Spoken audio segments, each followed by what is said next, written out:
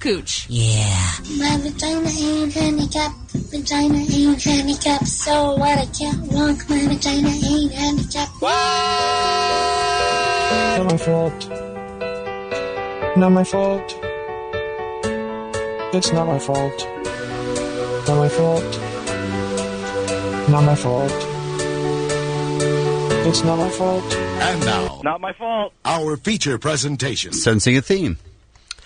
Yes, the It's Not My Fault song sent to us by a listener yesterday in honor of Day of the King of Mexico. I thought that was nice. Love it. Nice work. Songify has more They do. selections, right, for music beds. Yeah, I think there's 2 or 3 of them that are free, and then you can buy other ones. Oh, that explains why we're getting so many of the free ones. Yeah. Yes. Yeah. Got that. Hey, party people, welcome into another all-new Kevin and Bean show, this time for a Tuesday. You watch any of that Monday Night Football game last night? A little bit of it, yeah. I happened to be watching during the minute that Minnesota scored. And I was like, how did that happen? Wow. It's insane. I watched about a quarter, but the announcers were having so much fun. I mean, I think people are just really excited to see how good this Green Bay team is and what they're capable of. It's funny that a team that's this great is still somewhat likable. You know what I mean? Like it used to be New England Patriots were so great, but sort of everyone hated them. Right. Because they thought the coach was an ass and that the quarterback was a robot. Yeah, exactly. But this seems to be a likable team, and they're doing really well, and so people don't mind watching them. It's almost fun watching a team be that good. Yeah, they're fun to watch. And the other thing that's weird about the Packers is usually, I think, maybe I'm wrong, but there's a little bit of a backlash against the team that won last year's Super Bowl. People are like, all right, tired of them, or they've had theirs. It's time to move on. You know what I mean? People want to see somebody beat the Super Bowl champion, but I don't know. The vibe I get, and maybe this is just coming from the announcers, is that people are really rooting for Green Bay. Yeah, I wouldn't doubt it. You know who's really not happy about it is Brett Favre. He's like, hey, this place was supposed to collapse when I left. I know. I was thinking about that, too. What an unbelievable transition they made from, one Hall of Famer to another. It's incredible. Well, I was thinking about the game last night as I was looking for a story to bring you first thing today. And we go to the great state of Wisconsin. Shania Edgell is her name. She's got a fantastic mugshot that's worth checking out on the Smoking Gun. And, Kevin, you'll appreciate this story. There are times after an evening of imbibing, shall we say, adult beverages. Sure. Where the only thing that works for you is a hamburger. Oh, yeah. You got it. What's that about? Been there. I gotta, and how many times have we heard Kevin Lisa say, I gotta get me some meat? I mean, how many times does that come out of his mouth? All the time. What's that about? I think you just need something greasy. Something about the grease and the bread soaking up the alcohol. I don't know. At that moment, though, you either get a hamburger or you die. Mm-hmm. Right. Those are your options. I need meat.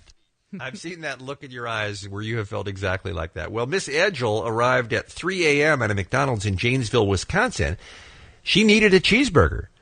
She wanted a cheeseburger, and she wanted it bad. Right. Except for some reason, and I don't know how this generally works, but they had already switched over to the breakfast menu at 3 a.m. So the only thing available to her were hash browns and egg McMuffins and pancakes. That doesn't work. Not at all. Doesn't work. She freaked the F out. She's 22 years old. She turned on her 40-year-old boyfriend, biting him on the arm, tearing off his shirt, explaining to the cop, by the way, when she was arrested and booked later, that she just wanted a burger, that she had driven to the restaurant to get a burger. And they'd stopped serving hamburgers. They were already serving breakfast. She wanted a cheeseburger. Then at some point, and I'm not sure why, after she bit and hit her boyfriend, she ended up on the roof of his car, screaming about McDonald's at 3 o'clock in the morning. Wow. Was he driving with her on the roof? No, he wasn't driving with her on the roof. I'm taking off. If she's on my roof, I'm going to just turn the car on and step on the gas. Cop asked why she was on the man's car roof, and she said, because I was acting crazy.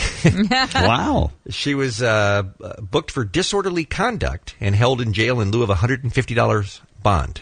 But I guess an Egg McMuffin just doesn't do the trick. It doesn't. Sometimes you need a burger. You don't change your menu at 3 a.m.? Yeah, that's I was weird. going to ask about that. I mean, that is you weird. think 3 a.m. you're still getting the post-bar crowd. You think you'd want to have the dinner menu available. Maybe. But I mean, even not till almost 5 do people, they're going to work and they want to stop and get something for breakfast. Oh, so you feel her pain then? She's right. Well, I think they're wrong, That's exactly. what I'm saying. Look at her. Wow, Mike's just found her. Wow, look at her. Woo! She looks like someone who needs a cheeseburger. I'm making her a cheeseburger right now. When she gets to court, the judge should say, 3 a.m., come on. You ought to be able to get a cheeseburger. Seriously, she was right. There you go. All right, let's talk about today's Kevin and Bean Show, shall we? Oh, that's such a big liar. Well, you said anything yet. How do you know it's a big liar? Because you're saying it. Here's the story that's the lie, I believe. And that is that there's a rugby player, Bean told us about yesterday at this time, that went into a coma after an injury playing rugby. When he woke up, he was gay. And we're going to have Dr. Mo, our favorite doctor other than Drew, on the program and ask him if that's possible. Because to us, it smells like that's a fake story. Doesn't seem likely. But boy, did he go gay. Man, like he used to play rugby. Now he's a hairdresser. That's one of the things. Who lives with his boyfriend. Yeah. And Ralph brought that up too. Is like that's one of the things that's maybe it smells a little false. He also started frosting his hair, by the way. Sure. And lost a bunch of weight and started working out in addition to being a hairdresser. So it sort of seems like the Daily Mail newsroom said, what other stereotypes can we throw in there? Yeah, exactly. But who knows? So we got that coming up. I don't know if you have been following the whole Twilight saga, but it comes out this weekend. Of course. What? I have my tickets already. Why hasn't that been talked about? And some of the people that have been camping out just for the world premiere last night, they camped out for 4, 5, 6 days that didn't have tickets to the movie and weren't going to get tickets to the movie. Yeah. They were out there to see the stars walk in. And we sent our man on the street, Beer Mug, out to interview them. Excellent. As you know, Beer Mug is our guy. Like, he gets out there and he really, he's like a pit bull. Gets right to the truth. Won't have anything else.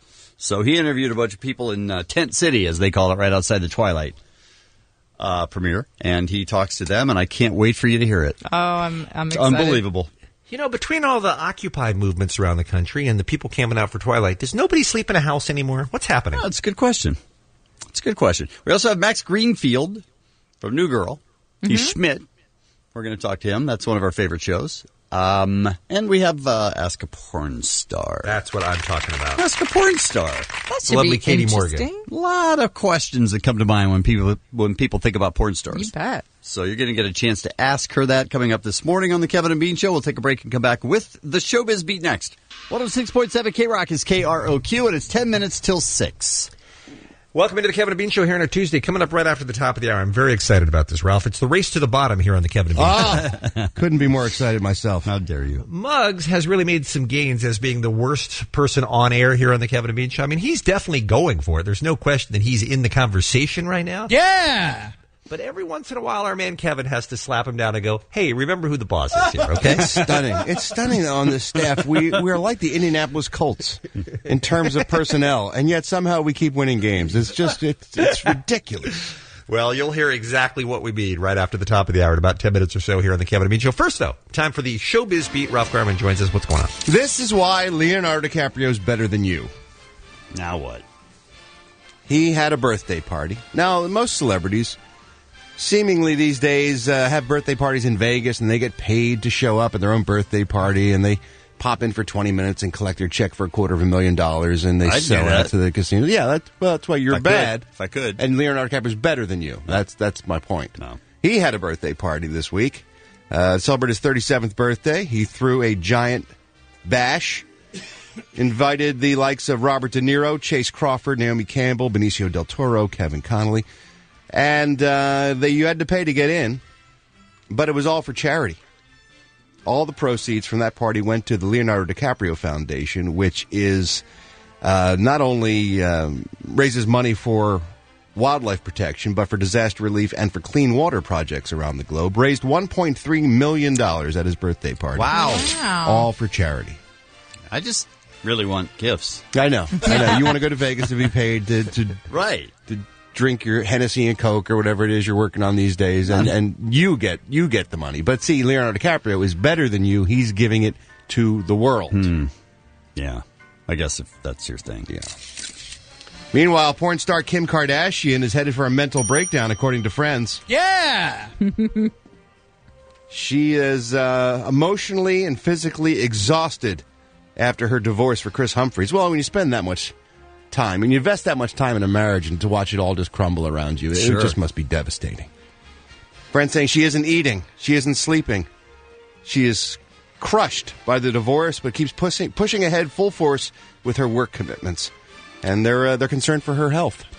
Wait, she's the one that divorced him, right? Yes, Kevin, but it's no easier. It's no easier, really, to be the person who ends the marriage. It turns out it's a you have little to easier. bear the weight of all that responsibility for what you've done, not only to yourself but to your loved ones and to the family of your ex-spouse. It's just it's just a full-time job being porn star Kim Kardashian. But she didn't walk the Amazon. She really just did interviews about handbags and took private planes and limos. You don't that's understand. That's been her month. She had to go to Australia. She had to travel in a private plane. She had to talk. Wow. She had to go to balls and parties and galas and dress up. Man, you don't know. Can really appreciate. I the can lifestyle. wear a person down. Disney is entering the beauty products market.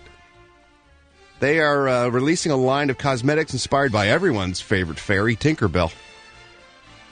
I'm so glad that tiny little girls will be wearing more makeup. That's really what they need, because they look kind of crappy, all natural and stuff. That's true. I don't know how they walk. Sometimes these 4 or 5 year old girls walk around with no makeup on in public. It's like, hey, how about a little self-respect? Little effort, sure. Slapping on a little foundation and some mascara. A little eyeshadow wouldn't hurt you either, sister. The only good kids are on that Toddlers and Tiaras show. That's what I'm talking about. That's a kid who is a well-adjusted who is kid. taking every possibility to look as good as they possibly can. And some of these 8, 9-year-olds now, their skin is just hideous to look at. It's just starting to get so weather beaten. Ever heard of Botox, girls? Look into it. Gotta check that out. Yeah, it's Tinkerbell-themed makeup products for little girls. There is a lip crayon. Okay. I think little girls should be using crayons for other things other than putting on their lipstick. Called Magic Tink Tint, which is very hard to say without slipping and saying taint. Mm-hmm. Fairy Tale Face Palette. That is your foundation, basically. Your blush. I believe our guest, like Katie Morgan, was in How that. dare you, sir?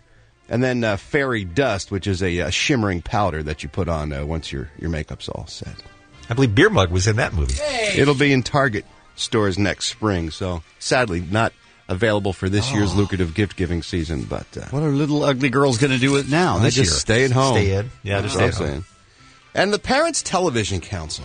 Oh, we love them. Boy, are these people bad. These are the folks who complained about the Playboy Club before they even saw it, and were boycotting, threatening this, that, and the other thing. Do they have a headquarters? Is there someplace we can go picket them? I don't know. Where do they hide in the shadows like little moral ninjas? Now they are threatening NBC. Released a statement this week urging NBC not to hire Howard Stern as a judge for America's Got Talent. You know, there was a rumor going around that they were talking to Howard Stern. Right. They tell The Hollywood Reporter that the move would alienate millions of families, and with it, tens of millions of advertising dollars. This Tim Winter, who's the head of the PTC, continues to garner power in Hollywood with these power plays, with these threatened boycotts and complaints. But, I mean, NBC is the judge of whether it's a worthwhile risk for advertising dollars or not. What does the PTC care, whether NBC makes money or not? That's how they have influence. Because they try to hit the bottom evil line. Howard Stern will be on television. That's what they care so the PTC about. will try to get those companies to not advertise in the show. I see what you're threatening saying. boycotts, which is what they do. And lastly, while we're talking about television, CBS and NBC both announced their season changes yesterday for the mid-season replacements and some shuffling of scheduling. The new comedy starring Rob Schneider will be added to the lineup over there on CBS. It's called Rob, with an exclamation point, but also with an upside-down exclamation point in front of it. What? Because he marries into a Mexican-American family. And that's how you punctuate exclamation points in Spanish.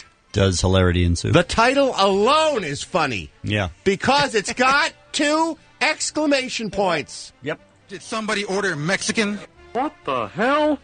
Undercover Boss also returning for CBS. That'll be added to their lineup in January. How's their punctuation? Just a period, I think, at the end of that. NBC is shelving Prime Suspect. Ooh. And Community. That hurts me. That one hurts me. To make room for its Thursday night comedy lineup, adding 30 Rock back to the mix on Thursdays at 8 o'clock in January. Which, I can't say I'm sorry to see 30 Rock come back. It's a shame it has to be at the cost of Community. But actually, what they're really moving Community for is to make room for the high-powered Are You There, Chelsea sitcom based on Chelsea Handler's life. All right. They're gonna put that back to back with Whitney. Yes. Dear God. I think I saw tears coming off of my flat screen this morning when it heard the news. I think it was Your flat screen was crying? my television was actually crying at the news that there was going to be a Whitney Are You There Chelsea block back to back. How is Whitney still on the schedule if Community's not? Why can't you make that switch? That's an instant improvement right there. I can't imagine. I told you I watched it again this week just to make sure. Like maybe I was off. Maybe the first few episodes were bad and I was wrong. I'm gonna check back in just to give it a shot. Wow. So not funny. It was good? Oh. Wow. I don't think it's that bad. It's bad. I mean, it's not good. Oh, no, it's beyond not good. Yeah. Today's celebrity birthdays, Judge Wapner. Remember him from the People's Court? He was like the original TV judge. He was the one that started the whole ball rolling. 92 years old today. Dude. He's no Judge Drudy, don't get me wrong. No. But he is an innovator. 92 years old. Ed Asner, legendary actor, 82 years old today from the Mary Tyler Moore Show, and then from movies like Up. He was great in Up as a voice actor, as the old man in the house with the balloons. Sam Waterston from Law & Order, another great actor, 71 years old today. Kevin Eubanks, band leader for The Tonight Show, is 54. Actor Johnny Lee Miller is 39. Chad Kroeger of Nickelback. Yeah. Woo! Nickelback! Oh, yeah. 37 years old today. I'm Ralph Garman. I walk the showbiz. Maybe a little bit too early for sexy time thoughts, but 1 hour from right now, we're going to do Ask a Porn Star with the beautiful Katie Morgan. She's part of the Smodcast family over there, right, Ralph? Does a podcast about good sex. friend of mine, and does a very successful show called Having Sex with Katie Morgan. She will be joining us, answering all your questions if you've always wondered what it's like to really be in the adult film world. That's coming up. And don't forget, go to KROC.com for details on this year's 22nd annual KROC Almost Too Good to Christmas, as announced yesterday on the Kevin and Bean Show, night one. Does anybody else call it sexy time? No, just him and the Beebs. Let's talk about the race to the bottom. This is it's a battle that's been going on between Muggs and I. Kevin. Come on, Muggs. It's no comparison. Well, here's what's happened. Here's the behind the scenes. The behind the scenes is Bean loves bad. So that's why he's partnered with me, A. And that's why I'm on this show. He better love bad or else he's in for a world of hurt. So we have these giveaways to do over song introductions, and he has Beer Mug do it because he likes to hear Beer Mug screw it up. Well, because here's the beautiful thing. 100% of the time, Beer Mug does it, and he's awful at it. It's hilarious to me that he can't go on the air for 20 seconds one time and do something without screwing up. I love that. Which is written, prepared material, by the way. It's not like he's got to make something up. He's not improvising. This is a giveaway he knows the details of. Yeah, he can read it off a sheet of paper in front of him. They're written down in front of him. Yeah, it's printed out. All you have to do is read it. But, so then I said, we had a little behind-the-scenes argument where I was like, it's our show. We should probably be doing it. And Bean's like, but Beer Mug screws it up every time. And I said, well, I'll do it then. So here are a couple of Beer Mugs first. Because Ralph didn't hear yesterday's fine performance. All I heard was the song restarting, and I couldn't understand why. This is Beer Mug doing a giveaway, and this is the kind of stuff that Bean loves because Beer Mug screws it up. KROC. How about winning a pair of lift passes to Mountain High and tickets to Ski Dazzle at the LA Ski Convention Center? They don't ski there, but they do sell snowboards and skis if you want. Callers 15 through 20. Oh, man. The Ski Convention Center. Yeah, the Ski Convention Center. There's a convention center, really, but it's not a ski convention center. For that weekend it was. No, there probably was a ski show at the convention center. Sure. Yes, that's exactly what it was. And one of the things I love about Beer Mug is, and I don't know, look, the guy, he's been in radio for a couple of years now. He's done his own shows on the station. He's DJ'd before. No. Yet he gets so unbelievably nervous and he starts screaming at us, too. And I don't understand why that is. And then he just falls apart in the middle every single time. Well, it doesn't help when you have people listening, hoping that you're going to screw up. I could say this from experience, is that if you have a lack of confidence, all of a sudden you make one mistake and you go, oh no, here it comes. But it's 20 seconds. I know, I hear you. People could be firing live rounds over my head. I could get 20 seconds out. That's correct, you could. I mean, it's not that much pressure. You just have to read what's on the page. You know who can't? Myself and Beer Mug. Here's one more Beer Mug. If you would like tickets to the 2011 NHRA Auto Club Finals at the Auto Club Raceway in Pomona, that's November 10th through the 13th. Callers 1 through 5 at 800. What's the number, Lisa? 520-1067? 67, okay, that's it. Be the first 5 callers, and you'll win. Ralph Shoulder's Beat is next. Well done. Wow. So you got that going for you. Yeah. Wasn't Mug also the guy who said the first 5 callers, 20 through 24? Yeah. Last time he did I it? think the first 5 callers 20 through 24. Which are, that's 2 different things. It's the first 5 people to be number 20 through 24. I don't believe that's what he meant at all. No. I think what happened is Kevin saw an upstart. He saw a guy who's muscling on in his territory, starting to get a little bit of attention, starting to get a little bit of love from the ladies, and he said, hey, wait a minute. Are we forgetting who the heavyweight champion of the world is over here in the corner? Kevin's the veteran quarterback who's taken him to the playoffs, and he sees this new guy get drafted, and now he's concerned for his job. Tebow's apparently. not coming after my job. I'll tell you that right now. So yesterday I did this intro, and it went horribly wrong. I'm going to play the whole thing just so that you can hear. Just to set the stage, you decided to take that job away from Beer Mug. Because he kept screwing it up. Right, so you wanted to put a better face on it for the sake of the show. Yes. Since your name's on the show, you said we should deliver professionally. We should do this. Well, it's not just that we should do it professionally. It's also that one of us should be the one doing the giveaway. Uh-huh. And so Bean won't do it because he finds it funny when Muggs does it. So What's going on where Kevin wants to take more responsibility on when it comes to the show, well, by the way? wait till you hear, and then you'll be in favor of it. This was yesterday, late in the show. Hi, this is Mike Ness from Social Distortion. K-Rock's Almost Acoustic Christmas. Night 1. They are playing. Go to KRock.com for the details. If you'd like a pair of tickets for the USC-UCLA crosstown rivalry game, Saturday, November 26th. Be callers 1 right now. Hold on a second. Hold on. Seriously, hold on. Hang on. Hold on. Seriously. All right, hold on. Let me try it again. I'm going to set that back up and try it again. All right, can I try it again? Do you mind? All right, one more time.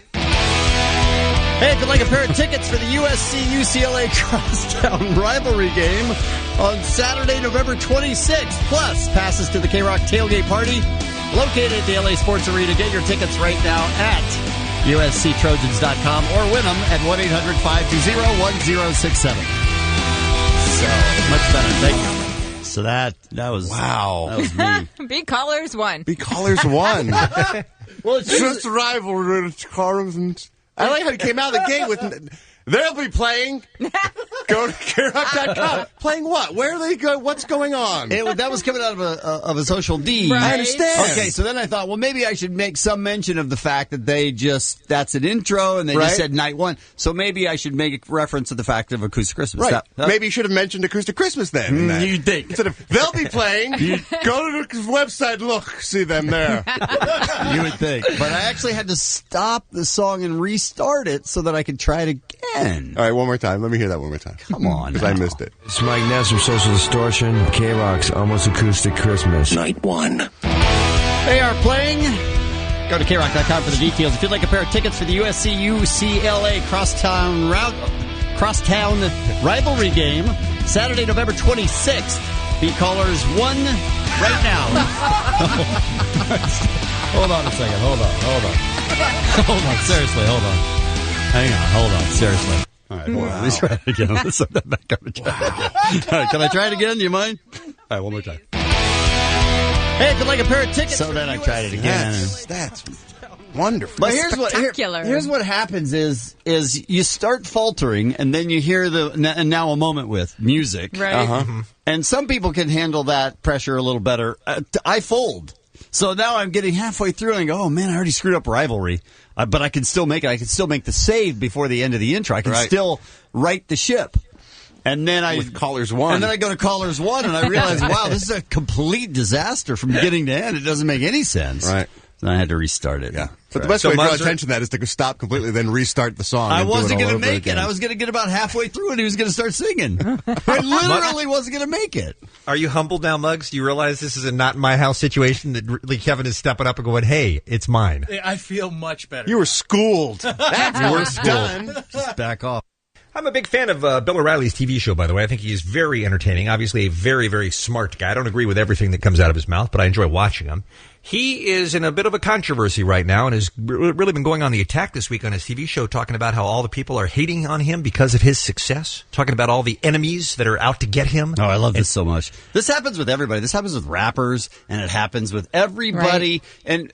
And there's no difference between, there are legitimate haters out there who are hating on somebody because they're successful, but there are also people, and apparently this book by Bill O'Reilly, I haven't read it, of course, has a bunch of inaccuracies in it. And if there are inaccuracies, then they aren't haters. No, they're just pointing out They're pointing huge out problems. inaccuracies. Well, Bill O'Reilly says that his new book, a bestseller called Killing Lincoln, should be read by every American school student. And all the gutter sniping in the world does not change that recommendation. But Kevin brings up a good point. There are actual historians who say, hey, there's some stuff that's not right about this book. There's some stuff, there's no, he's not a historian, and there's not a lot of footnotes, and he doesn't point to a lot of articles how he reached certain conclusions. What does he do? Does he just guess? Remember? Why write the book if you're not going to do any research? Why write the 125th book about Lincoln's assassination is my question. But one of the reasons there's been so many headlines on this story is because one of the places that is not selling the book because of the inaccuracies within is Ford's Theater in Washington, D.C., which, of course, is the site of President Lincoln's assassination back in 1865. We wanted to find out what that's all about, so we asked producer Dave to line somebody up for us, and Professor Edwin Clark joins us on the phone right now from Ford's Theater. Hi, Professor. How are you? Good morning, Kevin and Dave. How are you? Well, we're doing well. Were we accurate in our setup of what's going on with the Bill O'Reilly book? You are not selling Killing Lincoln there at your place, right? Well, here's the thing. Bill O'Reilly says, this is a lie. They're not selling it at the Ford Theater. The media's just lying. And here's the thing. They're selling it in the gift shop upstairs at the theater. They are? But downstairs where we have the museum that's run by the National Park Service, we're not selling it there because of the historical inaccuracies in the book, don't you know? So you are selling it, just not downstairs. Right, not in the museum where things like, facts matter. Well, we haven't heard very much about the specifics of the inaccuracies in the book. I mean, it seems like there's plenty of information out there about President Lincoln. What did he get so wrong this time? That's why it's just so inexcusable. For example, he references in the book several times Abraham Lincoln being in the Oval Office at the White House. Right. Lincoln died in 1865. Mm-hmm. The Oval Office wasn't built till after 1908. Oh, wow. Several decades later. Yeah. Those are little facts that are pretty easily checked, in our opinion. That seems like a simple one. But there's even more grievous errors that we really have a problem with in this book, don't you know? Like what? For example, in 1863, when Abraham Lincoln released the Emancipation Proclamation, O'Reilly says he sent it to the southern states in an email. What? Okay, well, that's clearly there weren't even computers back then in the 1860s. Right. I mean, Al Gore didn't even invent the Internet until the 1980s. That's true. That's a good point. He also claims that when he issued the Emancipation Proclamation, the first line of it was, "Suck it, South, I'm on the penny." I don't know. Okay. Is that true? He wasn't even on the penny before he died. That's Come on. Right, exactly. He wasn't It's on the just penny wrong. till 1909. And "Suck it, South," I doubt is in there anywhere. Yeah. No, I don't think so. Regarding his facial hair, O'Reilly says he wore a beard but no mustache because he burnt the mustache off doing flaming Dr. Pepper shots with Benjamin Franklin. I don't think that's... Does he really say that? That's what he says. I couldn't believe it. That's a good drink. He says that Lincoln wore that stovepipe hat his whole life because he had a lemur underneath it. A lemur? Lemur. A lemur? Yeah. What lemur? Do you think I meant Peru was in his hat? I don't know. Isn't that just making stuff up, Professor? That's what I think. He said the first draft of the Gettysburg Address was done on Lincoln's iPad. Well, Okay. That didn't happen. Can't possibly be the case. They just came out 2 years ago. First of all, for us here at Ford's Theater, he claims that Lincoln died in the balcony that night when he was shot in the taint. What? Okay, no. It was the side of the head, just like we've always been told. That's right. That wouldn't even be a mortal injury, I don't think, in the taint. It would hurt like hell, but... It would. It'd be hard to get to, wouldn't It would. It'd be a tough shot. Well, they claimed he was mooning some people over the edge of the balcony. I think I like his version better now. I do too. Hey, party people, welcome into the Kevin and Bean Show here on a Tuesday. Last night was the red carpet world premiere with the stars of the new Twilight movie. This is what, Lisa? This is the 4th of 5 movies for Twilight fans, right? And the remarkable thing about this one, I don't remember this last time around, is that people started camping out. Last Wednesday night is when the first person arrived to camp out down at the Nokia Theater for the premiere last night. The people came from all over the world, weren't there to see the movie. They didn't have tickets for the movie. They just came because they wanted to see the Twilight stars show up on the red carpet. So they spent a entire weekend out there waiting for last night. That is a little hard to believe. That's the crazy thing, right? Because you would think, yeah, I guess if you're that big a fan and you want to go to the world premiere and you can wait in line to get tickets, maybe. But there was no chance of them going. Yeah. And they still showed up. Check out the stars. So we sent Beer Mug down to the red carpet, and then the red carpet said, nope. And so then we sent Beer Mug down to Tent City. There's an actual place called Tent City, and this is where they're occupying Twilight. And Beer Mug was supposed to interview some people and just find out what it was all about. Mm-hmm. Beer Mug, tell us what it looked like. It looked like Occupy Wall Street, L.A., and the Conrad Murray trial put into one. No kidding. Yeah. It was a bunch of teenage girls, preteens, older women. It was an Any eclectic dudes mix. at all? I saw like 2 dudes. Yeah. How are preteens camping out for 5 days? How does that happen? I don't know. I don't know how that works. Do their parents drop them off and then pick them up at night? Okay, honey, I'll see you later. What did they allow down there? Could you actually have tents? Yeah, they had the street in front of the Staples Center. I forgot what street that is. It all blocked off. Figueroa. Yeah. All blocked off. They had tents under other tents. Like they had a big awning over the tents. Right. They had everything set up. And they had a lounge where you can get married to Edward. Oh, man. Dress, yeah. Really? Oh, Yeah. man. Yeah. Now, Muggs has been known to lean a little heavy on the word awesome occasionally. And here's his first interview with 4 different girls, and he just barrels right into it. All right. Beer Mug, and I'm here with Whitney, Brittany, Destiny, Tashina. Awesome. And you guys have been camped out since Thursday for the Twilight premiere. Wow. Awesome. That's a little insane to me. Yep. Awesome. Why is it awesome that there are 4 names that they gave you? How's that awesome? They were cool names.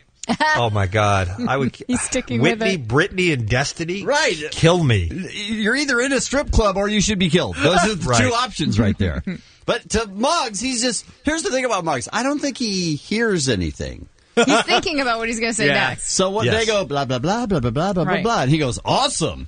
Yeah. With no I mean, idea what's happening. They could have said, I'm dying of cancer. I maybe have till the end of the week, and this is how I wanted to spend my last week. And Muggs would go, that's fantastic. That's great.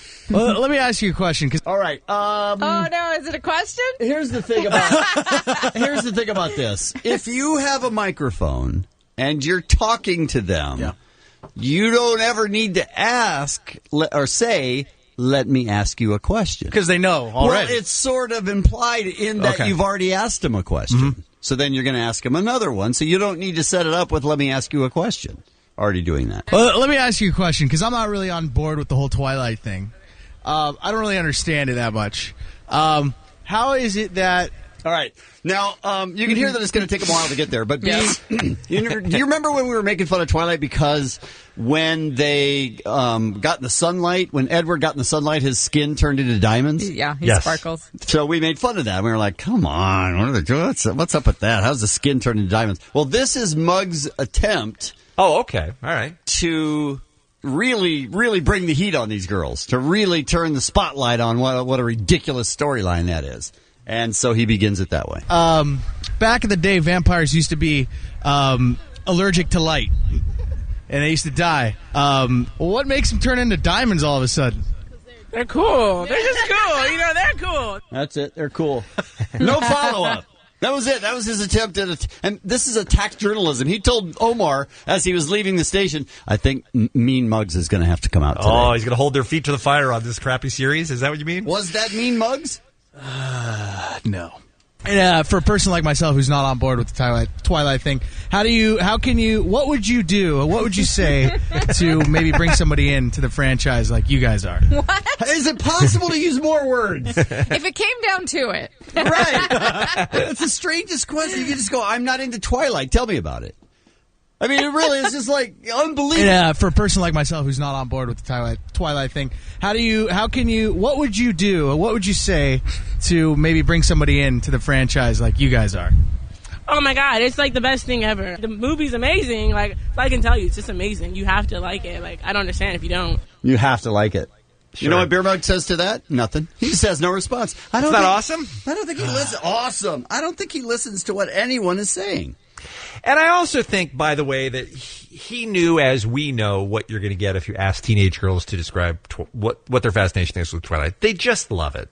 You know what I mean? They just love it because they think it's romantic and the boys are dreamy and they're singing dog and everybody else is in that movie that they love. Whatever it is. I'm just saying, you're not going to have a serious discussion about Twilight with teenage girls that are camped out to see the stars on the red carpet. You guys are camped out here all weekend? Yes.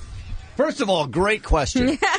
As they are sitting there with tents. Nope, we're leaving Monday morning, Muggs. We just came down we don't even care about the premiere. Why in your sane mind would you ever do something like this? Twilight!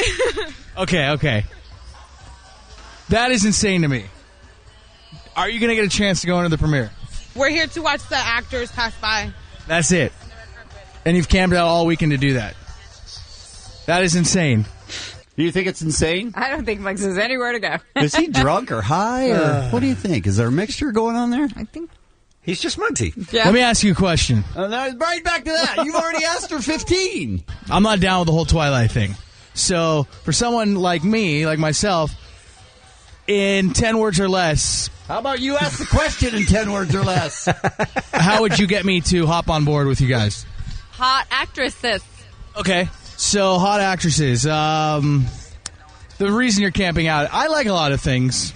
A lot. Oh my God. What just happened? Oh my God. The reason, hot actresses, the reason you're camping out, I like a lot of things. I like a lot of things, pause, a lot, is what Muggs said. The reason you're camping out, I like a lot of things. A lot.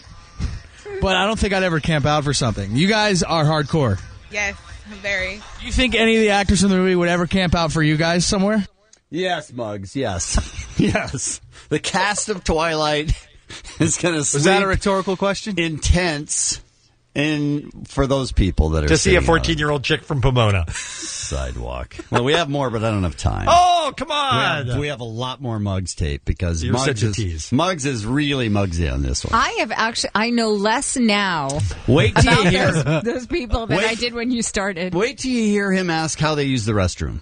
How do you take what's the process, the vowels? You sit down and you push, right? Yeah, the vowels and the how do you and the if it comes right down to it. It doesn't even make any sense. So we'll have to get to those a little bit later on the Kevin.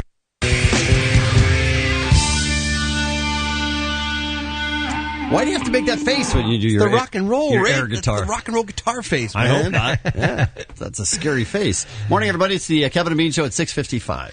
When you're at KROC.com getting all the details for the 22nd annual KROC Almost Acoustic Christmas, don't forget while you're there, ladies, that you only have until the end of the show Friday to submit your entries for Miss Double December 2012. Would you like to wear the crown of the Kevin and Bean Show for 2012 and come to all of our events, our breakfasts with, our live shows, Weenie Roast, Acoustic Christmas, other concerts? You can go and enter right now through the close of business on Friday. How are they looking so far, Ralph? Good batch this year. I haven't seen any of them yet. Yeah, we're well on our way, but we always could use more. So if you're even thinking about it, give it a shot. Send us a photograph, fill out the application, because we want to have the very best to choose from this year. Hey, look at the beautiful Christine, the current Miss Double December. She told us, hey, I didn't expect to win. I just sent it in because why not? What do I have to lose? And she ended up being Miss Double D and having the year of her life. She apparently owns no mirrors in her home. How would she not expect to win? No kidding. Go to KROC.com. Ralph is here now. Time for the Showbiz Beat on the Kevin and Bean Show for Tuesday. What's going on? Canadians are funny. All right. My next story. No, apparently they're putting together a comedy Christmas special. I love the Christmas special. It's a great time of year for television. You get to see a lot of stuff you wouldn't see ordinarily. They're putting a Christmas special together for Canadian television on CTV, starring Russell Peters. Now, he may not be a big star here in the States, but he is a very popular Canadian comedian. He is an indigenous American, I guess you would call him. Can't even call him an American Indian because he's not American. He's Canadian. But, you know, the indigenous peoples up there in Canada. He is a very... He's filthy, right? Yes. Red Peters, yeah. Yeah. And here's a great cast. John Lovitz is in it. Michael Bublé, Ted Lang from The Love Boat. What? Scott Thompson from New Kids on the Block. And Pamela Anderson starring as the Virgin Mary. Now, that's a sense of humor right there. That is. I'm on board. Hopefully we'll get to see it here in the States. We'll have to wait and see. Boy, no one wants to play this Man from U.N.C.L.E. lead. I mentioned to you that George Clooney initially was going to play Napoleon Solo in the spy remake, The Man from U.N.C.L.E., up on the big screen, directed by Steven Soderbergh. I was excited by that prospect. Not so much by the suggestion that they were currently in conversations with Bradley Cooper to play the role. Now, apparently that has gone south, and now they're talking to Channing Tatum to play the role of super slick American secret agent Napoleon Solo. I can see that. Really? Yeah. He's not suave. Yeah, He's not American Bond. He seems too young for that role. He just should punch stuff. To me. Isn't that what Bond does? No. Bond's got to be slick with the ladies and, old school spy stuff. You got to be smooth and deboner, as they say in France. I think he could be a deboner. I don't think he'd be a deboner. I think so. Apparently, Soderbergh's just got finished working with Channing in another film, and they got along like a house on fire, so we'll have to wait and see what happens. But I do not approve. Glad they run these things past me. They don't really ask you, do they? They do. They don't really, though. And they asked me, hey, would you like to see a big screen Doctor Who movie? And I said, yes, please. So the powers that be have announced Doctor Who up on the big screen. I know you guys don't watch the Doctor Who. No. It's your loss. Okay. Brilliant TV series. I've enjoyed it enormously for many, What's many happened years. so far, Ralph? Let me catch you up in the past 30 years of Doctor Who lore. David Yates, who did 4 of the Harry Potter movies, has been tapped to direct the big screen version of the long-running BBC series. Apparently, the two will not be connected. So, in other words, they're not going to take the current cast from Doctor Who on TV and put it up on the big screen. So, we'll get a new Doctor with a new companion and new adventures in the TARDIS, but I'm looking forward to it. Although the guy who's playing Doctor Who these days, Matt Smith, is just terrific. So I wish he would be in the movie, but I think they'll do a good job and find the appropriate British actor to play the good Doctor. It is Tuesday. That means new CDs and DVDs are released for your entertainment pleasure. Pirates of the Caribbean on Stranger Tides with Johnny Depp and Ian McShane is available on DVD today. Larry Crow, the movie starring and directed by Tom Hanks with Julia Roberts, is on DVD. What a world we live in when a Tom Hanks, Julia Roberts movie sparks no interest in anyone. I don't think anyone had to see that. That just movie. tanked in a hurry, didn't it? Yeah. I saw it on a plane. You walked out? Was it bad? What was the problem with it? Did you walk out? I walked out, yeah. It's just boring. Just boring. All right. New CDs. Glee, the music, the Christmas album, Volume 2. All right! Volume 2 of the Christmas album. I already ordered that. I downloaded it first thing this morning. Christmas You music. did, right, Bean? I actually haven't yet. What's on? Well, you probably don't know, but I have to wait and see what's on it first. Oh, sure. Yeah. Oh, you're gonna What, he's discerning? Now he's going to be picky. He's got 14,000 Christmas songs, but now he's going to decide whether he buys I like them or not. original Christmas songs. Honestly, if it's another collection of all, Oh Holy Night and some Silent Night. All do? Yeah, how No, many? There's like 8 not at Christmas all. songs, and then they just cover them Untrue. over and over and over again. That's a myth. Oh, come Unfortunately, on. it's a myth. I'm telling you, I have hundreds and hundreds of phenomenal songs that are originals, that are Christmas songs, and those are the ones I really enjoy and collect. Christmas Liar. Shoes? Christmas Shoes being one? That's a terrible song. Great song. What you baking? Fruitcake. Fruitcake. That's That an is original the best, Christmas song. Here and Now by Nickelback. They've got a new CD. Nickelback. All right. Take Care by Drake. Talk That Talk by Rihanna. And Daughtry. Remember Daughtry? Yeah. From Sure. American Idol? Was he a winner? Or He wasn't. He got booted he was like 4th or 5th Oh, booted really? out of the top 10. And he went on to the biggest career of anyone that season. So pretty spectacular. He's got a new CD called Break the Spell. You can check that out. Celebrity birthdays today. Who are we talking through the window? What the hell's going on? You're looking trying to land a plane over there. You're waving your hands. Intern Danny's holding up signs that I can't read. I got to get a new job. I I know I've think- been saying this for a long time. Seriously. I think this is what I'm happened. going on a 2-week hiatus. I think what happened is she held up a sign that said Katie is here. Okay. I think, which is a weird thing because we've never communicated that way. Right? I don't know. I thought the time was now. I thought someone was in the cockpit with a box opener the way you guys were running around. I don't know what happened. What's happening? out Very there. distracting. Yeah. Anyway, just birthdays, people were born, whatever. Look it up. Have cake. Yeah, have cake. I'm Ralph Garman. I walk the showbiz beat. 106.7 K-Rock is KROQ, and it is 9 minutes after 7 o'clock. Hey, party people, it is the most wonderful time of the year. The 22nd annual K-Rock Almost Took Us to Christmas details announced on the Kevin and Bean Show yesterday. Night number 1 is Saturday, December 10th at the Gibson Amphitheater. Tickets go on sale tomorrow at 10 a.m. for K-Rock Street Team members. So you want to get yourself over to krock.com and sign up to be a Street Team member. That way you can see Bush and Blink-182 and Chevelle and Incubus, Newfound Glory, Social Distortion 311, and Young the Giant. And that is just night number 1. We'll have night number 2 details for you tomorrow. Speaking of Bush, You're just waiting to do that, were you? Yes! We were all thinking that, but did it need to be said? Come on! Woo! Ladies and gentlemen, the beautiful Katie Morgan joins us in studio here on the Kevin and Bean Show. It is going to be Ask a Porn Star in a couple of minutes with your phone calls, but first, let's get to know Katie. Hello, my dear. Hello. This is a ridiculous time of the day for A, any hot chick to be up, but B, particularly somebody in your line of work. How are you awake at 7 o'clock in the morning? Technically, I'm still awake from the night before, which is way more handy because just a little bit of sleep really messes me up. So did you come from Vegas? I did. Ah. Yeah, we did our radio show last night, and then we packed up some stuff and hopped in the car, and here we are. Hello, L.A. She's more hyper and awake and clear than we are. I know. It's because it's still yesterday for me. It's disconcerting. I see. Hi. Okay.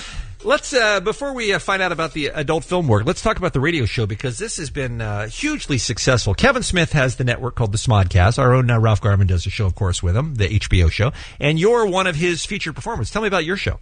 I am. I have Having Sex with Katie Morgan, which originally was me and Kevin doing a live show on stage, but then we had such a hard time lining up our two very complicated schedules that I ended up doing it live from Las Vegas with a girlfriend of mine who is also Even better. Former porn star. Even better. And she's way hotter than I am, in my opinion. I don't know if I'd agree with that. I've spent a lot of time researching that question. I'm calling it a draw. All right. I'll take a draw. Fair enough. Now, what's the radio show? What do you do? Well, the show itself is Having Sex with Katie Morgan. There's a comma, Having Sex, comma, with Katie Morgan. And we talk sex. We talk relationships. We talk any kind of advice. And based on our many, many years of very interesting practice and experience. Sure. And we have a lot to draw off of in that area. You're both former porn stars? Yeah. Or still current? No? No, we're both retired. I did 7 years. She did 6. So we made a few hundred movies each. And a few hundred? On with the show, yeah. Unbelievable.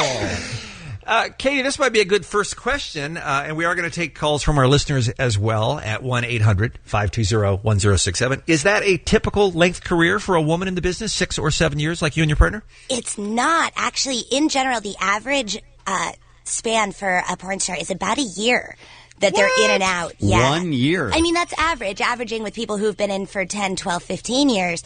But in general, 1 year Why is that? Is pretty average. Is it a rough existence, or... It's really not a rough existence. It's definitely a fast-paced lifestyle as far as you work when they're shooting movies. And they're shooting movies all the time, apparently. All the time, and with no unions. So sometimes for long times, 14, 16, 18 hours on some features, it can happen. Oh, my God. So when you're doing it, it's kind of fun. It's fast-paced. It's a lot of money. But it can be a lot when you first start of, new stuff and hardcore stuff. And not everybody falls in love with it the way some of us did. Some of us were like, this is the best thing ever, and we stayed forever. Now, is part of the reason that you stayed as long as you did is because you were so successful? I mean, when you get to the echelon where you are a name that people will seek out, I would imagine the life becomes a little bit more comfortable. You have a little bit more flexibility with your schedule. You get to call your own shots, right? I'm very flexible. Yes. Technically, yes, I did get successful in the industry. I was trying to hang around anyway just because I loved it so much. You have to kind of restart stuff. And for me, I was really lucky. HBO picked me up and really forwarded me just even inside the adult industry because then people knew my name. Before I did the HBO, I was really more of just a average working porn star. I was never a contract girl. I was never huge in the industry itself. HBO really did that for me. And that's when you say HBO, you're talking about the television network. You are a sexpert on HBO. You have a show there as well, right? I host multiple documentaries on HBO. They're on all the time. They all have different titles. Wait a minute. They replay stuff on HBO? Is that what you're saying? Yeah, it'll be around until I'm like 40, I'm sure. So nice. When you talk about those girls who get out after a year, you made some reference to something that I thought was worth following up on. Is it that they get to a point where they don't want to go any further in the types of things they're asked to do, or they start to become uncomfortable with what's necessary for them to do, and that's why they quit? No, it's even simpler than that. They shoot out everything that they are interested in doing and willing to do, and without some kind of change in what they do or how they look or learning to act, without some kind of change to keep them going past all those new girl gonzos that everybody wants to shoot them for, then they just kind of run out of work. Isn't that interesting? So they do everything that's possible that they're interested in a year, and then they go, done it. Well, I mean, we're talking 80, 100 movies easy in a year, so you make a lot of money real quick, but then they're done with you unless you have something else to offer. For me, I did all right with the acting because I definitely moved into features after the gonzo, but I also changed my look and got, big boobs, so...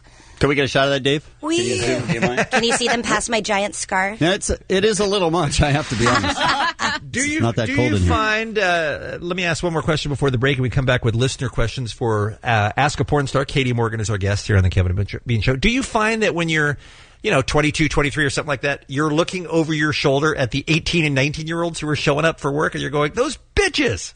Yes, and by the time I was 26, 27 getting out of the industry, that was actually a bit of a deciding factor. I was quickly coming to an end of competitiveness with these hot chicks coming straight out of high school as prom queens, beauty queens, and they're like, we're going to be porn stars. And they were. That's the way this country should be moving.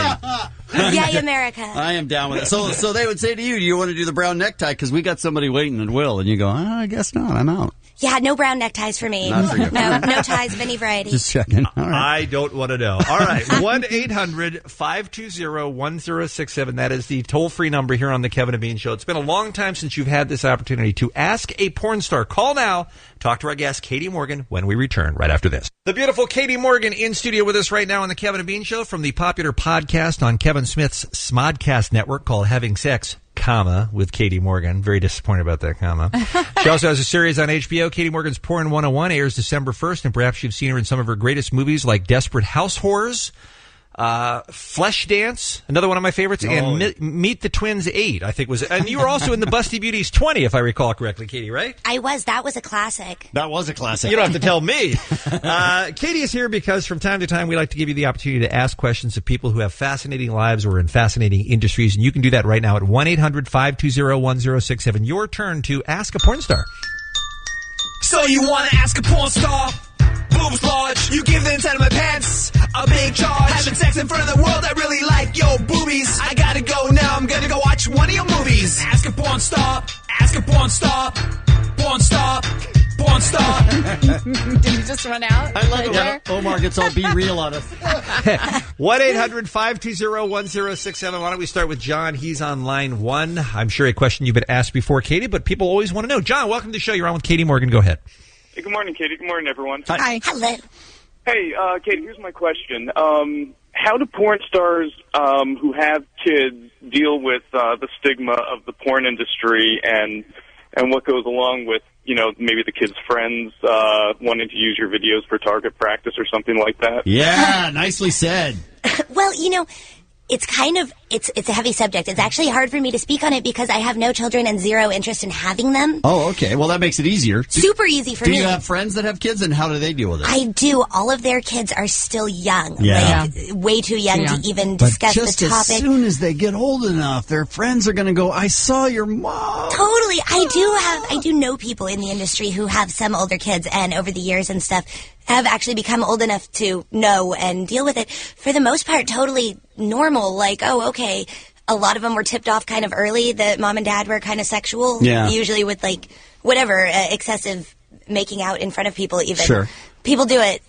I've never heard of anybody having a problem from their kids or the kids not talking to them once they were mature. The only problem is the kids always insist on doing homework at your house. Sure, why not? Mom has hot your friends. House, right. And I would imagine there are a lot of adult performers who just would try to keep it a secret and hope their kids never found out so they didn't have to deal with it too, right? That must go on. Sure, and if the kids are young enough too, I mean, really, you're talking 18, 19 years, and then that porn's pretty much gone. I mean, yeah, you could maybe find it. Oh, you could find it. Well, sure. But why would you? But I mean, the point is, why would they're you? looking at the new stuff, right? And then your kid walks up and asks you what the Cincinnati bow tie is, and you have to explain it to him. And I will tell you this, Katie. and I'm sure you talked about this on your podcast, the stigma that is still associated in a lot of people's minds with people who choose to be adult performers, which, by the way, is a completely legal business for adults. I mean, the Sasha Grey story this week is a perfect example of the parents who are all up in arms because she came to school and read for little kids. I mean, get over it. So what? So she used to have sex on film. That doesn't mean she doesn't care about your kids and don't want to read to your kids. What do you make of all that? I am all for literate children. So you're a thumbs up on literate kids. I'm a thumbs up on reading to kids. Right. You know, honestly, I get a lot of email from people who are not 18 yet, and I just simply, as soon as I get to that line and I just put it down, I want to be 100% respectful of parents and their children and how they want to raise them. And it's seriously none of my business. As soon as they turn 18, I will send them a porno movie and a signed autograph if they call me. Right. Like, you know, it's that line. So I just avoid kids in general. Sasha's thing was kind of weird. Like, I don't think I would go to a school and read to kids. Done that, right. No, but I would go to a college and talk to students, and I have done that. So I'm all about spreading the word and go porno, and there's nothing wrong with having sex on camera or having a lot of sex in your private life or wherever you enjoy getting down. Get over it. I don't care. But, yeah, leave the kids out of it. I'm kind of anti anything to do with kids. Don't mix with kids, yeah. Let's talk to Johnny real quick. He's got the flip side of the first question we had here on the Kevin and Bean Show. Ask a porn star. Johnny, you're on with Katie Morgan. Go ahead. My question was, is it difficult to enjoy sex out of work, like with an average Joe? Not with... Yeah, that's my question. Right. Not at all. It's actually completely the opposite. Sex on a porn set, yes, we have all these fabulous men with all these fabulous endowments, but that's work, man. You got to show the camera, you got to do weird angles, and often things don't fit as well as you'd like them to. At home, everything's the right size, and you can keep it closed and keep things dark and warm, and it's just sex itself is way more enjoyable. But you're not tired of it. I think his question is you're tired of it at the end of the day. Like, that's the last thing I want to do now. No, I'm a huge nympho, always have been. I love it. I never get tired of it. And the more I have, the more I seem to want. So, Lisa, why can't you be more like Katie? Seriously, what's going on here? How do you know she isn't? That was going to be my question as well. All right, let me ask one from the email, and then we'll take a break and come back with more phone calls for Katie Morgan. By the way, you can follow her on Twitter, and you should, at the Katie Morgan as well. This one's from Tim, who writes in. Let me see if I can paraphrase this in a way that's radio-friendly. Here's my question for Ask a Porn Star. How do they... Do they decide ahead of time how the scene will end? I guess is essentially what he's asking. Or is it just you go with it and make it up at at that moment? There are two schools of thought to this, believe it or not. The first is that the partners and the director work everything out, and we're talking everything, positions, location, everything, right at the beginning. And even the beats, give us 3 minutes of this, 3 minutes of that, 5 minutes of this, and they'll call it off, and we switch. Transition, if you will. Sure. The other school of thought is we want to see the natural love happening. Here are two people and action. And in that case, no, you just kind of go with it. It depends on the director's style and the style of the performers to some extent. I can go either way. I'm a switch hitter. Yeah. Great answer. What's the least amount of time you've known somebody before you had sex with them when you show up for is it literally you shake hands, say hi, and then drop your outfit and you're off? There has been those moments. I would say the absolute shortest would have been like 10 minutes from intro to landing on camera. Wow. Especially if he got there late. Wow. Not really. I know people who've gone that fast in real life and like hooked up with dudes in the bathrooms at clubs. So now we're talking. Yeah. Now we're getting somewhere. And they do the Boston pancake. Right. Well, I don't know about that. That's not legal in California, by the way. That's true. 1-800-520-1067. We have time for your calls next. It's Ask a Porn Star. Katie Morgan is here. We'll return on this right after this on the Kevin and Bean Show. Ask a Porn Star. 106.7 K-Rock is KROQ, and it is 7:41. So you want to ask a porn star? Boobs large, you give the inside of my pants a big charge. Having sex in front of the world, I really like your boobies. I gotta go now, I'm gonna go watch one of your movies. Ask a porn star, ask a porn star, porn star. Porn star. The porn star on the other end of the phone right now at 1-800-520-1067 is actually retired. You get is there a ceremony? Is there a trophy, a watch? What do you get when you walk away from the adult business, Katie Morgan?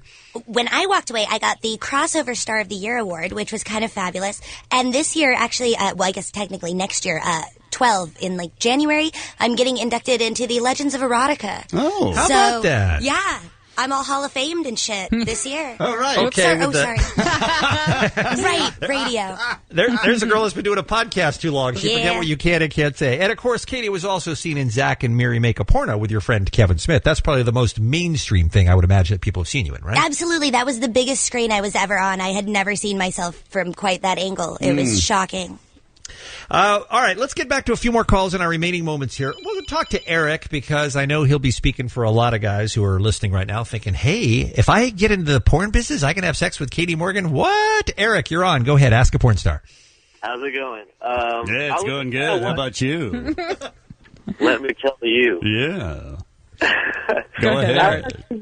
I was just more wondering, like, do you have any pointers, like, how to get into the industry? Because, I mean, like, I know, like, I don't want to sound like a stud or anything, but, I mean, I try to... Oh, you don't. Don't worry about that. I was just kind of like, you know, when you go do your business with ladies, like, some of them really can't hang. It's like, oh, okay, so you're done. What do I do now? So Eric's... He's too good. He's too much to handle. He's too much for one woman. Right? So he needs an entire industry filled with them. Sure. Eric, die. Thank you for calling. However, for people who aren't tools like Eric, what is the advice you give? Because I'm sure that's got to be the number one question you get asked from guys is, how do I get into the business, right? It comes up a lot. Because they think it's awesome and it's easy, but it's not. It's not. It's actually very hard work. What I suggest and what everybody will tell you, get a group of friends. Find a girl you've never been with. Get a group of friends of yours, male friends. The less attractive, the better. And a camera and try it. If you can do it in front of your own friends with a random stranger, go to the industry and get an agent because you are made for it. If you are like most people, panic at the last minute and go, what am I doing? Then you're normal and you should not be a porn star. Most people probably shouldn't get into it? No, it's very difficult. It takes a certain mental connection between man and member to be able to function that way in public, in front of everybody, and put on a show. Nobody's still having sex with the hedgehog, right? He's done. Please tell me he's done. I think he might still be working. Really? He was when I left, but I've been out for a few years. I know he's still around, at least as non-sex roles. I don't know if he's still doing scenes, but he was up until a couple of years ago. Are there times, has this happened to you where you show up and you have no attraction whatsoever to your partner that day? Early on it happened because at the beginning I was like, take all comers. I'll meet everybody. I'll see what's going down. Hey, watch the language. Yeah, I know. And so I did. It happened where I would like work with a guy and be, like, well, that wasn't good. But as the years went on, I got pickier and pickier and just began requesting the guys that I knew I would do great scenes with, that I was madly attracted to. And by the end of it, I only did fabulous, amazing, wonderful scenes with crazy hot men that I was so into. So, yeah, it ended up being good. Did you have sex again with the guy who did the human cocaine? Not after that. That was the last scene. That'll do it. And I actually talked about this on the radio show the other night. He also had a second problem, that dude. He was a compulsive thigh slapper. You know how most dudes are like butt slappers? Mm-hmm. Sure. Like you're from behind, you're like, yeah, smack it. He would do that forward, inner thigh. What? So bizarre, so uncalled for, and no matter how many times I tried to get him to stop, he couldn't. It was like his thing. He would like back up and go, yeah, and slap my thigh. That was the last time I ever worked with that man. Oh, man. Katie, what did you do for boyfriends over the course of your career? Did you always date people in the industry? I did. When I first got into the industry, I just ended a very short early on marriage.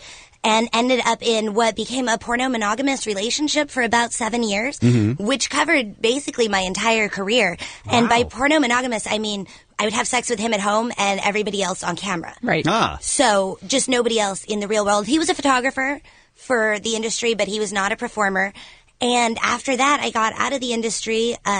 He actually kind of passed away after a while, which was sad and shocking. I know, I did. You sexed him right to death. He was a great guy, though. 7 great years. Wow. And then I met my husband and married, and he gave me monogamy. Sorry, world. How about that? So is it a happily ever after story for you then? I do believe it is. It's happily ever 3 years after so far, so knock on wood. So far, so All good. right.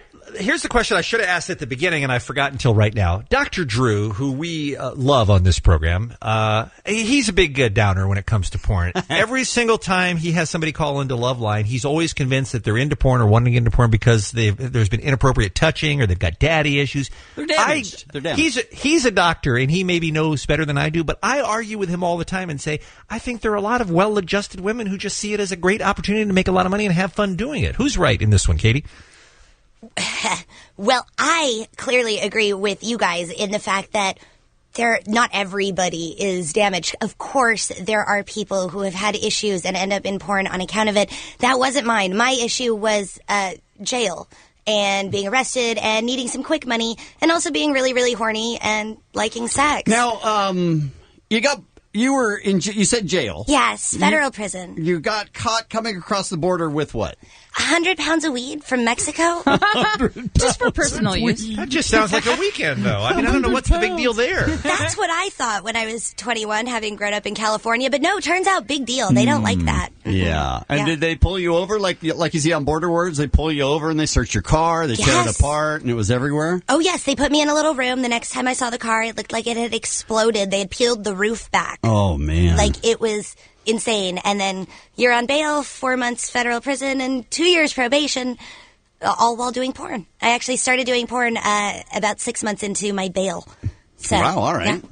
She's got it all figured out. Yeah. What a fascinating life and a fascinating woman. Let me give you the details on how you can catch up with Katie. You can follow her on Twitter at @TheKatieMorgan. The website is KatieMorgan.com. The podcast is Having Sex, with Katie Morgan. You can get that on the Smodcast network. And you're going to be on HBO, back on HBO December 1st. Is this a new special called Porn 101 where you do, it's instructional, right?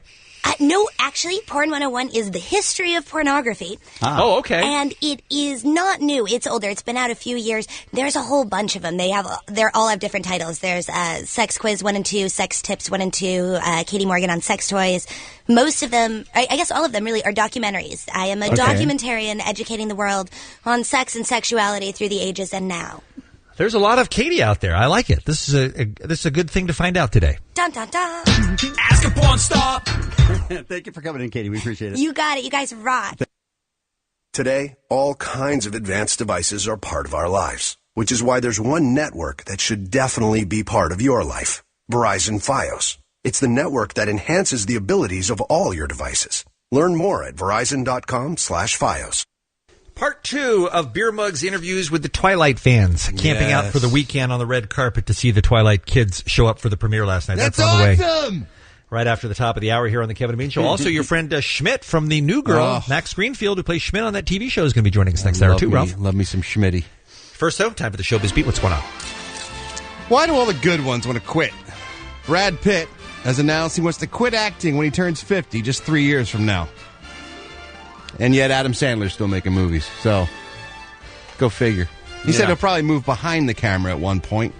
Well, his looks have gone, let's face it. Yeah, I mean, he's you can shot. barely look at a guy like that anymore. He said until he starts directing, he'll only choose to act in films that his children can one day be proud of. If I'm choosing a film now, Brad said, I want to be maybe less immature than things I have done in the past. I'm very conscious that when they're adults, I want it to mean something to them. I want them to think, Dad's all right.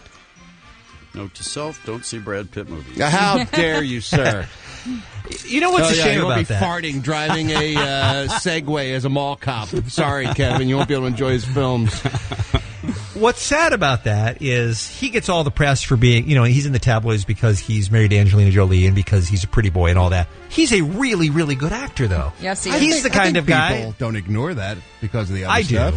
I do. I think he is thought more of as a celebrity than he is as an actor. I really do. And I think that he's a really good actor, and I'd like to see the work that a guy like him can do in his 60s, 70s, and beyond. You did. It's called Benjamin Button. Look at it. There's all kinds of ages in that movie. It's amazing. In real time. In real time, too. Yeah. Leonardo DiCaprio, another pretty good actor, gave the world a big gift on his 37th birthday. See, he gave. He didn't take, Kevin. He gives. I don't know what that means. I'm sure you don't. New York Post page 6 got a great story about a birthday party he threw for himself, which sounds a little self-indulgent until you realize that all the proceeds from the party went to his foundation, the Leonardo DiCaprio Foundation, which is an amazing charity that not only protects wildlife, but provides disaster relief all over the world and clean water projects for many parts of the globe that don't have it. Raised $1.3 million at his birthday party. Guests like Robert De Niro, Chase Crawford, Naomi Campbell, Benicio del Toro, Kevin Connolly all stopped by and contributed money to his cause. So he took a day that was about him and turned it inside out, man, and made it about the world. Why? Because he's good. Oh. That's what I'm going to be doing at San Manuel Indian Bingo and Casino on Thursday. I'm sorry? I'm going to be taking my day and turning it out. It is your birthday. Making it about the world. Right. So you're going to let everyone win. The world win. of booze. You're going to let everybody else win? World of coke and hookers. That's the world I'm going to be giving to. So whatever you win Thursday night, then you're saying now you're going to donate to poor kids who don't have water? I can't even win, man.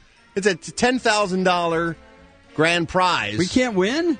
For the tournament. We're not eligible. What? So if you and I get down to the final table and we're staring across from each other, it's just for me bragging rights. Just me give you a genital slap and teach you how the game is played.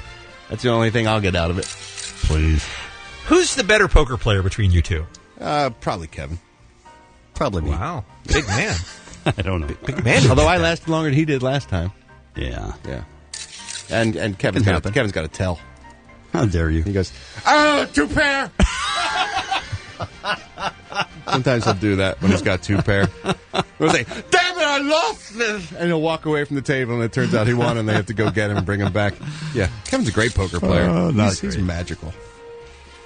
I'm still me, after all. That's the problem. Yep. No matter how you slice it, it's still baloney. You know what I'm saying? Yes. Hello? This thing on? Yeah. Madonna embarrasses her kids. Or kid, I guess. How many you got? You got the Lourdes, right? She got that one. Right. She's got another one, right? Apparently they're embarrassed because mom refuses to dress like a 53-year-old woman. I imagine. Yeah. She was recently out last Saturday night wearing a white blouse, fishnets, thigh-high boots, and a pair of black panties. That's all she wore, no pants. Okay. And word has it that her teenage daughter especially gets embarrassed when mom dresses like that. 53. Look, I don't care if you're Madonna or not. Put some freaking pants on. And you know that especially she has to go be out with your kid. Yeah. She has to be sitting at home looking at Lady Gaga and the crazy stuff that she does, and she goes, "Hey, what about me? I'm over here. I have no pants on. Look at me, no pants." At some point, don't you have to sort of age gracefully and make a transition into another phase? You would think. Life. You would think, sure. Yeah. I know you're going to find this ridiculous, but that's ridiculous. There's a show on TLC, I think. No, it's the HGTV called Selling LA. And my wife and I, this is going to sound bizarre, but we get into these real estate shows, these house hunting shows. Mm-hmm. Yeah. And they've got all different ones. They've got like House Hunting International, which shows people want to move to another country looking for a home. And there's one called Selling LA, which is just about selling high-price real estate homes in Los Angeles. Right. Which I find fascinating, not only because there's some amazing homes out there for prices that you can't imagine anyone would pay for a house. They do on a regular basis. Right. But the people buying, selling homes at that level are just douchebags! And I just love to hate them and scream at the television. But almost every female realtor on that show is like some former model or actress type or whatever. Sure. And they're all like 52, 55 with the Botox faces. And they're all wearing outfits that are just... I'm trying desperately to look like I'm 25. Yeah. And they're 50-ish, and it just is creepy. It just makes you feel icky. It seems like nobody's willing to sort of age anymore and just sort of progress gently into that stage. You can be of a their beautiful life. 55. You absolutely can, but you don't have to be. You don't have to have your the hem of your dress just below your kuka. You know, you can add a foot of fabric. No one's going to judge you. No one's going to judge you poorly by that. I think a lot of that is Southern California, too, Ralph. I don't think that's the case in much of the country. I do, too. That's why I think that Selling LA program is very entertaining for me. Yeah. All the dudes are gay. All the women are desperately trying to pretend they're 22. I wonder you don't have time for good TV shows. That's a good TV earlier show. Today we were talking to Ralph. I got no time for any shows. This is crazy. Look, if I want to spend time with the wife in front of the LA. television, I have to make some concessions. I'm just glad she picked some fairly entertaining programs. And you've never seen it, Kevin. You might like it. You might go, wow, that guy's a douchebag. We'll never know. It's fun to mock. Today's celebrity birthday is Judge Wapner from People's Court. He is 92 years old today. Actor Ed Asner celebrates his 82nd birthday. I bought some solar tiles from my roof. Never worked right. Really? Yeah. On one of those infomercials? No, he came to my house. He was selling the solar panels. I don't know what was going on there. Feel bad for him? 82 years old. There's no catch. He's 82 years old. Sam Waterston is 71. Kevin Eubanks from The Tonight Show, another Philly boy, 54 years old. Chad Kroeger of Nickelback, celebrates his 37th birthday. I'm Ralph Garman. I walk the Showbiz Beat. Lincoln Park on K-Rock. It's 106.7 KROQ. Looking ahead toward tomorrow's all-new Kevin and Bean show. It's a good one.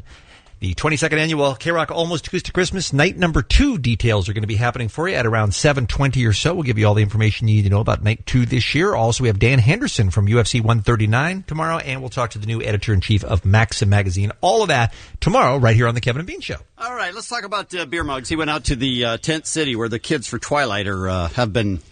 Well, they were camping since last week. That's crazy. Just so that they could be at the movie premiere, but not go in and see the movie, just so that they could see the stars come into the movie. Yeah, but how often do you get to see vampires, right? Yeah. Okay, but they're really just actors. We were talking about this last week. Look, there are celebrities that I am in love with, that I worship. I would never camp out one night. I wouldn't camp out 5 hours to see a celebrity in person. These kids are out there for 5 days to see people from a distance on a red carpet. But what's that about? But I think that I think that payoff is not the stars coming by. I think the payoff is that it's just fun to hang out with people and just go through that. Don't you? Oh, you think so? Yeah, I think like people that camp out at Coachella and stuff like that. Same thing. It's just it turns into its own. Right, so it's a Twilight community more than anything. Love it as much as they do and can talk about it all day. Exactly. But Coachella is 3 days with something to offer. People were camped out for a week. I hear you. Just to see stars walk by. I'm with you on that. I'm just saying, I think the camping experience is part of the payoff. It isn't just waiting for the stars to walk by. But we sent Muggs out there, and he was asking people why he should get into Twilight, and they told him that there are some hot actresses. The reason you're camping out, I like a lot of things. A lot. But I don't think I'd ever camp out for something. You guys are hardcore. Yes.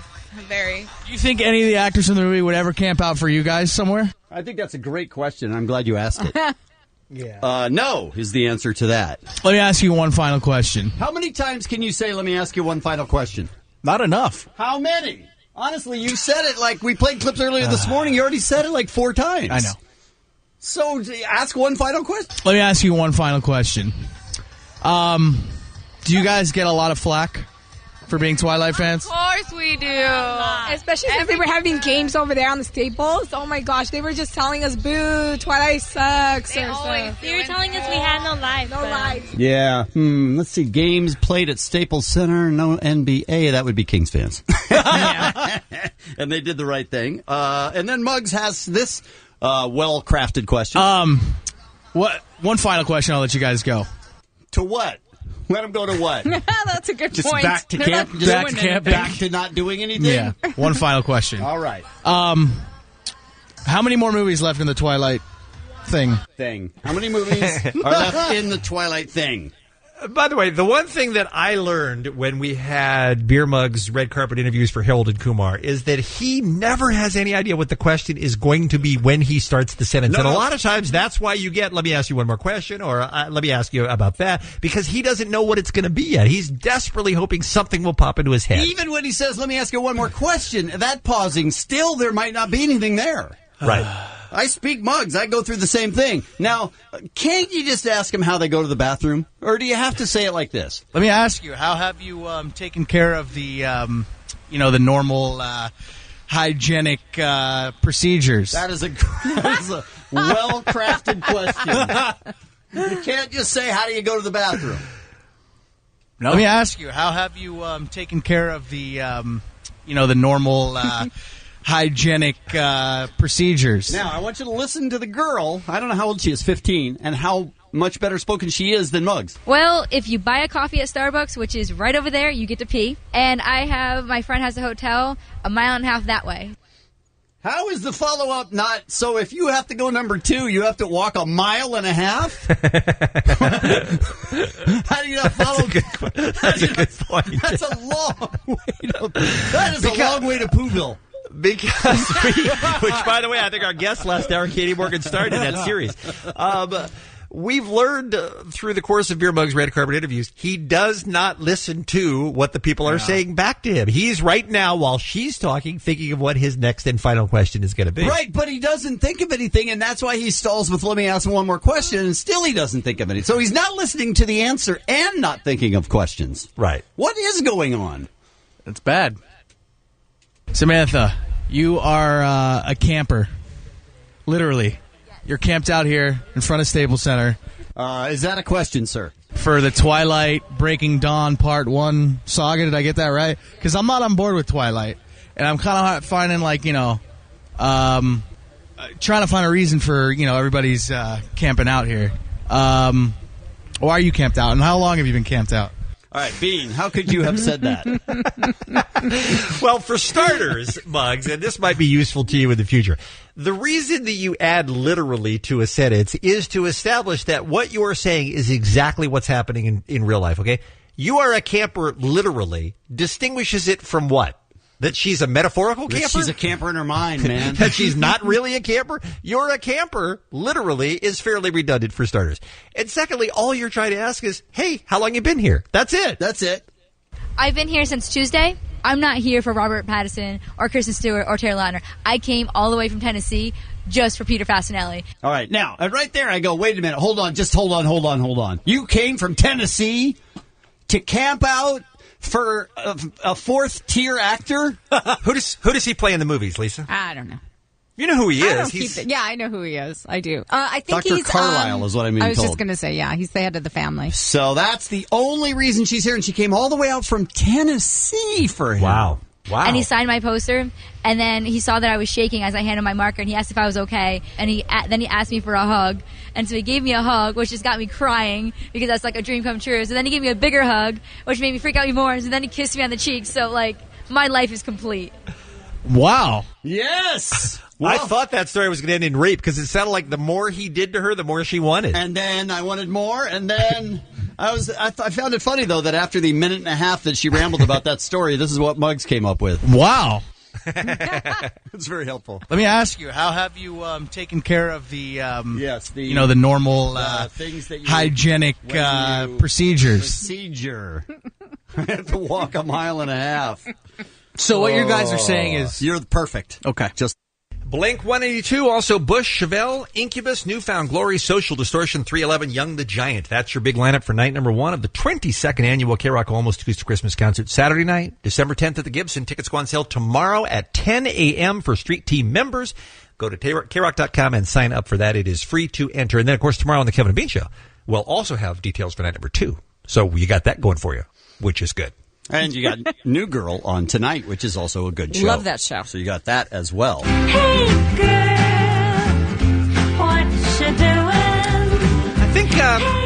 I think you hit on something, Kevin. I like the theme, too, but it does seem like every week it gets a little bit shorter. Yeah, this last week it was like, it's jazz. And that's all they gave her. It's like, hey. I guess there's just too much comedy to pack into 30 minutes. We are pleased to welcome to the Kevin and Bean Show one of the stars of The New Girl, Tuesday nights on Fox. Max Greenfield joins us on the show. He is, of course, the mighty Schmidt. Hey, Max, how are you, man? I'm doing well. How you guys doing? Very good, thank you. I can't imagine what it's like to be an actor, and you're a guy who's been in the business for a number of years. You've worked on a lot of TV shows, some for longer than others. So most you just get fired after one episode. But that's not a lie. Then you walk into a show like The New Girl that is just an instant smash hit. I mean, wasn't this thing picked up for season 2 after about 2 episodes were on the air? Well, we got picked up for a full season. We didn't get season 2 yet, although maybe you know something I don't. Let's face it, you're going to get the second one. But I mean, it just came out of the gate so fully formed like a hit. I mean, it just must be an actor's dream to do what you think is good work and then have it actually be received that way as well. It's like hitting the lottery. It's still kind of sinking in, and it's not so much that, we feel like we're doing good work. Everything kind of was behind the show, but at the same time, it's so rare that you're on a show that's successful these days that you kind of just sit there and go, Is this really happening? When you do, when it gets to pilot season, you must have done a lot of pilots or whatever, and then you go, most of them are going to fail. You know the rate of success of the TV shows, and yet this one cuts through. Yeah, it's ridiculous. I mean, I've tested, which is like, I don't know if you know the process at all, but you audition for the same show over and over and over again until you finally get to the place where you're auditioning in front of like 30 people at the studio and network. And I've done that so many times and not gotten the show. When this thing came along, and it was Zoe, and it was all these great producers, and Liz Merriweather, who's like a fantastic writer and everything, I was like, well, I'm not going to get this one. Right. I don't have a shot at this. And the other thing that and we're not just trying to blow smoke here. I mean, we've been talking about this show since the first episode aired. What I love about this, and it reminds me of Modern Family in some way, which is it looks like a show that's already been on the air for a long time. In other words, a lot of shows get started and they're a little wobbly at first while they're trying to kind of find their legs a little bit and find out what works and what the tone is. It seems like you guys kind of came out of the gate already fully formed, and it's just so effortless to watch the show. And I think that's a real compliment, like you said, to your writers. No, it's a really nice thing for you to say. I was the writer, and then also, Jake Kasdan directed the pilot.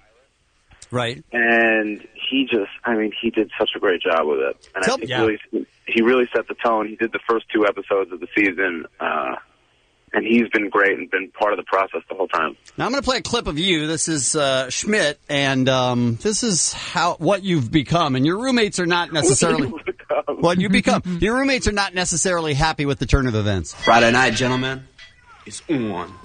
What happened to you? It's on and popping up in here, you feel? What happened to you? What? You didn't used to be like this, Schmidt. What are you talking about? You've gotten so much worse. It's on and popping. How do you describe Schmidt? What's the backstory on Schmidt? What's he all about? I don't know. My wife is so embarrassed. Was it written this way, or did you add your spin on it, or how did it come into being? It was a nice collaboration between myself and Liz Merriweather and the writers and Jake Kasdan, and taking these different moments and really playing with them, and I think we found the most of them in the pilot, and then they kind of went nuts from there. Right. Yeah. And now it's over. You're basically just playing Kevin Federline, let's be honest. He's representing for Wiggins everywhere, Kevin. Come on. It's not about one guy. This is the voice of actor Max Greenfield here on the Kevin and Bean Show. He's one of the stars of The New Girl with another new episode tonight at 9 on Fox. We'll talk about what's going on in tonight's episode in a minute. But first, what's it like, even a guy, well, I identify being in the same kind of shape roughly you are, Max. Easy. But what's it like on a television set to take off your shirt to act in front of a whole bunch of people? I don't care how good you look. That still must be tough for you. Look, I saw an interview a long time ago with Dennis Quaid. I think he was on the Actors Studio, and they brought up, what was that great movie he did about the cyclist with the cutters? I forget what it was called. Such a good movie, but he was ripped in that movie. And the guy asked him, he was like, "What'd you do to get in shape?" He's like, "I don't know. I did a couple sit-ups, whatever." Yeah. That's not my life. I'm not like one of these guys who, was born with a six-pack. It's horrible. I work out so much, it's embarrassing. But do you hate it or do you love it? I like it. It's good. It keeps me sane to a degree. It is funny that you do manage to take your shirt off at least once every episode. Oh, it only gets. Just when I think I can't get any more naked in an episode, I will read the next script, and I'm just so much more naked than I thought ever possible. You are going to reach a limit there, right? I think we hit it last week. Literally, we were shooting an episode, and I have 3 scenes, and all of them are me getting out of the shower. Nice. Wow. And by the way, is there any apartment in the world that has a shower that big that many people can do their business at in the morning? That's crazy, right? I don't know, man. Well, it's a big shower, man. That is a tough question to answer. Lots going on in the shower. And so many sinks, too. I'm very confused by it. All right, let's talk about the Thanksgiving episode, which seems early to me, but that's airing tonight on Fox. What's going on tonight on the show? Well, first of all, Justin Long comes on and plays, Jess's love interest. Uh-huh. And Justin Long is one of the funniest people I think I've ever met. He's so good in this episode. He does a few episodes this season. He's so good. He's fantastic at everything he does, I think. Yeah, he's just so good in this episode and so good in this role. It's exciting. But so Jess ends up, the guys are at home and they usually, for every Thanksgiving, they kind of just hang out and watch TV, and then Jess shows up and she's invited Justin over, her new boyfriend, and is like, I want to do a full Thanksgiving dinner. Somehow ropes the guys into it, and it becomes a bit of a disaster. Yeah. Hilarity ensues. I can see that. Do you keep in touch with the old black guy on your show, or do you only talk to the new black guy? Who, Damon Wayans Jr.? Yeah. I never talk to him. Okay. Well, he's not on the show anymore. Who needs him, right? No, exactly. I mean, we totally. I think everybody just totally cut communication with him. Nice. I think you got to. Well, that has to be done. The show is great, Max. You should be very proud of the work you and the whole cast are doing. It is it's called. I can't tell you how appreciative we are. I know you guys have supported the show. We love it to death. New Girl tonight at 9 on Fox. Max, great to have you on the show, man. Thanks so much for coming on. Absolutely. Thank you. 26-year-old British man engaged to be married to a young lady has an accident, ends up in a coma, wakes up, decides he is in fact gay. Now he loves the penis. He quits his job at the bank, breaks up with his fiancée. Now he becomes a hairdresser. He frosts his hair and is living with a boy. Nope. I'm with Ralph. Nope. I don't know. We're going to talk to Dr. Mo. He is, of course, a real-life medical doctor, not like a fake doctor like Dr. Drew on TV. Doctor? Does he do brain stuff? I think he does it all. I think he's one-stop. He does everything. He's a magical doctor. He fixes every part of your body. Well, we gave him a heads up on this. He's done a little research for us to find out what the history is of what happens to people when they have strokes and and the likelihood of whether this story is true or not. So we're going to discuss that with our friend Dr. Mo coming up after the top. I've never seen his diploma. That's all I'm saying. I've never seen. So he may not even be a real doctor either. Is that what you're suggesting? Hey, Dr. J. Ooh, he wasn't a doctor either. Anybody can call themselves a doctor. Well, this one is performing surgery every day, so I hope he's a doctor. Hello. Did you ever see Catch Me If You Can? Leonardo DiCaprio flying planes. Didn't make him a pilot. Wasn't a pilot. That's true. That's coming up next on the Kevin and Bean Show. First, though, Ralph's got the Showbiz Beat. What's happening? Before I get to Showbiz News, I'd like to give away some very cool prizes. I've got a prize pack. It is a DVD Blu-ray combo pack of a movie by J.J. Abrams that I enjoyed enormously when it came out. I saw it in theaters. Super 8 is the name of the movie. Sort of a tribute, homage, if you will, to the Spielberg films of the early 80s, the E.T.s, and those sort of things. Takes place in the early 80s with a bunch of kids making their own Super 8 movie, and they accidentally filmed something perhaps they shouldn't have. The government is not pleased with what they captured. And chaos ensues from there. Very entertaining film. Kyle Chandler's in it. Is great in that film. There's a government cover-up like that ever happens. Yeah, exactly. You know? So if you'd like to win that pack, I'll throw in a Fandango gift card. Fandango.com, of course, the website where you can go to find info on the movies and to buy your tickets. If you'd like that prize pack, then be the first callers 20 through 22 right now. First callers 20 to 22. So not first callers, but 20 to 22. First callers 20 to 22. What did I say? First callers 20 to 22. That's right. All right. So callers 20, 21, and 22 right now. 1-800-520-1067 is the number to call. Poor porn star Kim Kardashian. Friends and family are worried she's headed for a mental breakdown. Well, first of all, you'd have to have a mental, wouldn't you, to have it break down? They say she is pushing so hard with her work commitments after her divorce from Chris Humphries that she isn't eating, isn't sleeping, is physically, emotionally exhausted. She's burying herself in her work. Does that mean she's stocking shelves at Sears, where she's putting up the Kardashian collection? That's so weird. This whole story is being spun like she got blindsided. Right, like she got dumped. She's the one who did the dumping, right? She sure did. And he didn't have any idea it was coming. No, he found out on TMZ. That's where he found out he was getting a divorce. So how is she so hurt by it? Because, Kevin, she's a woman of deep, deep emotions. No. Imagine the guilt she carries around knowing that she ended a relationship that lasted, what were they married, 12, 13 years, I think? 72 days. They had 3 kids, right? No, they had the kids, just 72 days. What? That's all. Yeah. I hope she has a breakdown on a desert road in her Beamer and then meets the hill people. Wow. I'd like her to meet the hill people.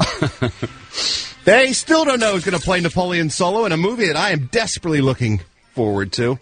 It is the big screen version of The Man from U.N.C.L.E. Director Steven Soderbergh is bringing the classic 60s spy TV series to the big screen. He's having a hard time finding his Napoleon Solo, however, who is like the American James Bond character who's the lead in the film. Ryan Gosling. His name has not been mentioned, but they did say George Clooney initially, which I thought would have been awesome because he's suave and debonair. But you love George Clooney too much. But he is way cool. He could really pull off an American James Bond type character. He'd be perfect. Agreed. Clooney apparently had to back out because he still has some lingering physical disabilities and pain from that Sirianni injury he got. Remember when he damn near broke his neck? Yeah. And he had several surgeries on it, and he says he's still in pain. It's hard for him to do stunt work now because of it. So he backed out. Then they talked to Bradley Cooper about the role, which I was not keen on, but I guess he could have put it off. I thought he'd be fine. That fell through. Now they're talking apparently to Channing Tatum. Those guys just worked together in a film. Maybe Steven Soderbergh should check out the 21 Jump Street trailer first before he puts Channing Tatum in a film. I'm just saying. Listener emailed me and said, you know who should be cast? And I didn't even think about it, but of course he's right. John Hamm. Don Draper. Ooh. Now that would be a James Bond for the ages. An American James Bond. No, Bobby should not be considered for this role. Right. But John Hamm, Don Draper, as a 60s style spy. Yeah, that makes sense. Come on now with the come on. That makes sense. Kenneth Babyface Edmonds? No, he should not be cast. Not Kenneth Babyface Edmonds. Not Betty White either. No, I don't think she would be appropriate. Right. Bill Haley and his Comet. I don't think Bill Haley or any of his Comets would be a good selection for Steven Casey Soderbergh. and the Sunshine Band. Not Casey nor the Sunshine Band. Ralph, I think we need to take your suggestion you made, I think a couple of weeks ago, that we go through our sound clips maybe and have a little cleaning. Spring cleaning? Yeah. I know it's winter, but still. Just go through them and maybe pare some of them down. Just say maybe Bill Haley and the Comets could be retired. Maybe we could send that over to the Museum of Television Radio. He won't let any of them go, though. That's the problem. Pete is a hoarder. We need to call the hoarder people. He is. He's a sound hoarding hoarder. sounds, and we need to go in there and do some heavy editing. Bill Haley and the Comets. When is that? When is that going to come in handy? I've sat on that for about 10 years. Yeah, I wish Today you would was the sit first on it. time I ever used it. What a payoff. While we're talking about John Hamm and Don Draper, by the way, March of next year is when Mad Men comes back. Already? March of next year. March of 2012. And Matthew Weiner, the creator of the show, has announced how the series is going to end. Well, it's going that to end at ruins the it. end of the 7th season. That will be the end. We have a couple more years. But he knows exactly how it's going to end up. And he announced it today. That we will see Don Draper, present day, as an old man in his 80s at the end of the series. Oh, that's going to be sad. He's going to be in a rest home. Something's going to be up there. Yeah. It isn't going to be good. No. I think he's going to steal the identity of another dude in the rest home and start a brand new life in his 80s, become somebody else. Swap out a corpse for himself. Today's celebrity birthdays, Judge Wapner from the People's Court, 92 years old Did he today. start all of those court shows? He was the first? groundbreaker. It was the OG? First big-time television judge that I can think of who used to solve cases live. That's where we met The Harvey People's Levin, Court. too, right? He was on that show for a long, long time. I don't think he was the original post-trial Rusty the interviewer. Bailiff, don't He get me wasn't wrong. Rusty Bailiff, but he wasn't Doug Llewellyn either. Oh, remember good. Doug Llewellyn used to be in the hallway. So, how do you feel about the fact that you're not getting your rent money back? Damn her! That bitch stole my rent money. Oh, I saw that one. That was a good one. That was all of them. Ed Asner's 82 years old today. Sam Waterston from Law & Order is 71. Kevin Eubanks, band leader for the Tonight Show with Jay Leno, is 54. He's a good-looking 54. He looks well-preserved, that Kevin Eubanks. Johnny Lee Miller, the actor, is 39. And Chad Kroeger of Nickelback fame celebrates his 37th Oh, yeah. Ralph Garman, I walk the showbiz. I don't know if it's true or It's not. not. I It just isn't. think it's interesting. That's all. That's why we're having the expert on to discuss. Welcome to the Kevin and Bean Show. Here's the deal. We told you about this story yesterday briefly, but now we got a little bit more time. A guy hurts himself. He's doing a backflip. I guess he's playing rugby part-time, doing a backflip, and broke his neck, if I remember correctly. Right, Kevin? I believe Fell so. down a grass bank, broke his neck, suffered a stroke, went into a coma. When he woke up after the coma, everything about his life had changed. His brain had been, it seemed like, rewired. All of a sudden, he hated his old life. He didn't like his friends anymore. He never wanted to play rugby again. He broke up with his girlfriend. Decided he was gay. I mean, all of this, like, as a result of the stroke, happened because of what happened. Became while a he was in that coma. hairdresser. There's too many. I don't know. It's pretty crazy. It is a pretty crazy Yeah. story, yeah. And the article that came from Britain's Daily Mail says, gives all sorts of detail about what happens in strokes, and your blood supply is cut off, and then in one area, and then it reforms new associations in other areas, and there's lots of stories, I guess, of people who didn't know they could draw or paint, and all of a sudden they have tremendous skill as a result of being in a coma or having a stroke. And we just wanted to find out more about it, so we asked our friend Dr. Mo if he would join us on the phone. He is the chief of surgery at an actual real-life hospital in San Pedro. The guy's a medical doctor. He knows what he's talking about. Dr. Mo, welcome back to the Kevin and Bean Show, my friend. Good morning, guys. How are you? Very good, thank you. You've seen a lot of crazy stuff. I'm sure you've had unfortunate stroke victims in and out of your care at the hospital there. How did this story strike you, Doctor? Well, I got notified about this yesterday, and I went back to the original article in the Daily Mail. And I think the honest way of looking at this is that I think there is a lot of BS here, but there's an element of truth behind it if you can sort of decode what I think they're trying to say in the article. Okay, what they're saying is a very heterosexual guy who used to work out all the time and play rugby went into a coma and woke up gay. Right. Did that happen? Is that possible? Yeah, but let me phrase it to you in a certain way. Now, the first thing that sort of stuck out for me is that when you break your neck, you don't necessarily get a stroke. Those are two completely different things. Right. Now, the head injury from a stroke is usually when you lose blood flow or something ruptures in your brain. It's not like getting a concussion or some sort of head bleed that you'd get if you really fell on your head, something hard. So, again, we're either dealing with a stroke or what's more commonly called traumatic brain injury. Okay. Those are two different things. Now, number two, they said he was in a coma and then he woke up. Right. How long was he in the coma? And I can't find that anywhere. You know I why? noticed that too. You know why? Fake story? well, I don't know, but go with me for a second. All right. So as you keep reading the article, it says he lost a lot of weight, and they said he lost 8 stone, which I guess if you convert that to pounds is 110 pounds or something like that. Wow. Uh-huh. Right. So, again, I'm trying to put this stuff together. Now, this guy goes to sleep, wakes up, says he's gay, says he's a different person. Now, breaks up with fiance, has a boyfriend, starts cutting hair. Right. I mean, come on. Totally different guy. Now, let's say there's two elements to this. There's a neurologic component, which I'm talking about the brain injury, and a psychologic component. So, wouldn't it make more sense that this guy maybe had some sort of repressed or latent homosexual urges? That's what I think. And he was hiding them. His repression was causing him, maybe it came out as an aggressive sort of behavior, and again, he was a rugby player. Mm-hmm. So that's where he was getting his testosterone on, is playing rugby. I can see that happening, and then maybe the brain injury, because the brain is a mysterious thing that does all sorts of things you don't know about, like, for example, the guy that wakes up and can paint, or the guy that wakes up and has a British accent, or the guy that... Right. I mean, there's a lot of really amazing... And those things are real. Those things are verified actual stories, right? Yeah, they're real. They may not be 100% explainable, because, again, we don't know everything about the brain. So let's get back to this guy. He is this repressed guy. He may not even know this is happening, but something about the brain injury uninhibits him. And we do know that in stroke victims, sometimes their behavior changes. They can either get depressed, they can get manic, they're difficult to control, they're impulsive. So we do know the brain can respond to a stroke that way. So let's say this guy was repressed.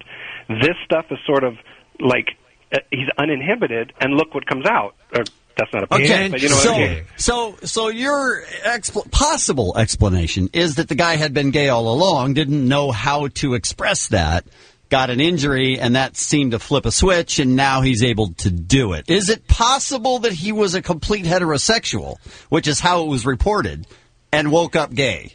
Well, there's a lot of fluidity to sex, and we know that. But a lot of studies, a lot of fluids too. Yeah, and then tons of that. Yeah, great. Yeah, whatever. There's a lot of evidence that shows that homosexuality has a genetic, a physiologic. It's not a psychologic component. Right. So it wouldn't make sense that you could change your body chemistry. It wouldn't make sense that you would change who you are. That's what I think. You get hit in the head doesn't make you something that you're not. But it would make sense there's more. I mean, there's a lot of people have always joked about pro football and pro athletes and a lot of stuff. A lot of this repressed stuff is latent homosexuality.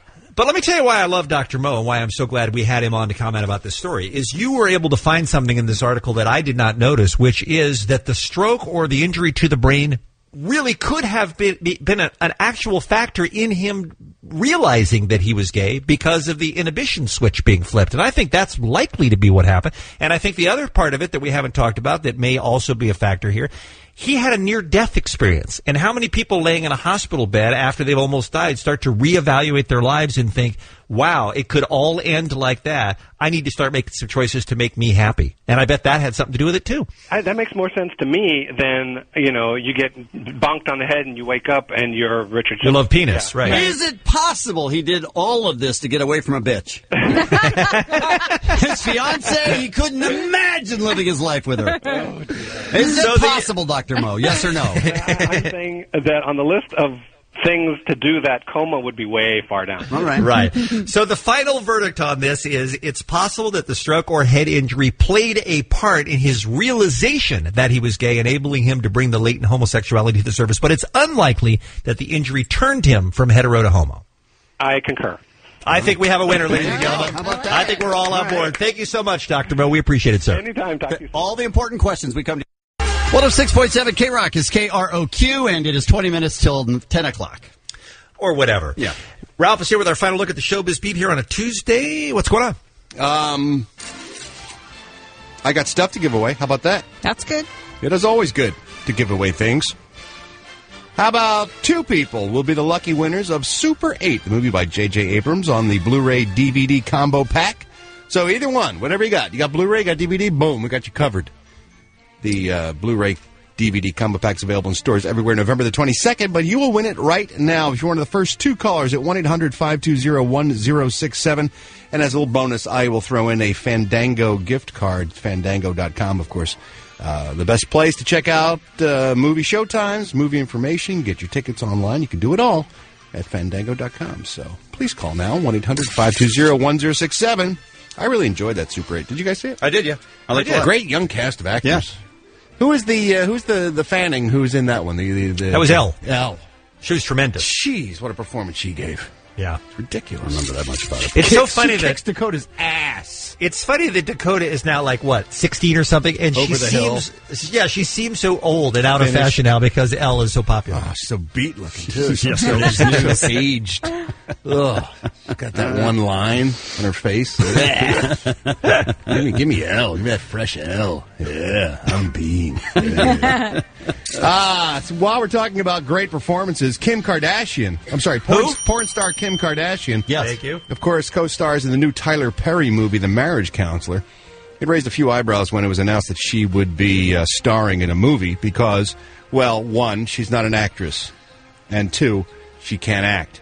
But maybe she realizes that because, according to Life and Style magazine, she has hired Susan Batson, acting coach to the stars. All right. To help her nail down her performance as the star of that film. Susan has worked with such actors as Nicole Kidman and Tom Cruise. Wow. Does she have to be a Scientologist first? I'm guessing there is some of that connection in there someplace. I'm not sure. They don't work with Unless it's a husband-wife thing, and one of them had great success or really enjoyed what they learned from the acting coach, so recommended the person to their spouse. Yeah. Maybe? Yeah. Sure, Bean. Maybe Susan Batson was in chains in a ship in Long Beach for a while. Ship off the coast. All I'm saying. We don't know. Maybe she takes a lot of vitamins and exercises a lot. I don't know. Calls in the middle of the night to get off drugs. I don't know. But look, Tom Cruise appears straight, so maybe she's a good acting coach. You know what I'm saying? That's a good point. Allegedly. Tom Cruise is very straight. He's very straight. Straight. He's super heterosexual. Really. More than most of us. But I heard he hit his head in a rugby match when he woke up. That was not him. That was someone else. Never mind. What are they doing to my community? What's going on over there, NBC? What are you doing? I don't NBC, like this. NBC, what are you doing? Hey, get your hands off community. Just put down the community and back away slowly, NBC. Are they hiding it? What are they doing? They're taking community and putting it on the shelf. Yeah, they're hiding it. That's actually accurate this time, Kevin. They got to make room for Are You There, Chelsea, the new sitcom based on Chelsea Handler's life. Oh, wait a minute. No, they don't have to make room for that at all. They should just start a bonfire. They don't have any other show that sucks because Community's good, right? Well, they got to bring back 30 Rock 2, so they got to make room for that. They've still got Whitney on the schedule. You can't move that. You can't move the laugh track packed sitcom Whitney. Can't move that. That's not as bad as you say. It sucks. It's not that bad. I'm with Ralph. It sucks. It's horrible. It's a 6. No, not even close. It's not even a 5. Give it a 5. No, it's a 5. It's horribly written. It's at least a 5. The jokes are pathetic. Well, yeah, that's what a 5 is. No, that's not what a 5 is. 5 is like, okay, that's fine. I can see why some people like it because there must be some humor in that for some people. There are a few 5s amongst the rest. I don't know. It's just not that bad. It is. All right. No, that's where you're wrong. Okay. It is that bad. And Community, what if Whitney's a 5, what's Community? 10. Yeah. So you don't make room for a 5 with a 10. Well, I don't think you keep your 10. 10, but it's a good 8, you know? You just said 10. I know, but compared to... What's wrong with you today? Compared to... I'm confused. Kevin was talking about a crossbow in the other room. He said, I like the arrow bow gun. I don't think we need to bring in off-air conversations. I'm just saying, you need to get to a doctor immediately. Me like arrow bow gun. I'm not really I don't understand. That's ridiculous. Yeah. They're also moving Prime Suspect, putting that on hold as well. I like that show. That's a laugh riot. I've been watching it, and every week I want to like it, and it's good. It's well done, and yet I'm done watching. I go, I don't need to watch that again. I always look forward to it. Yeah. Now, what does that mean in TV language, Ralph? These shows are not canceled. They could still come back. They're just not on the current schedule. It depends on how their replacements perform, I'm assuming. If Are You There, Chelsea gets on the air and stinks up the joint, they may just cancel that and bring back Community.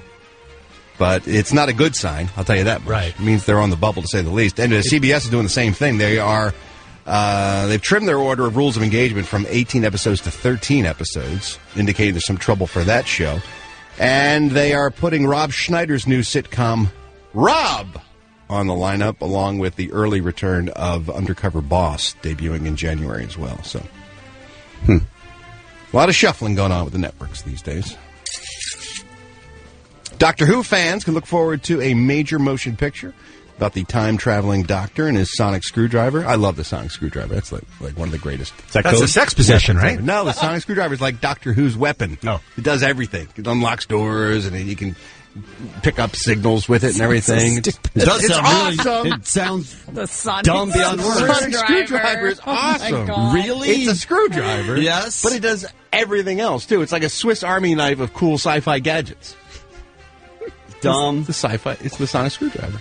It's not dumb. Everything you've told me made me like that show, Doctor Who, until the sonic screwdriver. Now, I don't know. So if I say, I liked everything about Star Wars until you brought that lightsaber thing. Oh, no, I don't like that. It's not the same. It's a sword made out of a flashlight. It's not a sonic screwdriver. Doesn't sound great on paper, screwdriver. but in practice, it's genius. And the TARDIS, which, of course, is larger on the inside than it is on the outside. Sure. I should tell you about that. Anyways, David Yates, the guy who did 4 of the Harry Potter movies, is going to be directing the big screen version of the long-running BBC series. If you're not watching it on BBC America, by the way, you're a fool. Fool, I say. It's not coming back till Christmas. They're going to have a special Christmas episode, and then next year they bring back 2 episodes. But I'm very excited. Tell me. Matt Smith, apparently, who plays the Doctor to great acclaim these days on the TV series, will not be playing the Doctor. No word yet on who they'll cast, but I'm guessing it's going to be a high-profile British actor who will take over the role of Doctor Who. It's a coveted role for the Brits. There's a bunch of good actors, I think, who would be good choices. Simon Pegg, I think, would be great. He's good in everything. He is good in everything. Doesn't he look good? Is he the one that's in Mission Impossible? New Mission Impossible He looks movie, so funny in that. Yeah. He did a couple episodes of the Doctor TV series, but I think he's one of those guys who's got the charisma to pull it off. So we'll have to wait and see. Bill Haley and his Comet. Nope, he is not up, I think, for the role of Doctor Who. Bill Haley and the Comets. Significantly less funny the second time around. Might be time to clear out Bean's sound cabinet. How dare you? Put that on the schedule for tomorrow. Now Bean's a sound hoarder. Maybe Bean can throw out some ideas. We can tell him whether he should keep them or perhaps put them in the junk heap. The sonic junk heap. With the sonic screwdriver. You can use that over there. Today's celebrity birthday is Judge Wapner. You remember him from People's Court? Sure. Now entering the courtroom, Kevin Ryder. It's always something tiny, too. He's accused of attacking his neighbor with an arrow bow gun. He is 92 years old today. Ed Asner, 82. Sam Waterston from Law & Order is 71. Kevin Eubanks, he was the band leader, is the band leader for Tonight Show with Jay Leno, 54 years old. Johnny Lee Miller celebrates his 39th birthday. He was so good on Dexter, by the way, Johnny Lee Miller, remember? He was the guy, the motivational speaker guy at that Empire. Yes. He was great. And him and his friends got a hold of Lumen and did bad things to her. Yuck.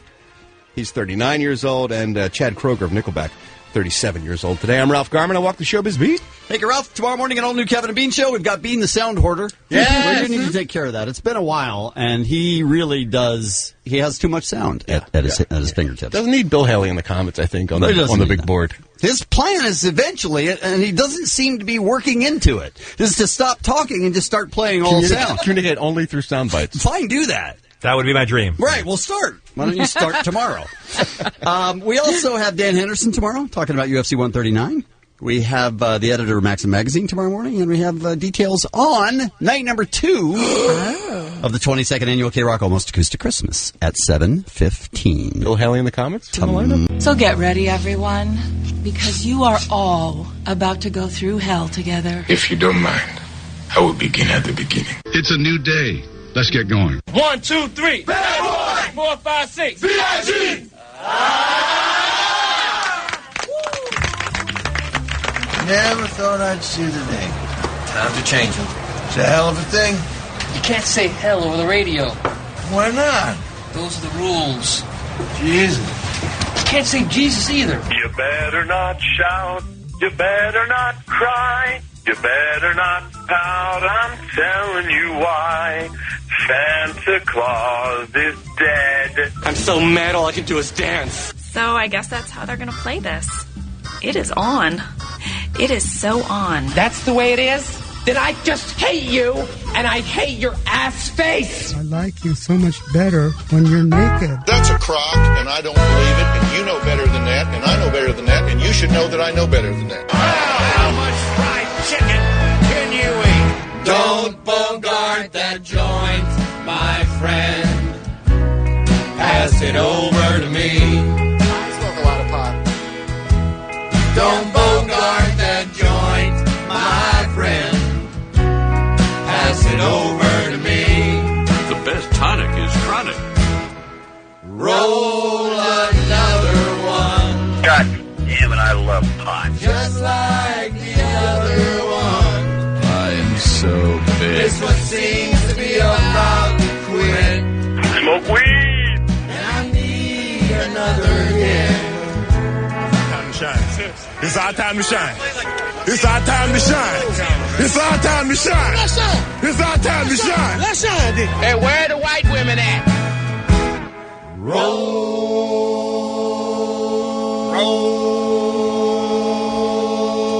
another one.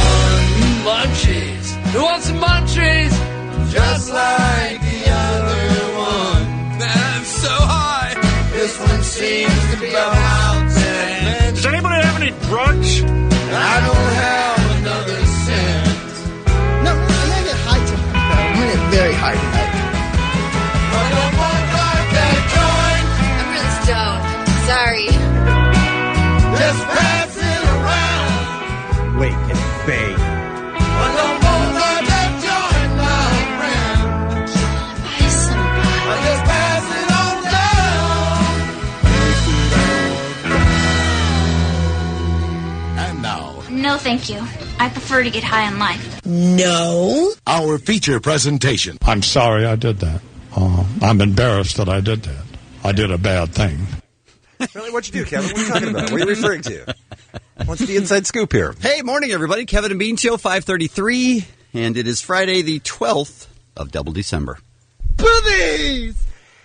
I haven't seen the video that the reaction shots of Lisa and Psycho Mike are up at KROC.com. Kevin and Bean page watching. They're watching a video that I have not yet seen, and I see the horror. I see the look on their faces. Mm-hmm. And you're not gonna. I'm not going to watch it. I'm not interested. It involves a man in a jar. I don't know too much about it. I haven't really. I haven't heard. That is enough. Yeah. Really? Yeah, that's enough. That's all you need. I'm using my imagination, and it's horrible. Mm-hmm. You're right. What I'm thinking might happen in the video is something that I would never want to see. Mm-hmm. Right. But how do you know unless you see it? I'm just not going to. I'm not going to watch. Right. I still haven't seen Two Girls, One Cup, by the way. Good. Yeah, I've only seen about 5 seconds of that. Yeah. When things start to happen, I screamed and closed my eyes. Lisa seems to live for this stuff. I don't know why, but if you've got stuff like that, send it to Lisa at KROC.com. By the way, if you want to call on this or any other topic, of course, the phone lines are always open. First thing on the Kevin and Bean Show, 1-800-520-1067 for Kevin and Bean's What to Do Nephew. But the reason I bring it up is that even having not seen the video, I suspect that after the very long series of meetings that we had yesterday after the show, I suspect that my ass feels just like the guy's ass in the video. That's possible. That's about right, I think. Once is again, possible. Yeah. I think you are correct. So we're going to have a video of us watching you get the news yesterday. That's what we're going to do. That's about as horrifying. Yeah. I felt like I'd been in a bullfight yesterday after that one, man. That was good times. That was Merry Christmas, Kevin and Bean is what that was. Dude, I'm telling you right now, we have got to do our goodbye show while we still can. Yes, you are so right. We need to schedule that, and we need to schedule that soon. Yeah. Because it's only a matter of time. That's our life now, my friends. And by soon, we mean by 7 this morning. You know? They sure have turned their backs on us. They sure have dropped the level of support that used to be present in, hey, Kevin and Bean, you guys are good guys and you do a good job and the listeners like you. That doesn't happen anymore. No. No, those were the good old days. Now it's next stop, Kansas City. Well, you could be right. You might be right about that. But anyway, we can't say much more, but good times. If we don't get a chance to see it between now and the holidays, best of luck. Merry Christmas. Stay Merry alive. Christmas. Stay alive, no matter what occurs. Exactly. All right, let's take your phone calls. 1-800-520-1067. We're sorry. You must first dial a 0 or 1. What it do, nephew? So, what it do? What it do, nephew? When I eat hot Cheetos, I get crazy. I just love hot Cheetos! I love them so much! And how can you not when the little kids love them like that? 1-800-520-1067. Get on the air, get a prize. It's America's #1 extruded snack. Of course, we're talking about the famous family-sized bag of the hot Cheetos. That's what you get for Kevin and Bean's What It Do, nephew. All right, let's begin our day with Dewan from Los Angeles. Yes. What's up, party people? How's it going? Very well. How's it going with you? Good, thank you. I'm having a good time. I'm in bed thinking about I will probably be on TMC in the future because I think I'm famous because I call you guys all the time. Oh, I don't know if that... I mean, you do call us and we love you, but I don't know if that makes you famous. Because I'm on YouTube and your website. Right. Yeah. We did a Cribs. Psycho Mike did a Cribs. Oh, yeah. At your house and watched 90210 with you. Yeah. Everybody at the LA Train Tech got to recognize me, the guys and the ladies. Oh, no kidding. Oh, good. Go to LA Train Tech. What is that, Dwan? Los Angeles Train Tech College. Oh, I see. So they teach you how to do stuff there. Oh, yeah. I got you. Hey, Dwan, let me ask you this. When you do become famous and you're on TMZ, are you still going to talk to us? Are you still going to keep your same friends, or are you going to blow them all off and just hang out with other celebrities? Hang out with you guys. Yes. Oh, that's nice. That's great. Oh, yes. Oh, yes. All the students at the LA Train Tech got to watch my videos on KRAC.com. There you go. Good. That's fantastic. Dwan, before we let you go, you doing anything special for Christmas this year? Probably spend time with my mom for Christmas. And New That's Year's, nice. probably go over my best friend's house for the New Year's Eve party. Oh, that sounds fun. Oh, that sounds nice. I'm just glad you're not going to blackmail Mike into throwing you a New Year's Eve party. Hey, Dwan, it is Psycho Mike. And before you go, I've talked to you about this off the air. I've talked about it on the air. Please, I'll come over and do it if you need me to. Can you please change the battery in your smoke detector? I can hear it still while we're on the phone. I will try to do that. I just don't want anything bad to happen to you, dude. Okay. That beeping's not driving you crazy, Dewan? Nope. How often is that? Okay. All right. Fair enough. All right, Dwan. I'm good. Thank you for the call. By the way, tell me if it's like this at your house. At my house, when they start chirping, you never have the 9-volt battery handy to replace it with. So you just go and you just rip it off the ceiling. And then the next one goes bad. You rip that one off. Before you realize you have no smoke detectors in your house because they're all in a drawer with dead batteries. Yeah, that's the way it works pretty much. Okay. All right. Let's go to Marcus in La Mirada. Good morning, Marcus. Good morning. What'd it do? Hey, so my wife and I want to go to this concert on Sunday with The Cure and The Killers. We're shopping online because you guys sent us the email. $79 or $75 or something. Right, $75 plus Ticketmaster fees. Ticketmaster's looking, and all of a sudden we're like, hey, there's tickets right there. Cool. On the screen that you guys sent us to. Right. But now, and my wife's so excited. She's like, we got them. But now we got a confirmation. They're $318 a piece. What? Yeah, Ticketmaster is in the scalping business now with a company called Tickets Now, right? Yeah, what's going on? Like, that's not right. My wife is so excited now. We're like $750 in the hole. Yeah. Well, what's going on is that Ticketmaster realized that there's a secondary market, as they call it, for tickets, that there are people who buy them for $75 and then decide, hey, I'd rather sell it and pocket the cash than go to the concert. So they basically have Ticketmaster resell them at a markup. Right. Which, by the way, is legal, and we have no control whatsoever over it. It's something that Ticketmaster chooses to do that we can't stop. I think I would be angry, though, if I would be too. If I got into Ticketmaster. I don't blame them. Kidding? If I got into Ticketmaster and was expecting a $75 ticket, and all of a sudden they're $350, that would really anger me. Wow. Well, the difference is they've always been $350 someplace else. You go to StubHub or you go to Craigslist or you go to someplace else. The difference is that now Ticketmaster wants a piece of that, where everybody else was selling them on other sites. Now they say, hey, why shouldn't we make all the money? So now they're scalping them too. Right. So is that our alternative? Is we go on to one of those and kind of try to get somebody else to take them off our hands? Yeah, Sure. Unfortunately.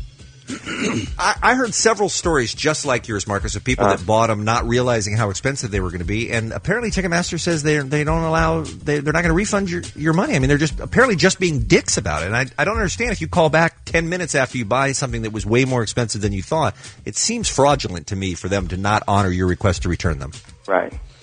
So they're not. And do you guys know, besides StubHub or any other places, are there people calling your show saying, "Hey, we'll buy those tickets for $300"? Because I'll give them to them. I mean, if they give me the $318, we'll hand them over.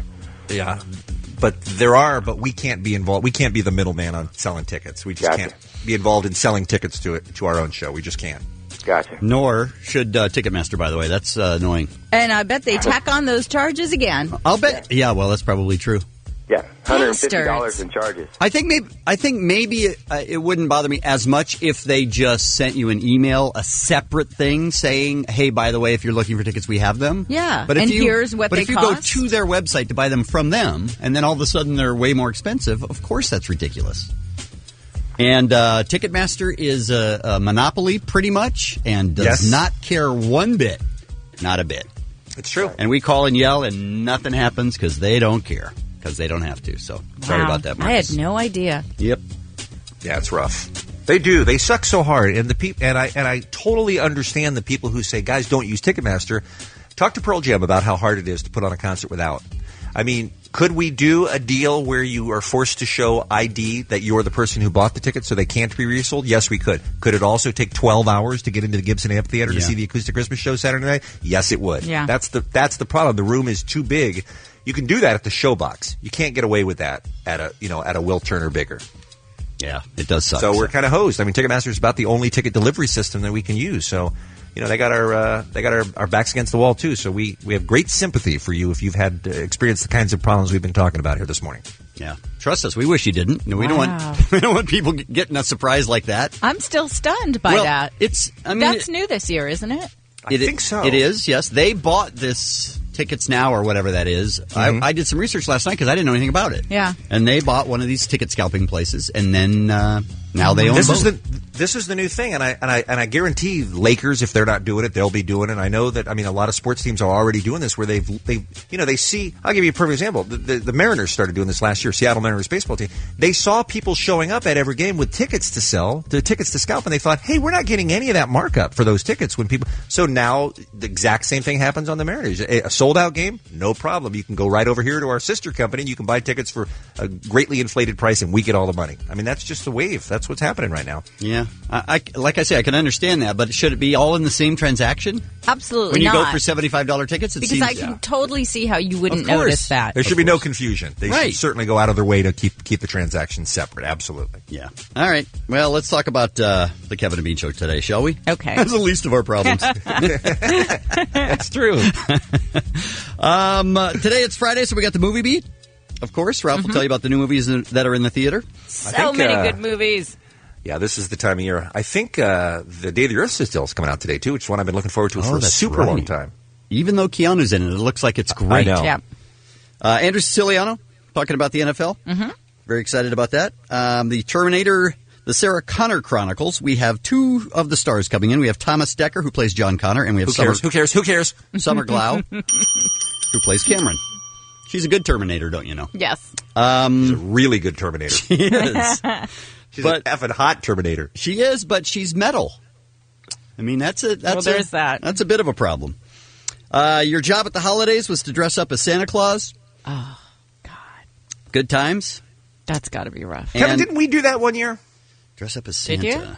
Didn't we go and do a tape piece where we had so. little kids come? We were playing Santa at a mall or something like that, and people came and we talked to their kids or something? I think we did, and then, yes, we did a long time ago, and then Jimmy Kimmel we were never did it allowed back. a little later. Yeah, we were banned from the mall.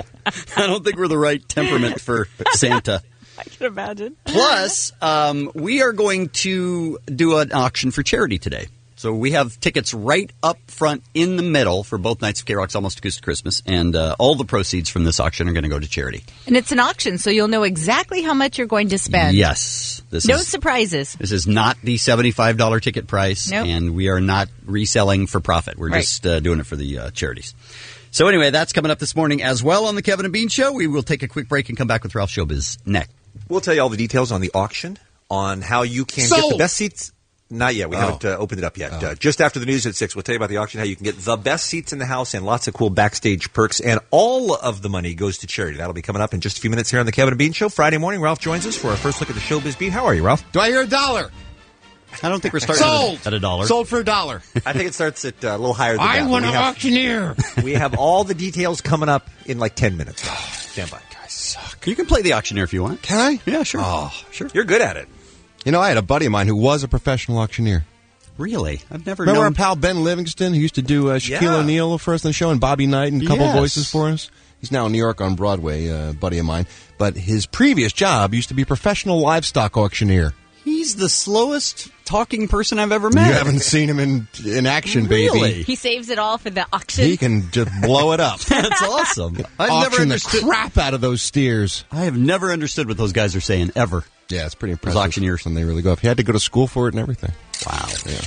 Let's talk showbiz news, shall we? Sad news yesterday. Macaulay Culkin's sister, Dakota, was run over by a car and killed after stepping off a curb. 29-year-old Dakota apparently was just trying to cross the street, and someone came along, and I don't know if they caught the guy or not, or whether it was a hit and run, but...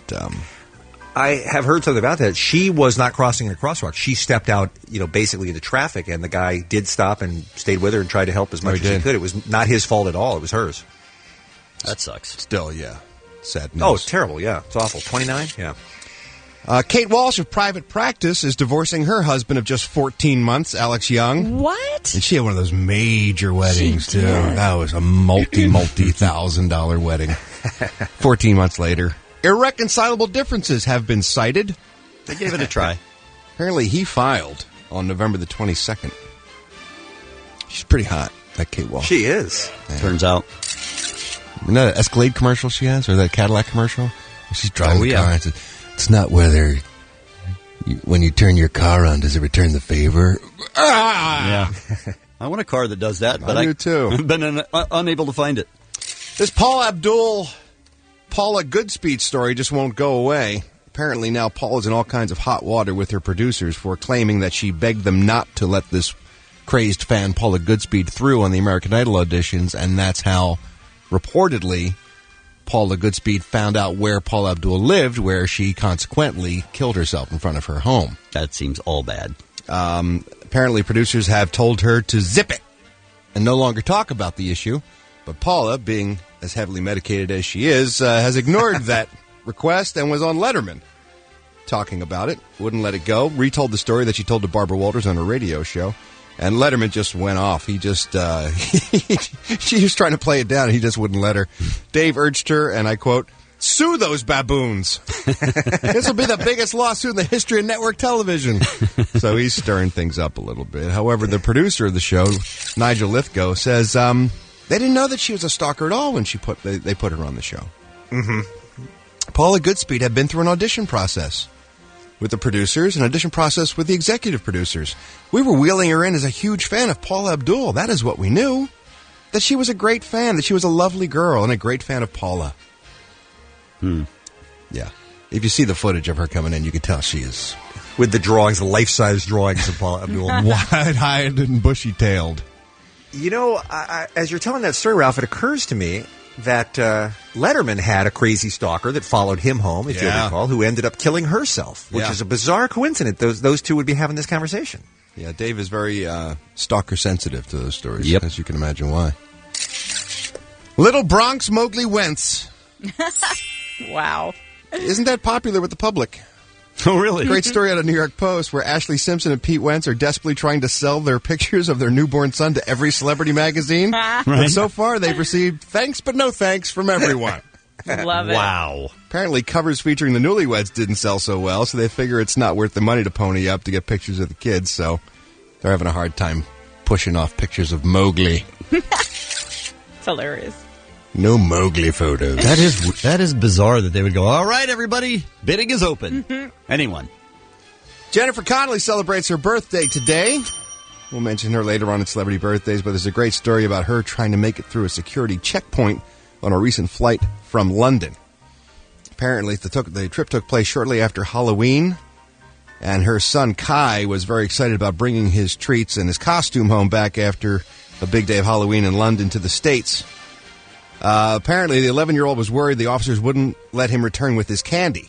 That was his concern, but he also forgot to tell his mom that he packed his costume, including his toy gun that went with the costume.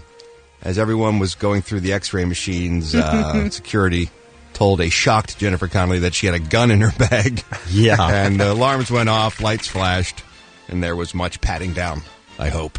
Absolutely. But they sussed it all out, and everything was fine. But imagine you're just walking through security, your kid has snuck a gun into your bag, you don't know it. Yeah, that'd be a little shocking. And they tell you, hey, what's this? Freeze, mother effer! Tom Cruise and Spencer Pratt. There's a combo, huh? Are they a couple? I don't know if you saw the footage or not, but in the Hills After Show, the hosts of the After Show, which are, by the way, the only people more annoying than the people on the Hills. Yeah, they really are. We're interviewing Tom Cruise as he was promoting his new movie and asked him what Tom thought of Spencer eloping instead of giving Heidi the big family affair wedding that she originally wanted. They asked Tom Cruise this because he's been married lots of times? I'm still trying to figure it out. I don't even understand that. Tom told MTV that if the girl wants the big wedding, you got to do it because it's a special occasion for her. They'll be remembered forever. Then the host of the show demanded that Tom say it to a photo of Spencer and address him directly. I'm not kidding you. Tell Spencer. Tell him. And they're holding up a picture to his face, and Tom does it like a sap. Spencer. And he just goes off.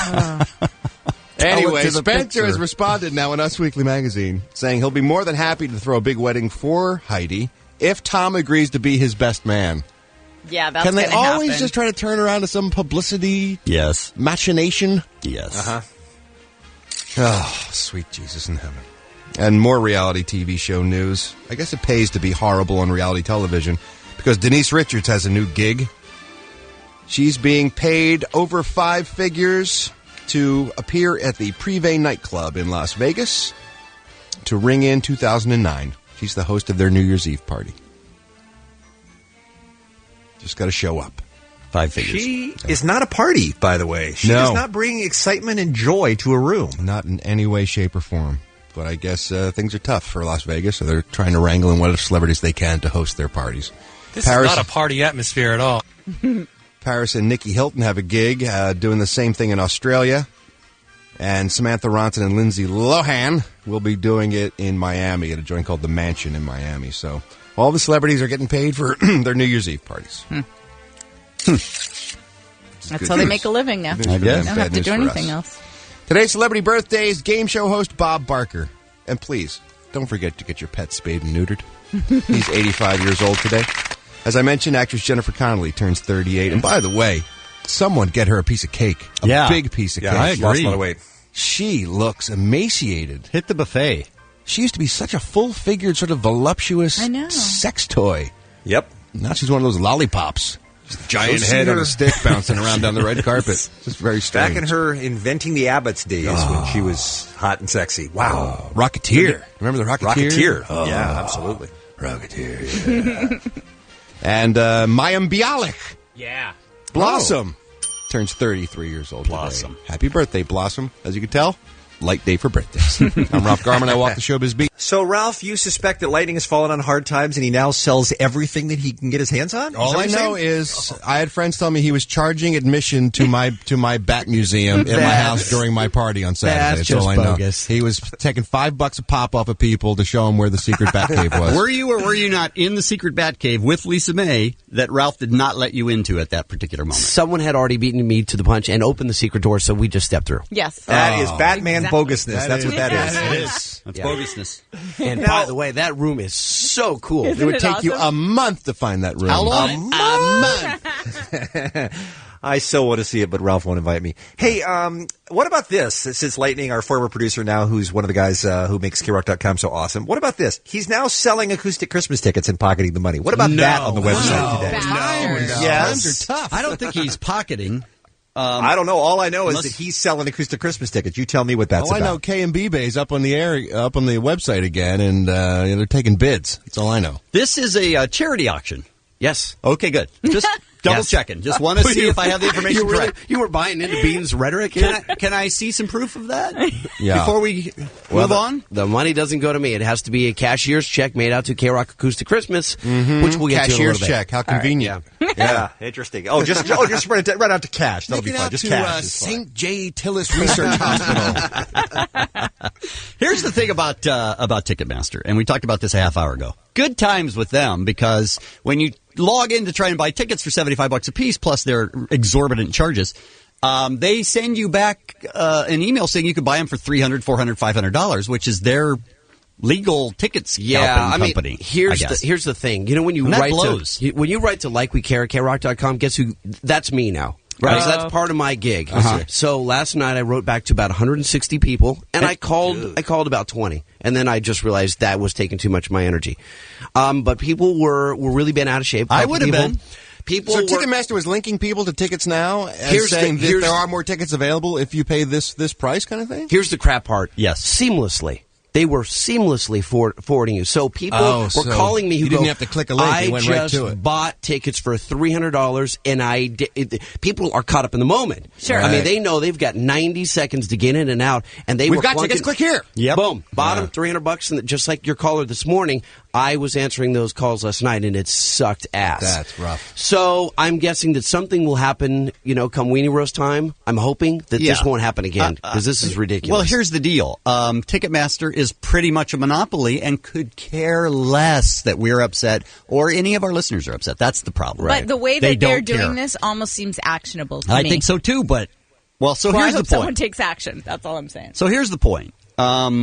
We are going to have an auction for seats right up front in the center for both nights of K-Rock's Almost Acoustic Christmas. A pair of seats right in the center, right up front. And all of the money goes to the charities. 100%. 100%. But when I said all, was that not clear? He's just reinforcing. It's not like the profits. It's all of it. The Al Wooten Jr. Heritage Center is one of the charities. The other one is Para Los Niños. So we're trying to raise a little bit extra money for the charity. So we're going to do an auction. And we're letting you know now that this is not the $75 price. We're not being Ticketmaster and trying to screw you over. This isn't catch as catch can with whatever seats are available either that you're paying for. These are primo seats. Right up front. Plus, you get full car service to and from the venue, which means they will drive you so you can have a beverage or two. And we're trying to Hasselhoff's going to want to buy them. And we're trying to get Kevin to lend us his helicopter. Maybe we can fly you if he'll give it up that night. Let's not be crazy. We'll see. And also you get to meet, and this is put in parentheses, and I think this is probably the best part. You get to meet, and I'm not kidding about this. Yes? Kevin and Bean show. What? How great is that? By the way, someone just called and rescinded their bid, by the way. On our paperwork, the Kevin and Bean Show is actually put in quotation marks, which led me to wonder, is it not really the Kevin and Bean Show? How are we meeting the quote-unquote Kevin and Bean Show? It's really us, right? Cardboard They're talking cutouts. about? Cardboard cutouts. Okay. We spent the last couple days going, hey, how about a better... meet and greet. Yeah. How about someone meeting Scott Weiland or somebody? Yeah. Right. Us. Well, so you're also going to be able to join us on Saturday night, tomorrow night, for when we're on the air, and we're going to be interviewing a couple of bands, 2 or 3 bands, I think, including AFI. And so you're going to be able to sit with us when we do that, unless you're annoying, and then we're going to kick you right the hell out. But anyway, this is the auction. You go to, how do you get to it? Lightning, you go to the street team? Just go right to KROC.com, right on the front page. It'll link you into the KROC street team. You do need to be a KROC street team member. We're trying to filter out. In order to bid, you have to be a member? Correct. But you guys have been on it. It takes you just a second to become a member. Yeah. Right. I don't think you mentioned, Kevin, forgive me if I missed it, backstage passes for each night as well. I did not mention that. You're right. Which is kind of a big deal, kind of a big draw, the type of thing that you can't buy any other way. I mean, this is the only way you can buy your way into backstage. Otherwise, you have to sleep with somebody, and that can so Yeah, quickly. I don't know how you do it, but it doesn't have to get messy. 2 front row center seats to both nights, Saturday and Sunday at the Gibson Amphitheater. Backstage party passes for both nights. Car service to and from the show. Meet Kevin and Bean. And all the money goes to charity, and the auction is up and running right now. Now, before we even announced it officially on the air and kicked off the bidding, Lightning, some people have already been to KROC.com and have already started the bidding. Where are we? That's correct. I think we were at $600 or $650, somewhere in that range. Yeah. We started at $500 because 100% goes to charity, so then it went from $500 to $600 to $650. So and you have to bid in $25 increments, and again, we're only accepting a cashier's check. That way we can hand it right over to production, and they can recut the check to charity.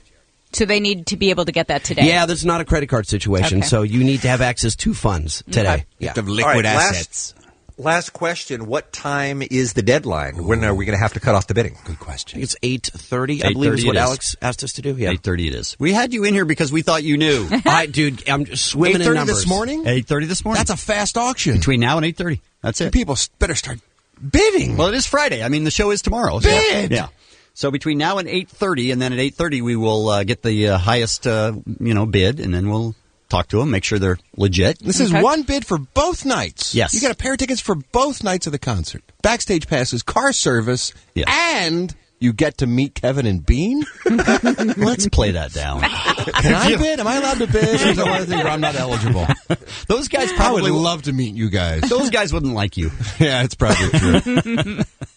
All right, so Kevin and K and B Bay, I should say, front page of KROC.com if you'd like to get in on this, and we're going to do it till 8:30. So best. I can't speak for the rest of you, but I love black people, and I think they're awesome. Okay.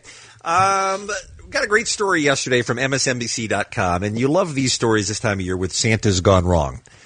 By the way, you hear about the Santa convention that's going on in Pasadena this weekend, Psycho Mike? The rogue Santas that all dress up and go around and terrorize neighborhood and yell things like, whose street is it? It's Santa Street. You hear about those guys? What? So we got to talk about those later. The rogue Santas? Yes, rogue Santas. They've just been added to Sunday night. Oh, but this is a great story of something that went very horribly wrong with a Santa Claus. This goes back to our conversation yesterday, having a picture taken with a pet, and I think we have the audio for it. It looks like your average picture of Santa posing with a cute little pet, right? But moments after this nice photo was taken at a New Jersey pet store, the Santa that you see there claims that the feline just went wild on him, scratching him and clawing him. Oh, no. Can you imagine? He's just getting mauled, attacked by this stupid cat. That's the best. And this cat, turns out it might have been a bobcat, not your average home cat. And joining us from Philadelphia is Santa, a.k.a. Jonathan Bevington, who was attacked by the cat.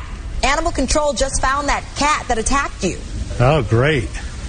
Great. Oh, great. Oh, great. Great. That's a relief. And he, by the way, on the news piece, dressed as Santa. Sure he is. Dressed as Santa. So then it goes on. I had a woman bring in this bobcat, and the cat was kind of stressed from all the dogs being around. And we ended up getting a picture of it, as you can see on your the picture that you were sent. Right. But while doing so, I took several bites in my hand and my wrist. Did it hurt? I mean, I saw the bites there. Felt really good. Really enjoyed it. Great. Were you pretty messed up? Yeah, it drew blood in several places. It definitely locked its teeth into me. What kind of bogus photographer is sitting there in front of a camera and not taking pictures of that? That's a good point. Come on. Absolutely. He's getting mauled by a bobcat. Yeah, that's your job, is to preserve that moment for history. And by the way, is anyone else worried that that's the caliber of guy we have playing Santa? The way he talks is probably appropriate for 4-year-olds. You know what I mean? He's just very quiet and calm, but it does not make for a great interview. That's true. Here's the thing. You've been a mall Santa. Mm-hmm.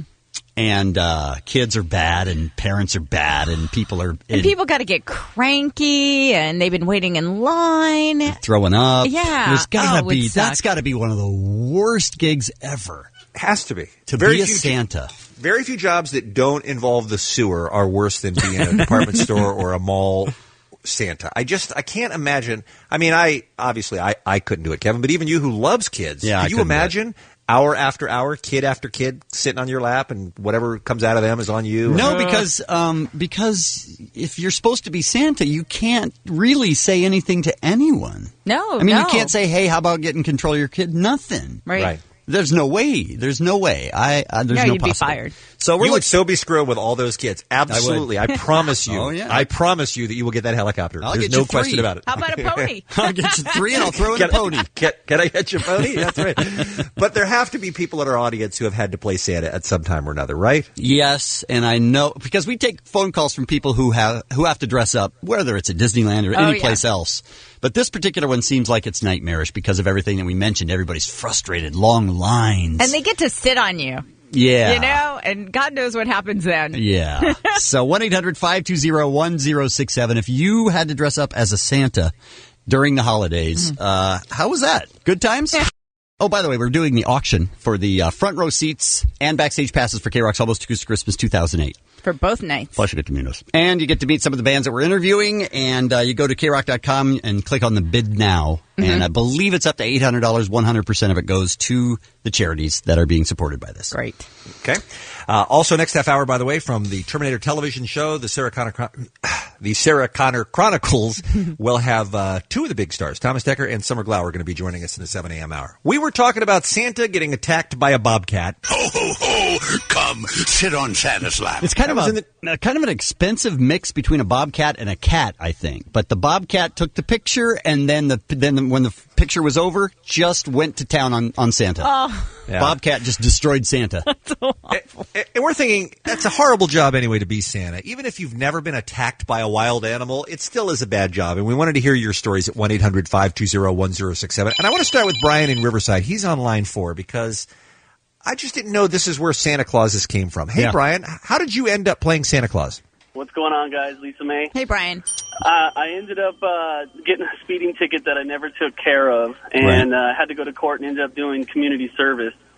And the community service was to be served at a Goodwill store in Fontana. Right. And so as soon as I walked in, they said, go ahead and throw this on and get out on the street. And I dressed up as Santa like noon on a Saturday and was out on the street waving to everyone and being an idiot. It was ridiculous. Wow. I can't believe that was what they made you do. That's so funny. There are judges telling people, hey, murderer, you're going to have to go dress up as Santa. It was horrible, and I was trying to keep it from my friends, and my little brother ratted me out, so I ended up getting egged and water balloons. You have good friends. I loved it. It was horrible. They did the right thing. Couple days in a row, it sucked. Wow. That's fantastic. That's brutal. All right. Thank you, Brian. Thank you for the call. Sean is in Los Angeles. He's on line 2 on the Kevin and Bean Show. Hey, Sean, how did you end up wearing the Santa suit? Hey, good morning, guys. Lisa May. Good morning. Good. Okay, so my son goes to a Montessori school daycare kind of thing. Mm-hmm. The principal asked me last year, hey, please, we need someone to play Santa. You're a new dad. I said, no problem. My son had just turned 2. She's like, no problem. No one will ever know. Right. I step out the door, out of the crowd. My son stands up, points at me, and goes, Dad! 2 years old. So my wife and I have been on the Whirlwind Santa Claus tour this year trying to prove that I'm not Santa Claus because I'm stealing his childhood. Wow. Oh, that's rough. Wow. Yeah.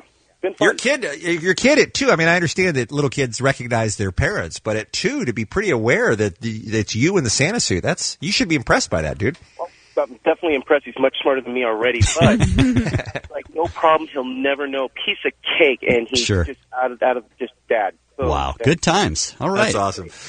That's good. Thank you for the call. What are you going to do when Santa comes by? I'm gonna say what's up. Yeah, good point.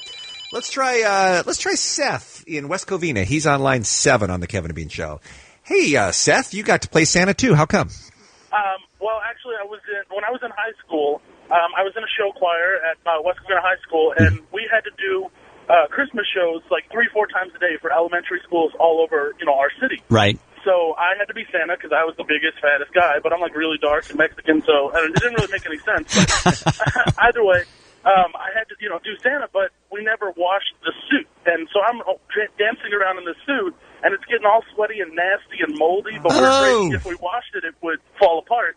So we just Febrezed it every day, and so I had to wear this suit for the entire month of December, and it was absolutely disgusting. Oh no! I always wonder about those suits. I was having a conversation with Susie Pancake the other day at the IHOP near my house, and a different employee several times a day puts on the Susie Pancake outfit and goes out in front of the IHOP and waves at traffic. And I'm thinking that has to get just pretty bad inside that costume after the first couple of days, right? It's disgusting, yeah. And the material is not like the best material that you want to be wearing for hours on end. Yeah. So it just gets itchy and disgusting. But it made up for it. One time I went to a school and a little kid ran up to me and he's like, and he grabbed my leg. So, I guess that made it all worth it.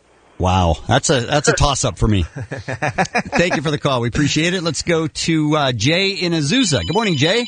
Good morning. Talking about the story where Santa in New Jersey got mauled by a bobcat. What happened? Were you a Santa? Yeah, I was a mall Santa. I had joined the Navy, and my recruiter got me a job at the mall. Mm-hmm. And the job he gave me was mall Santa, and it was right outside a buffet that served alcohol. But wait a minute. You went into the Navy and you ended up as a mall Santa? Well, delayed entry. Oh. Delayed entry. So it's like they didn't want me to get in trouble, so I see. They found something for me to do. Wow.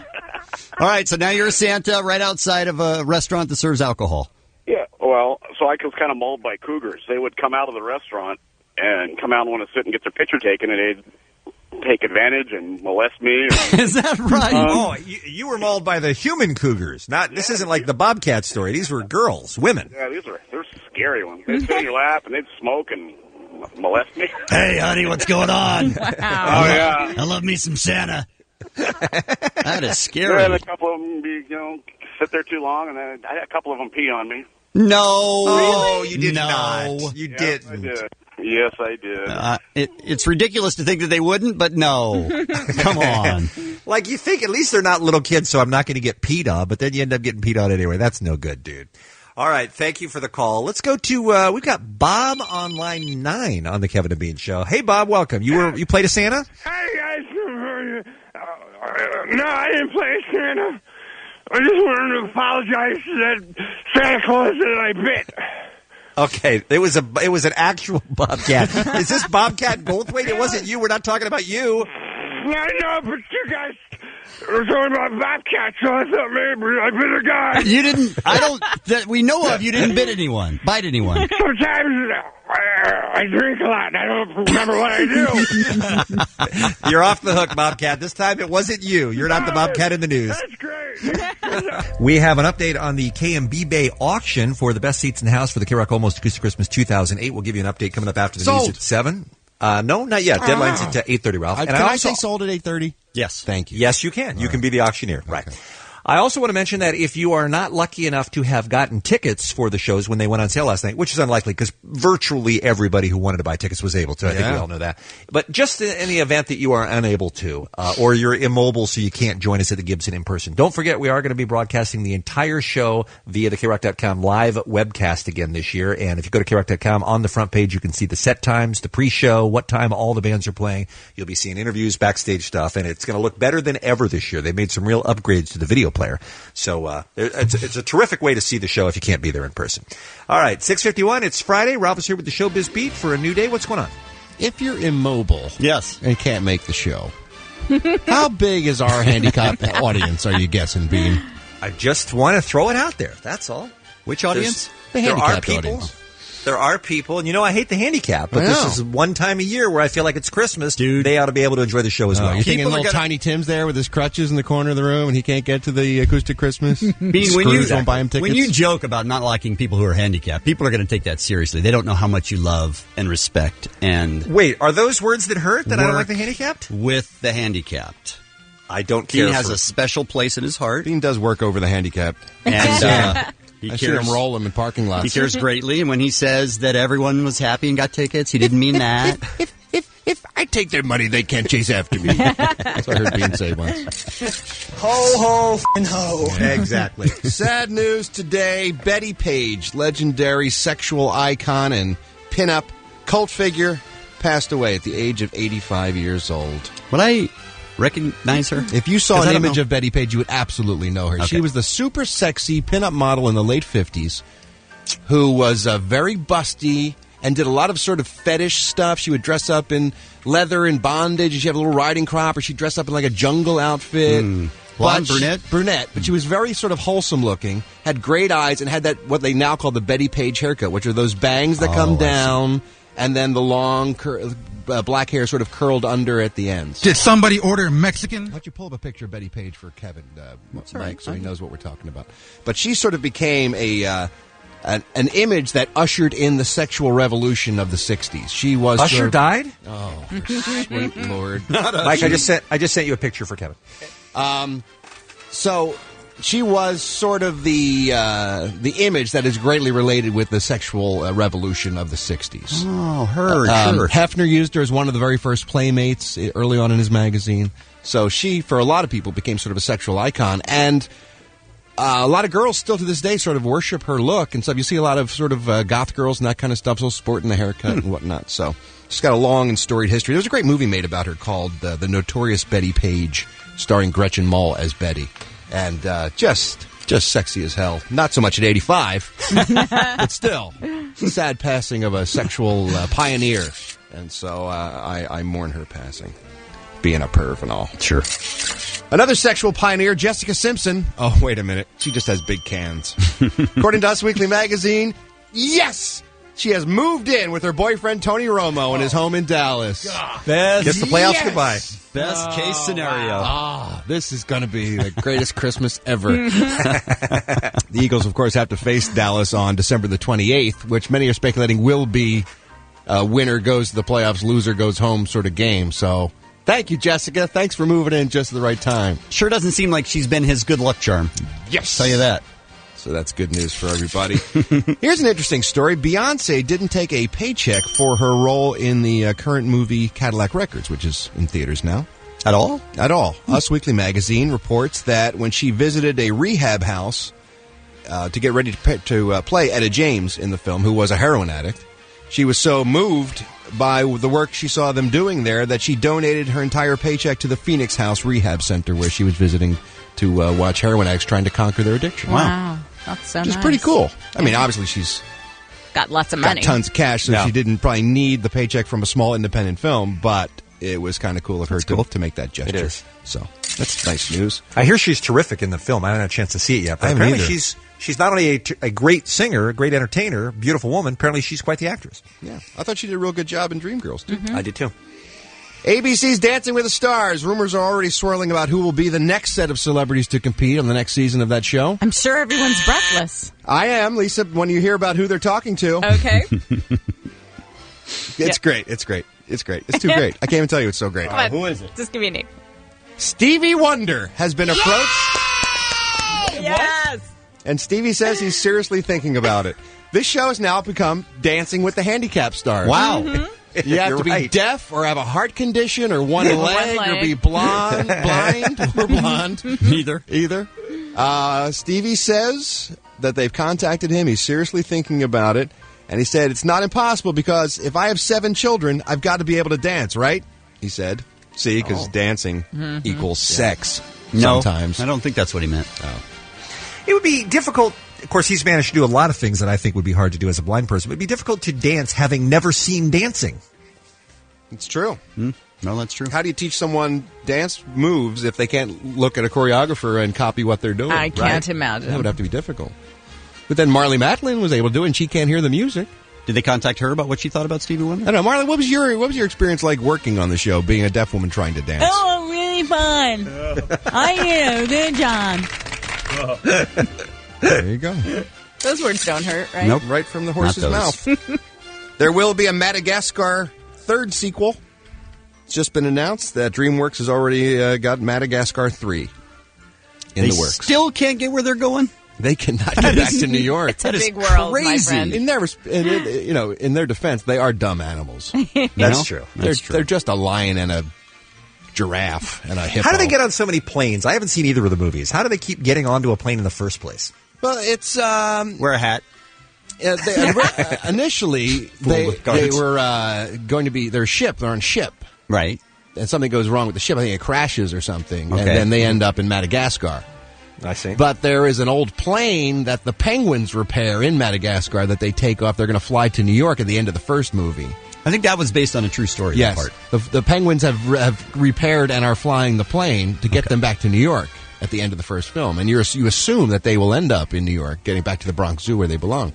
But apparently, in the beginning of Madagascar 2, there's a little problem with the navigation, and they end up in Africa. Do you think I need to see 1 before I see 2? I would, because the complex relationships between the characters really just can't be explored by watching the sequel. You really you owe it to yourself.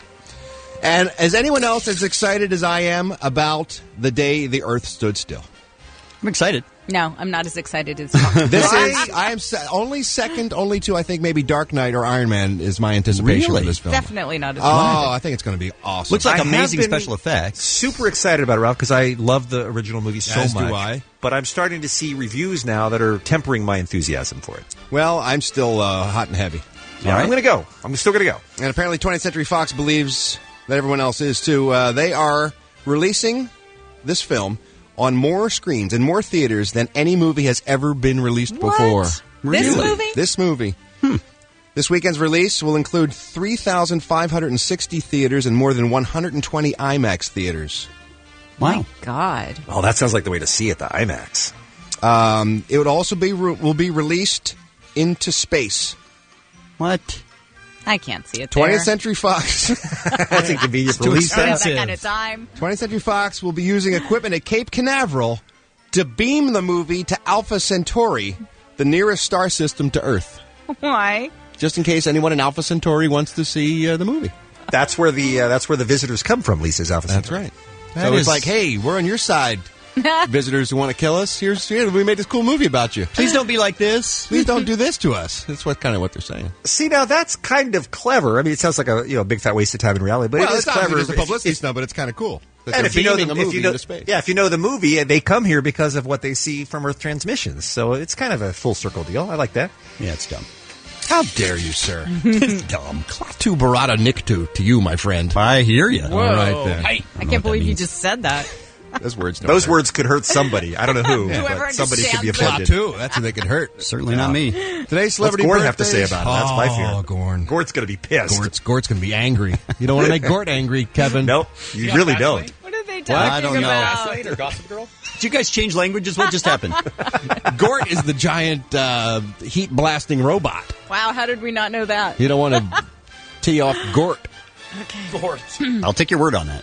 Although in this movie, Gort is CGI'd.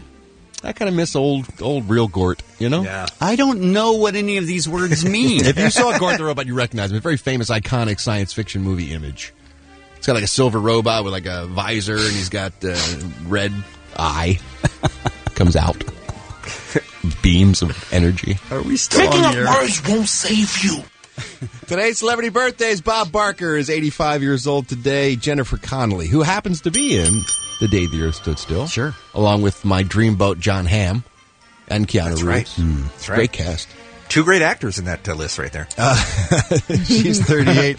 And Mayim Bialik, who I believe is from Alpha Centauri. Mayim Bialik. I think that's a planet, actually, in the star system. She is 33 years old today. I'm Ralph Garman. I walk the show. You can keep flapping your gums if you want, talking about other stuff, but I'm just saying that Summer Glau's in the next room. That's the only thing I'm pointing out from the Terminator show. I hear you. And our co-star Thomas Dekker. They're both going to be in here in about 50 minutes. First, though, let's take care of a little bit of business. That was the song you were listening for. Congratulations to Millie Gondola from Granada Hills. She was caller 20. She just won tickets in the pit and backstage passes for both nights, Saturday and Sunday night this weekend at the Gibson Amphitheater for the K-Rock Almost Acoustic Christmas 2008. Go back to KRock.com, find out what the next song is to listen for so you can win on this, the last day that we're giving away tickets. Let's talk about the auction right now. We are doing a charity auction at KRock.com, and basically it is for front row center. These seats are going to be pretty much better than anyone's. Wow. Except for you're not going to be in the pit. You're going to be seats, but they're going to be front and center, and you get backstage passes for both nights. and you get to meet the Kevin and Bean show. By the way, you get car service. You get car service. Yeah, That's a big deal for going for a concert. And I know meeting Kevin and Bean is lame. I completely acknowledge that. But we are going to be broadcasting live from out in front of the Gibson Amphitheater tomorrow.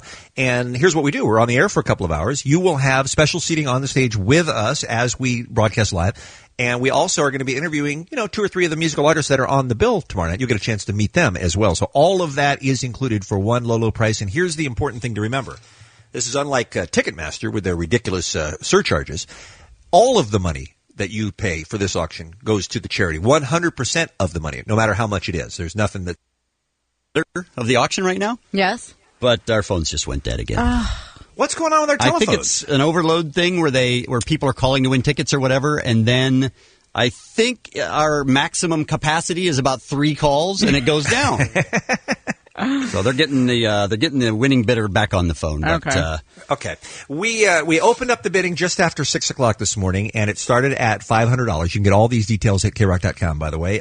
You can bid in increments of no less than $25, and I think we're up to, well, what's the latest number that you have? I have $1,200. $1,200. I think that's it. Yeah. So let's see. I believe we have the current winning bidder on the phone. Good morning. Morning. Are you a dude that bid on an auction someplace somewhere? I am indeed. All right, good. What's your name? Jim. All right, Jim. You're at $1,200, is that right? Yes, sir. Where's that kind of money coming from? My bank account. Yeah. Nice. Tell me whether you win or not, by the way. I want to thank you personally on behalf of the show for bidding on this because, as we say, it is for charity. But tell me what your week or weeks have been leading up to the Acoustic Christmas concert that got you to the frenzied point where you're willing to spend this kind of money to go. Well, long-time Kevin and Bean listener, and I've actually been to a couple of Acoustic Christmases. Cool. And I went online last night and got smoked in 90 seconds. Yeah. And did you get forwarded to the Tickets Now broker that Ticketmaster now owns? I saw it on the right-hand side of the Ticketmaster screen. I said, screw that. Yeah. Yeah. That was a bit of a shock to a lot of our listeners. It was a shock to me, and it seems angering. Yeah, when the show is sold out and now Ticketmaster is scalping tickets on the same page, that kind of hurts. Like, hey, how about selling to me at the price that they were advertised at instead of ripping me off and keeping all the money? I mean, we're furious about this morning, Jim. I'll tell you. As well as a lot of people, all your listeners, obviously. I mean, I would think that a lot of people, you would get the option to say, hey, by the way, we also own a company. We have tickets we can sell you if you log back in someplace else. Right. I guess that would be separate enough, but the way it worked seemed like it was, people were buying tickets thinking they were $75. They were $300 a piece. Yeah, that's a terrible surprise. Yeah, that's not a good surprise. But we're talking about Ticketmaster, so what do you expect? Yeah, they don't care a lot about much of anyone. Yeah. Correct. Hey, Jim, you made a mention of something I wanted to go back to. Have you ever seen Psycho Mike's porn series called Smoked in 90 Seconds? That's a good one. All right. To it, yeah. So, front row center seats, who would you be bringing if you end up being the top bidder? My girlfriend, Carol. All right. Very Carol nice. would be very lucky. That's for both nights, of course, for the show, Saturday and Sunday. Backstage party passes for each night, car service to and from the show. And, of course, as we mentioned, you are forced to meet the Kevin and Bean show. But the good news about that is you get to meet the artists that we're going to be interviewing out in front of the house around 5 o'clock tomorrow. And Miss Double December, the new Miss Double December 2009, Cassandra, is going to be there, and you get a chance to do her. No, that's not in the deal. What? Did I read that incorrectly? I thought you absolutely get to. Dave, the King of Mexico, has first right of refusal, and then it'll be put out to bid. And, of course, lots of karma points from the charities that are benefiting this year, the Al Wooten Jr. Heritage Center and the Para Los Niños. So you're at $1,200 right now. I know you get your fingers crossed, hoping it doesn't go any higher than that. But are you going to keep bidding if somebody comes in right now and bids 13? I think I can go as high as 15. Okay. I heard that you were willing to go up to 50. That's what I heard. Yeah, I'm just making it up. You need to put the bong down, Jim, you are awesome. We appreciate you listening. We appreciate you bidding. We'll keep our fingers crossed for you. Good luck. And whether we see you this weekend or not, man, thanks for participating and Merry Christmas to you, all right? Good deal. Thanks for the opportunities and happy holidays to you guys. Thank you.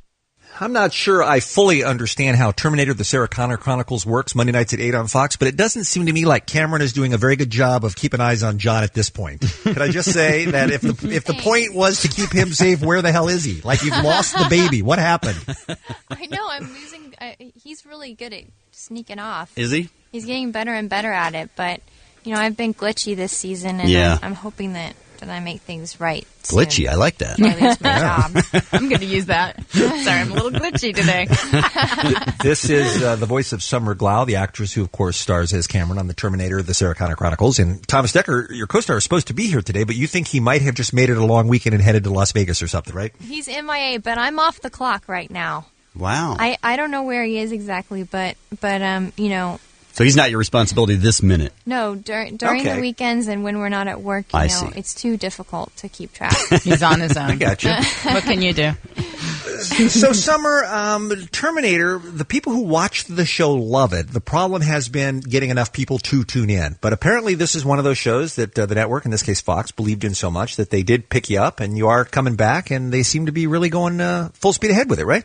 We're thrilled. You know, our first season was cut short with the writer's strike. Right. We got 9 episodes done, and then, you know, luckily they brought us back this year, and we fought really hard to keep our audience. And the people that do watch they're incredibly loyal. Yeah, that's me. I love the show, and it's kind of disappointing when good shows have a hard time finding audiences. Yeah. Really, definitely. You don't have to tell me. Dancing with Dogs. I mean, I don't even know if Dancing with Dogs is coming back, Kevin. You know, everything can't be a smash hit, though. That's true, unfortunately.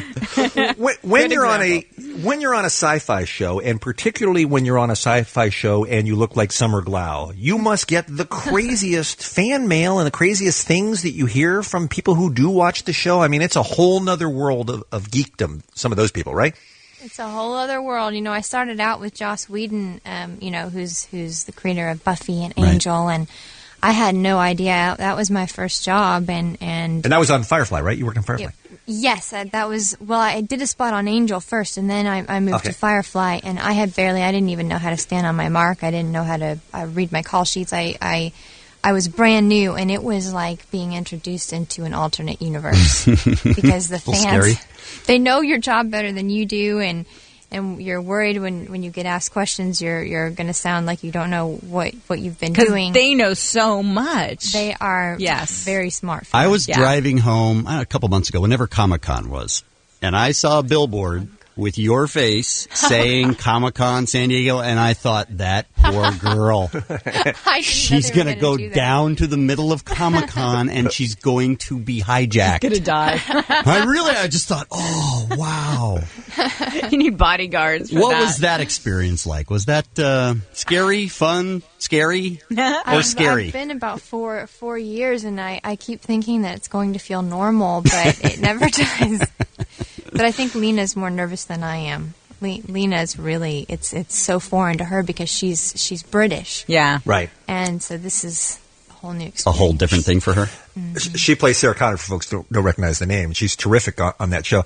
Is it weird for you now that you are in the sci-fi world, that you could be there forever? And I mean that when you're 80, you could be selling your autograph for $2 to these people because you're on this TV show in 2008. I mean, you know, when you go to those things, you see people from TV shows from the 50s that are still out there signing their glossies. I mean, the sci-fi fans never forget and never let you go. They don't. It's a special place to be. You know, I've been really lucky that it seems like if I come off of one show that there'll be a place for me on another series, and it's a really fun community to be part of because, you know, I grew up loving science fiction and loving, you know, fantasy stories and Never-Ending Story and Lord of the Rings and all those kinds of books, and so it's really fun as an actor to dive into the really far out stories. Right. Mm-hmm. You know, not playing girl next door or playing a cheerleader. I've auditioned for those kinds of roles too, but it seems like playing psychics and robots is more my speed. How much do they do to you, I mean, physically on your body to make you a cyborg, or how much of it is just done in special effects after or with a body double? Because I saw him turn a screw deep in your head. I saw that happen. We did that. That was glued to my head. That was one of my least favorite days on set. I was not a happy camper, but we do a lot of it ourselves. You know, they glue those prosthetics on me, and our special effects makeup is incredibly talented. And we like to do as much of it manually as possible because I think it looks better. Looks better. Right. It does look like that you have, steel and wires and everything inside your arms and every place else, and your head and your face and everything. I like getting cut and bruised. It's fun. It makes me feel tough. All right, we need to take a quick break. When we come back, we're going to kind of catch people up with where we are on Terminator: The Sarah Connor Chronicles. We have some audio we want to play. The show is on Monday nights at 8 on Fox Plus. Let's crank the heat way up in the studio, because when you have Summer Glauin, you don't want her in a freaking parka, okay? Could we warm up the room a little bit and make sure that Summer is comfortable? Sure, of course. And we'll return to talk some more all things Terminator right after this on the world-famous K-Rock. Right now, though, in our studio, Summer Glau, beautiful actress from Terminator: The Sarah Connor Chronicles. Still wearing that big puffy coat. Still got the coat on. Had a strike one, strike two on Summer, who I thought I would never find anything to criticize in my whole life. We found out during the song, and I hope people are sitting down because it's going to be very tough for them to take. Is a Cowboys fan, ladies and gentlemen. Yeah. The Dallas Cowgirls she roots for. What's up with that? And Tony Homo, their quarterback. Come on, you said Summer. His name is Romo. But I've loved Troy Aikman since I was a little girl, and I know he doesn't play anymore, but I'm always going to be loyal. Look, if you grow up there, you got no choice, right? I guess. Every Sunday, Wow. Yeah, wow. I guess. You go to the games when you're back home at all? Do you ever go see them in person? No, I haven't. I'm from San Antonio. It's really far. Yeah. Yeah, it is a lot far. Yeah. You were the perfect woman until just now.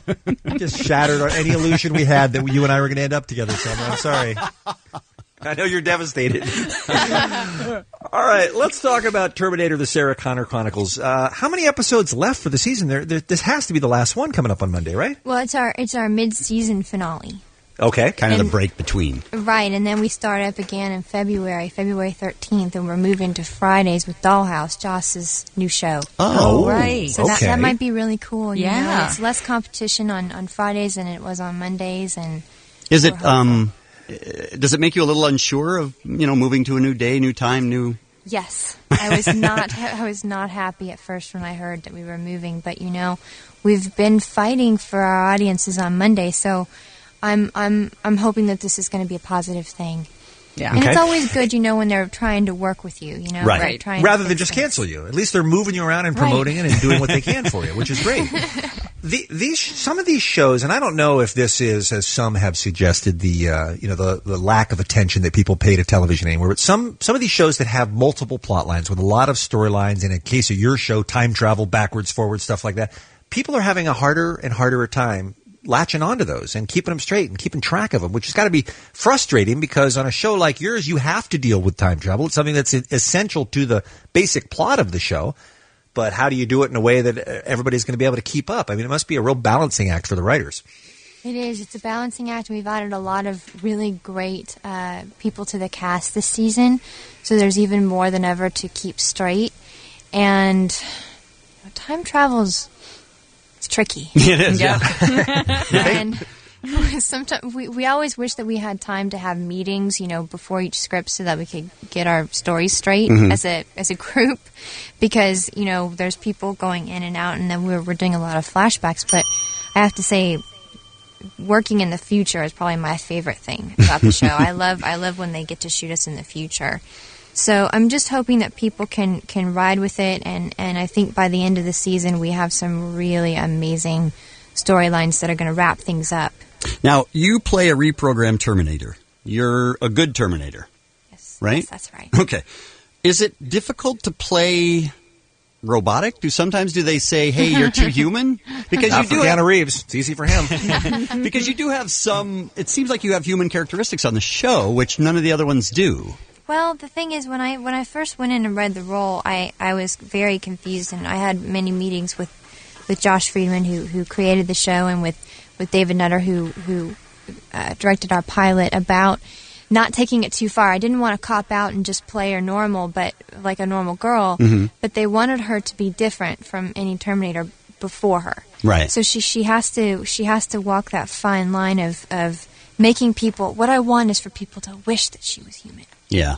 So, and I think that Cameron is searching, she's very childlike in her abilities to absorb the behavior around her and to really want understand. But that childlikeness is a human factor.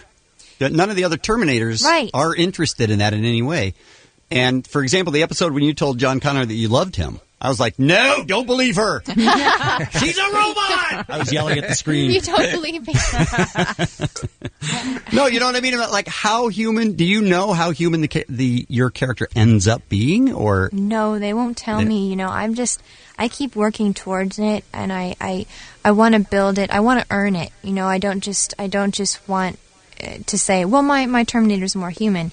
I want to earn it every week. You know, in the way that she absorbs things around her, and I think that her relationship with John is more complicated than any of us understand yet. But you know, this year they've brought on a love interest for John, and it's been sort of this love triangle for me, and I've really loved it because I've been exploring the possibility if a robot could be jealous.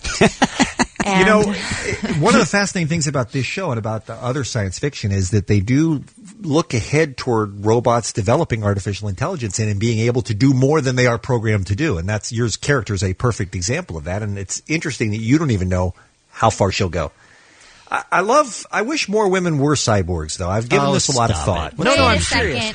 What is wrong with you? Because they're just like women, except you can A, program them, and B, presumably there is a switch somewhere you can turn them off. I mean, it seems like a win-win. I wonder why women instantly hate being. You wouldn't like it if it was like that. I think he would, but I think he's unique in that way. I don't think there are very many people who would.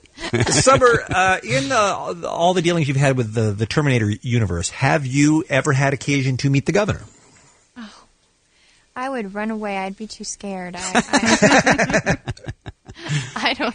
Scared because it's politics? Scared because he's a big guy? Scared why? Both. Just nervous to meet Arnold. You know, he's to meet the Terminator. Icon. Yeah. All right, let's hear some tape, shall we? Is this from the Monday show, Kevin, or is this from a past show? This is from this Monday show. I believe, I'm not positive, that this clip is from all of them. I don't. That doesn't sound. I don't think that's the right clip. Is it? Definitely one of them. No. That's the best. I saw that. That guys, you're confused. That's from 30 Rock last night. That's completely different. They fight the bad Terminators. It's awesome. That's my favorite clip. So Monday is the last one. What do we need to know before Monday's show? Well, it's not going to conclude the mystery that we're really trying to solve right now. You know, Sarah's been seeing these visions, and she's sort of been haunted by the sight of three dots, and she's getting closer and closer to finding out why she's seeing them.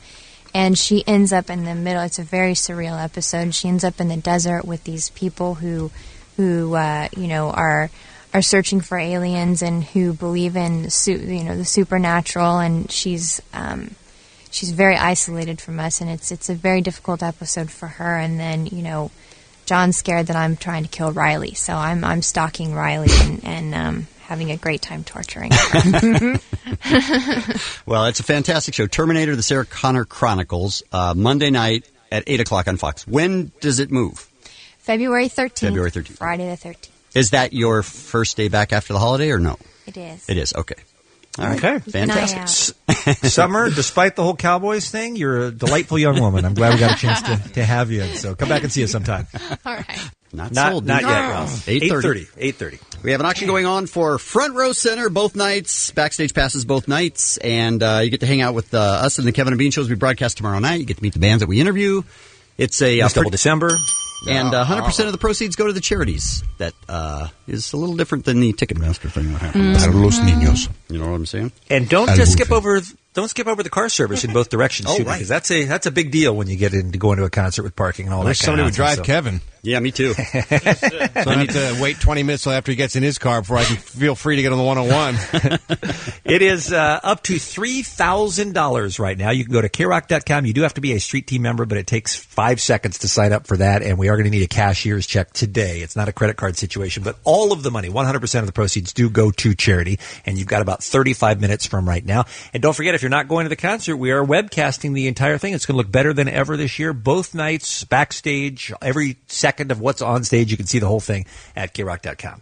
All right, Ralph's here with the Showbiz Beat. What's going on? You don't have to bring a cashier's check. If you have a suitcase full of 20s, that'll do too.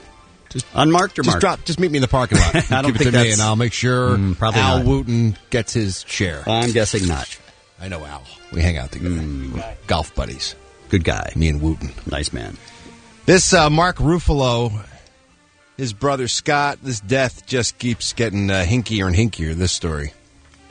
Apparently, according to TMZ.com today, the cops are saying they don't buy the Russian roulette story. Really? Oh, they were on that for a while. Now they're back off of it? Well, I don't think they were ever on it. I think that was the story that this broad Shaha Mishal Adham was selling. And but we thought when they let her go that they must be buying that story.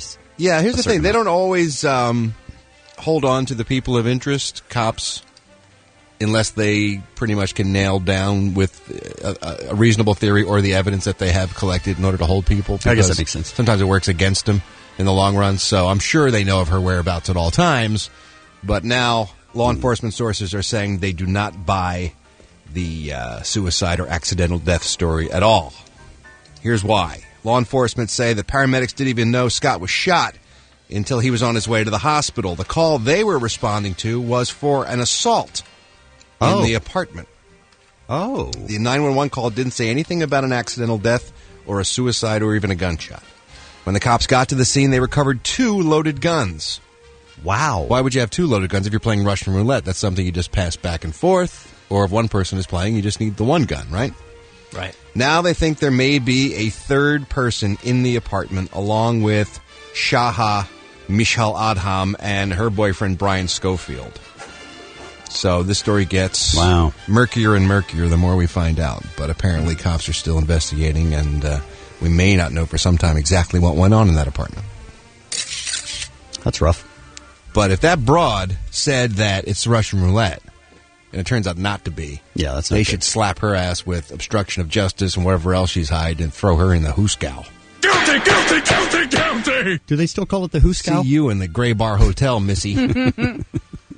Say hello to my friend Sybil Brand. Nice to meet you.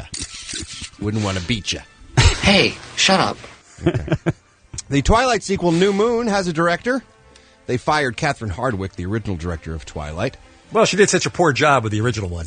Apparently there were some creative differences, as they say, in the entertainment industry between Catherine Hardwicke and the producers of the film.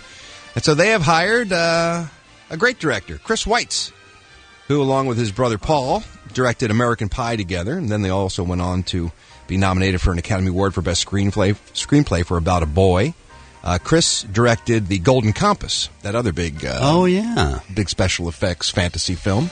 So they believe he's got enough experience to pull off New Moon. He will be directing that, and they are fast-tracking the sequel. Hopefully, they hope it'll be in the theaters next year. So, is creative differences just an umbrella for everything? Yeah, it's like irreconcilable differences in divorce. Yeah, okay. It's just whatever the petty problems are between people, they just slap that tag on it, and that makes people stop talking about it. Gwyneth Paltrow and Chris Martin, is their marriage in trouble?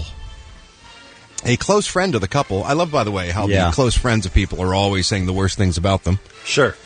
Says to the New York Daily News that their marriage has hit a rocky patch. They're trying to work it out in their London home, but things have gotten out of control in the relationship. Apparently, Gwynny's good pals with Madonna, and Chris is good friends with Guy Ritchie. And so that has added to the current difficulties because now they're picking sides in that relationship as well. So we'll wait and see. But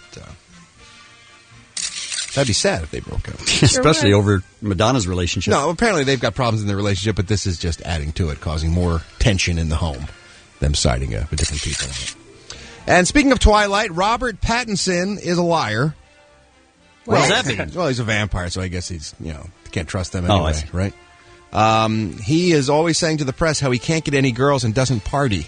Right. Well, maybe In Touch magazine has something to say about that. They have photos of him making out with his ex-girlfriend Camilla Bell and partying at the Chateau Marmont in Hollywood, throwing him back. Is this after it came out? Or Yeah. Mm-hmm.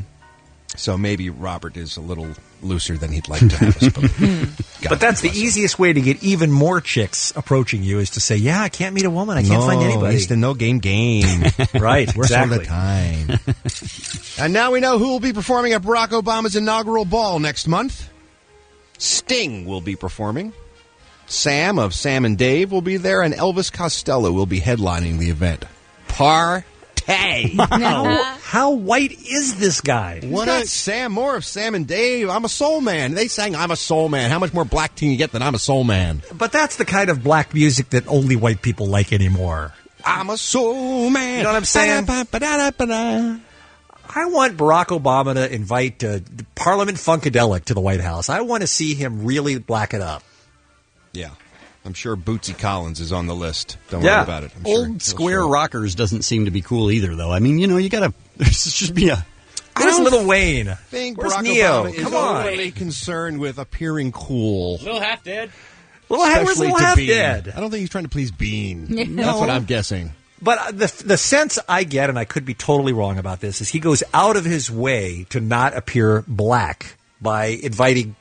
He might as well invite John Fogerty to the White House. I mean, he's a 47-year-old black guy. He must be into some black music. Where is it? Why are you assuming that he is trying to alter his behavior just for you? Because he's a politician? He's a politician, and he's worried about his image. But B, because it seems like most 47-year-old black guys are into some contemporary black music. Dude That's grew all. up with Whitey in Hawaii. He was surfing and laying on the beach with a bunch of white dudes. It wasn't like he grew up in the projects of Detroit, Bean. I understand that. Well, apparently you don't. Why can't his taste not apply to what you think a black guy's taste should be at his age? I don't trust him. First of all, he's an Arab. First of all, and second of all, I don't trust him. I think hold on a second. Hold on. No, he's a fine American, my friends. Let's talk relevant. My friends, he's a fine American. Let's talk relevant versus irrelevant, though. Music, don't you think? Look, maybe he doesn't. Maybe he's really not into music at all. I mean, he seems like he a doesn't very listen to anything new. busy Maybe guy. he likes Elvis Costello. Maybe he's a 47-year-old guy who likes Elvis Costello. There's a lot of them. I don't think anyone still loves him. I do. I love Elvis Costello. I love him. Kidding. Come on. But I'm saying, All right. I may be reading too much into it, but I would have been. I would have been happier. You're right on target here. But I would be. It just seems like if I become president, I'm going to invite the bands that I really like to come play the White House. You know what I mean? If I'm Barack Obama, why not have Usher in or somebody that he probably likes? That's all I'm saying. Back to you, Ralph. That's why I'm not voting for Bean for president. Yeah, I don't think he has what it takes. Today's celebrity birthdays. You mean any sort of empathy with anyone ever? Likability. Any idea of the big picture at all? And not born in this country, which is pretty much the third strike anyway. Yeah. So, Bob Barker is 85 years old today as we look at celebrity birthdays. I wonder what Bob's doing these days. Besides counting his money. Yeah. Probably he's still out there making PETA appearances. Neutering He's still doing animals. That. The price is wrong, bitch. Banging Barker's beauties. That's probably true, yeah. As they show off hovercrafts or whatever prize they've got going backstage. I don't think they ever gave away a hovercraft on Price is Right. Mm-mm. That would be a cool prize to get. A brand new hovercraft! Cruise effortlessly around your neighborhood on a cushion of air in this brand new hovercraft. That'd be awesome. I think he still has the microphone. Oh, yeah, the little pencil skinny one? Yeah. Jennifer Connelly's 38 years old today, and Mayim Bialik from Blossom turns 33. I'm Ralph Garman. I walk the showbiz. Plus 17 minutes from right now is when the auction ends. Ralph, you're going to be standing by to say sold when it's over, right? Sold. I've been rehearsing. Not yet. Sold. Not yet. Sold. Not yet. So I'm working on it. Sold.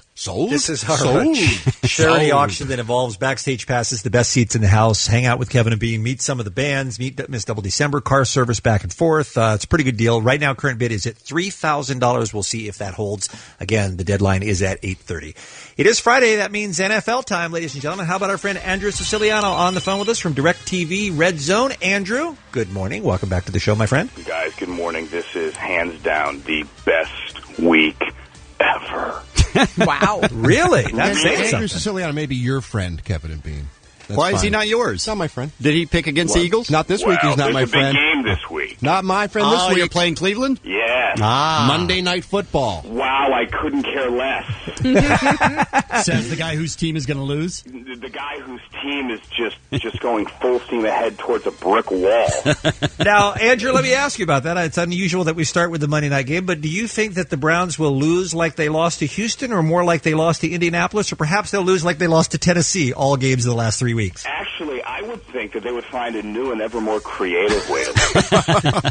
The Browns are good at one thing, and that is finding creative ways to lose. They have a quarterback, Ken Dorsey, who, remember, won the national championship with Miami when they beat Ohio State a couple years ago. Ken's a great guy, but he's a future coach. He would admit to you probably that he can't throw the ball 20 yards downfield. Oh, good. Yeah, he's there to tutor Brady Quinn. No one ever thought he'd have to throw a football. Great. That's what you want. They're not gonna. If they score 2 touchdowns on the Eagles, it would be more. Actually, if they score 1 touchdown on the Eagles, it would be more than they've scored the last 3 weeks combined. Well, and the worst thing that happened to the Eagles is when everybody counted them out, because then they've been back with a vengeance. They're beating people up. You sure you still want to get rid of Donovan McNabb?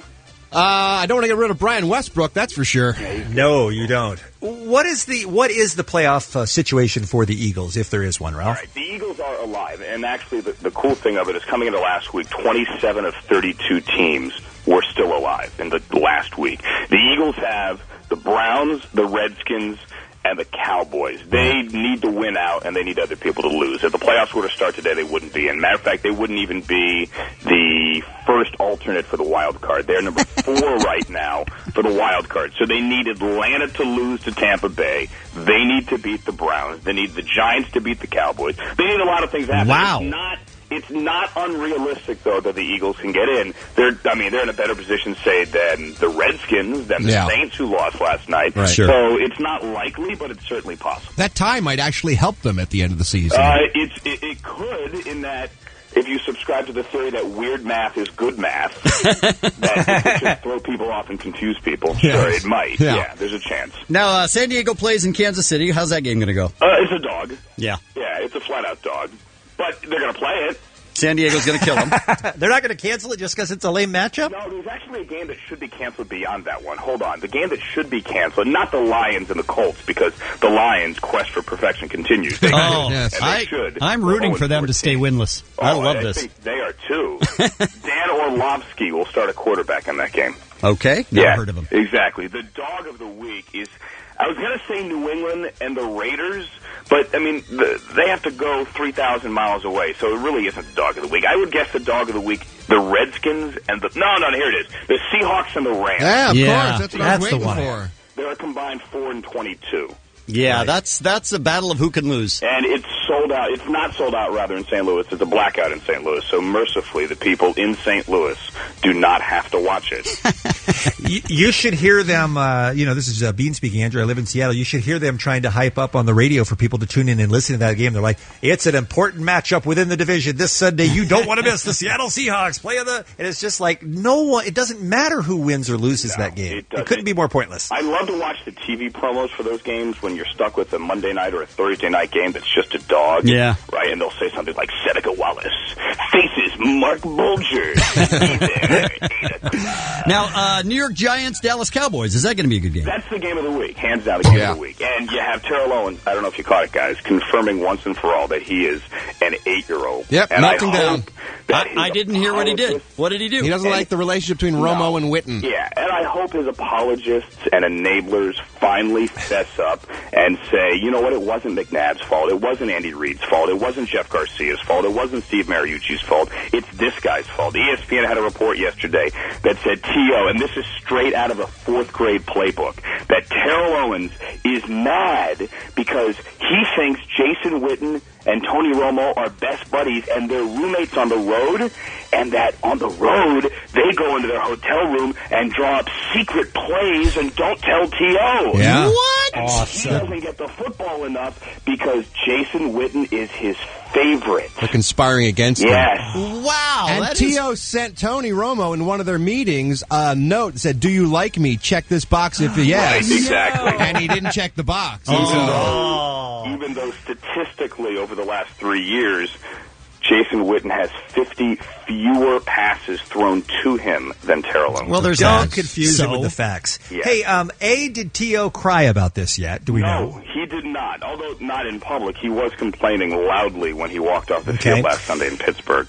And B, am I stupid that I didn't know that you still have roommates on the road when you travel with a team? Not everyone does. Most teams still do most roommates. teams do. If you're the superstar, and maybe you can write it into your contract that you get your own room, But most guys don't. They want to be with another guy of the team. Teams do roommates, on the road for the NFL. They're very short trips. NFL teams leave at like noon on Saturday. They get in, they have a walkthrough, they eat the rubber chicken at whatever hotel they're staying at. They have a meeting, they have a bed check, and they go to bed. Do you see T.O. like looking under the door of Tony Romo, like trying to hear what's going on in there? Trying to figure out what plays they're drawing up without him. And then he goes back to watching Dora the Explorer in his room.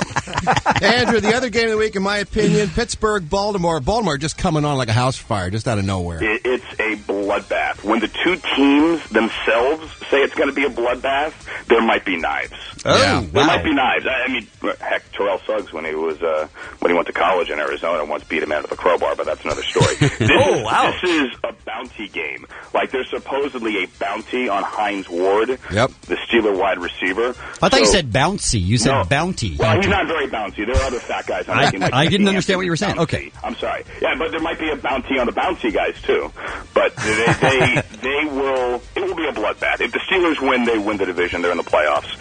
This is a great game between two teams separated by one game. It'll be cold. It'll be ugly. It will be... If you like violence, it will be... violent. If you like defensive football, this is the game for you. Two of the best defenses in the league. Absolutely. Did you guys see the Plexico Burr story yesterday?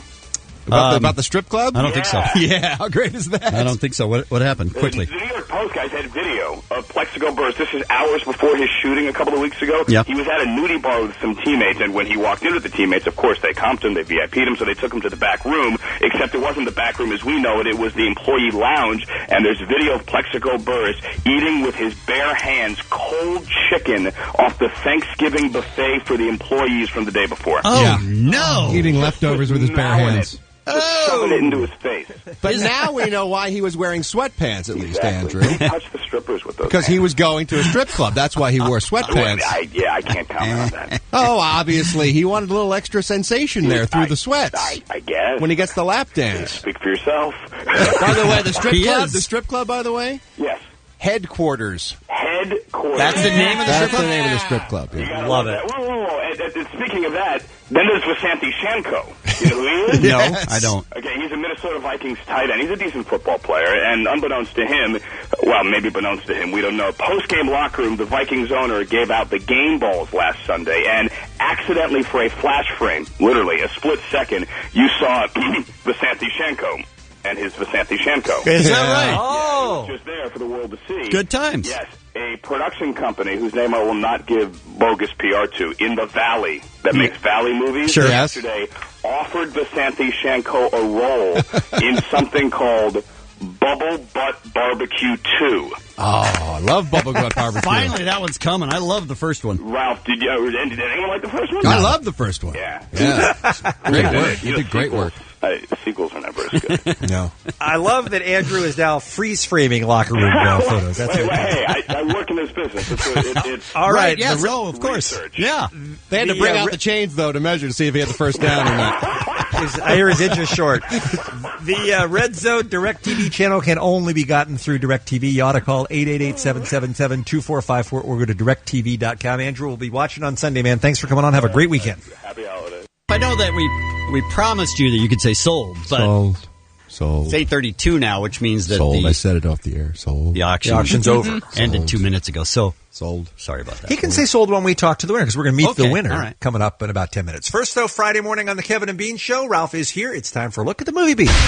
In a world, someone has been watching. One man who risked everything. I'm sorry, I have not seen any of your films. Without seeing the movies.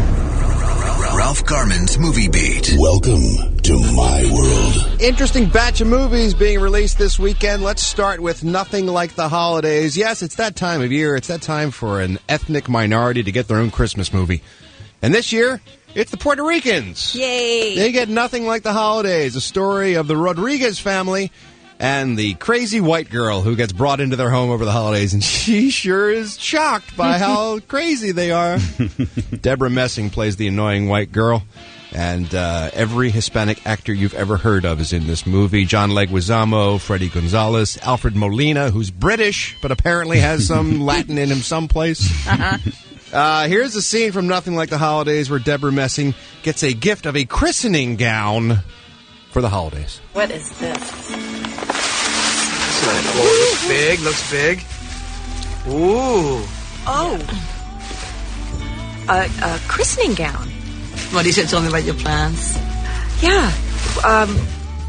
We've never really talked about baptism. No, we didn't. No. No. We're not going to bar mitzvah the kid. Come on. I mean, whoever would have a Puerto Rican Jew? I mean, come on, for crying out loud. Geraldo Rivera. One obscene. To all my Puerto Rican brothers in the audience, please enjoy.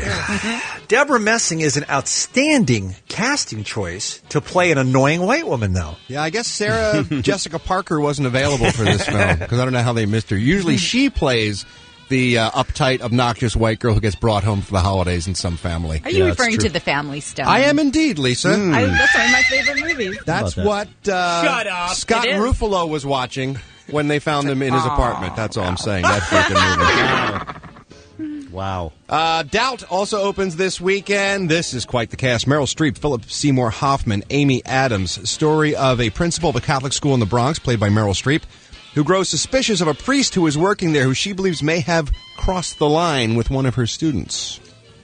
Good times. Here's a scene where Meryl Streep is asking Philip Seymour Hoffman about his meeting with the little boy in question. Well, you yourself singled the boy out for special attention. You held a private meeting with him at the rectory a week ago? Yes. What are we talking about? The boy acted strangely when he returned to class. He did. Can you tell us why? Did you want to discuss the pageant? Is that why I'm here? Is this what you wanted to discuss? This. Sounds highly They say it's brilliant, this film. Very uncomfortable, very tense. Very uncomfortable. And very Sounds interesting. like it. And by the way, nothing good ever happened in anything called a rectory. That is true. Nothing good ever happened there. But definitely, it's right in the name. You will get wrecked, probably in your rectum, in the rectory. Yeah. That's what I'm guessing happens in the rectory. Yeah. Gran Torino opens this weekend. How great is Clint Eastwood at 111 years old? He still scares the crap out of me. He's in this one? Stars in it. Directed, stars. He plays a crotchety old bigot who actually gets a little cheesed off that his neighborhood's being taken over by gangs. But he finds a common warrior in this battle with one of his neighbors who happens to be a Vietnamese young man, and he learns a little bit about himself and also kicks some major ass in his neighborhood, which is always good to see Clint Eastwood brandishing a shotgun saying, "Get off my lawn." He doesn't act in front of the camera very often. Of course, he's still a tremendously active director, but this is the first thing he starred in since $1 Million Baby, and by all accounts, he's just brilliant in it, as always. Yeah, I think the next clip you have lined up is actually for a movie that we're going to pass over. Okay. So can we go just move ahead to the next clip, which is Gran Torino. Here is a collection of scenes that have been edited together from the trailer, but you get a sense about what the movie's about and how creepy and scary Clint Eastwood sounds in this film. Why are you bringing me all this garbage anyway? Because you saved Hal. I didn't save anybody. You're a hero to the neighborhood. Those guys who were here the other night. What about them? Just a gang. Here's Zeal. You stay with me, because if I have to come back here again, it's going to be ugly. What was it like to kill a man? You don't want to know. Tao and Sue are never going to find peace in this world as long as that gang's around. What are you going to do, Walt? Whatever it is, they won't have a chance. Whatever it is, they won't have a chance. Dude. Dirty Harry takes on a neighborhood gang. That's what you got in this movie. I'm in. That sounds good. Yeah. Yeah, you are. Yeah, you're in. Is that one of the ones that got a bunch of nominations that we were talking about yesterday or the day before? It did. Clint Eastwood got 2 nominations, by the way, but for the music in the movie that he composed and performed. There's your answer. And lastly, The Day the Earth Stood Still. Jennifer Connelly, Keanu Reeves, John Hamm, Kathy Bates. Aliens land on Earth with an important message for its citizens. We're going to kill you all. You're effing up this planet, and it's time to exterminate the virus that is mankind. They got a point. Come on, let's be serious. Well, I don't think it's We've that effed bad, up the planet. All right. We've effed it up. We're not improving Earth. We've That's made true. a mistake We're along the way. We're not great tenants in this apartment building called Earth. That's all I'm saying. We play the music too loud. We throw loud parties. We leave our garbage in the hallways. We're putting holes in the drywall. It's time we're evicted. The aliens are old men. Now the building's owner comes to visit. Yeah, that's right. The aliens are ready to evict us, basically. Here's a scene where Jennifer Connelly asks Keanu Reeves, who plays the leader of the aliens, what's happening? I need to know what's happening. This planet is dying. The human race is killing it. So you've come here to help us? No, I didn't. You said you came to save us. I said I came to save the Earth. We can't risk the survival of this planet for the sake of one species. What are you saying? If the Earth dies, you die. If you die, the Earth survives. That is not a good choice. Got a point, though. He's got a point. That's all I'm saying. Sounds a little heavy-handed. That's all I'm saying. Klaatu Parado Nick, too. That's all I'm saying. Know what that means. And to you as well. All right, back at you. That's my pick for the week. I can't wait to see the Earth Stood Still. I love me some sci-fi. That's pretty obvious. But I tell you, that Clint Eastwood thing. That sounds great. It gives me a little bit of wood. Clint Eastwood ought to handle the aliens, man. We get everything taken care of. That'd be great. Just wrap that whole thing up in a nice neat bow. Whatever it is, you aliens can't handle it. I'm Ralph Garman. I walk the movie beat. All that you know is at an end. That was Ralph Garman's Movie Beat.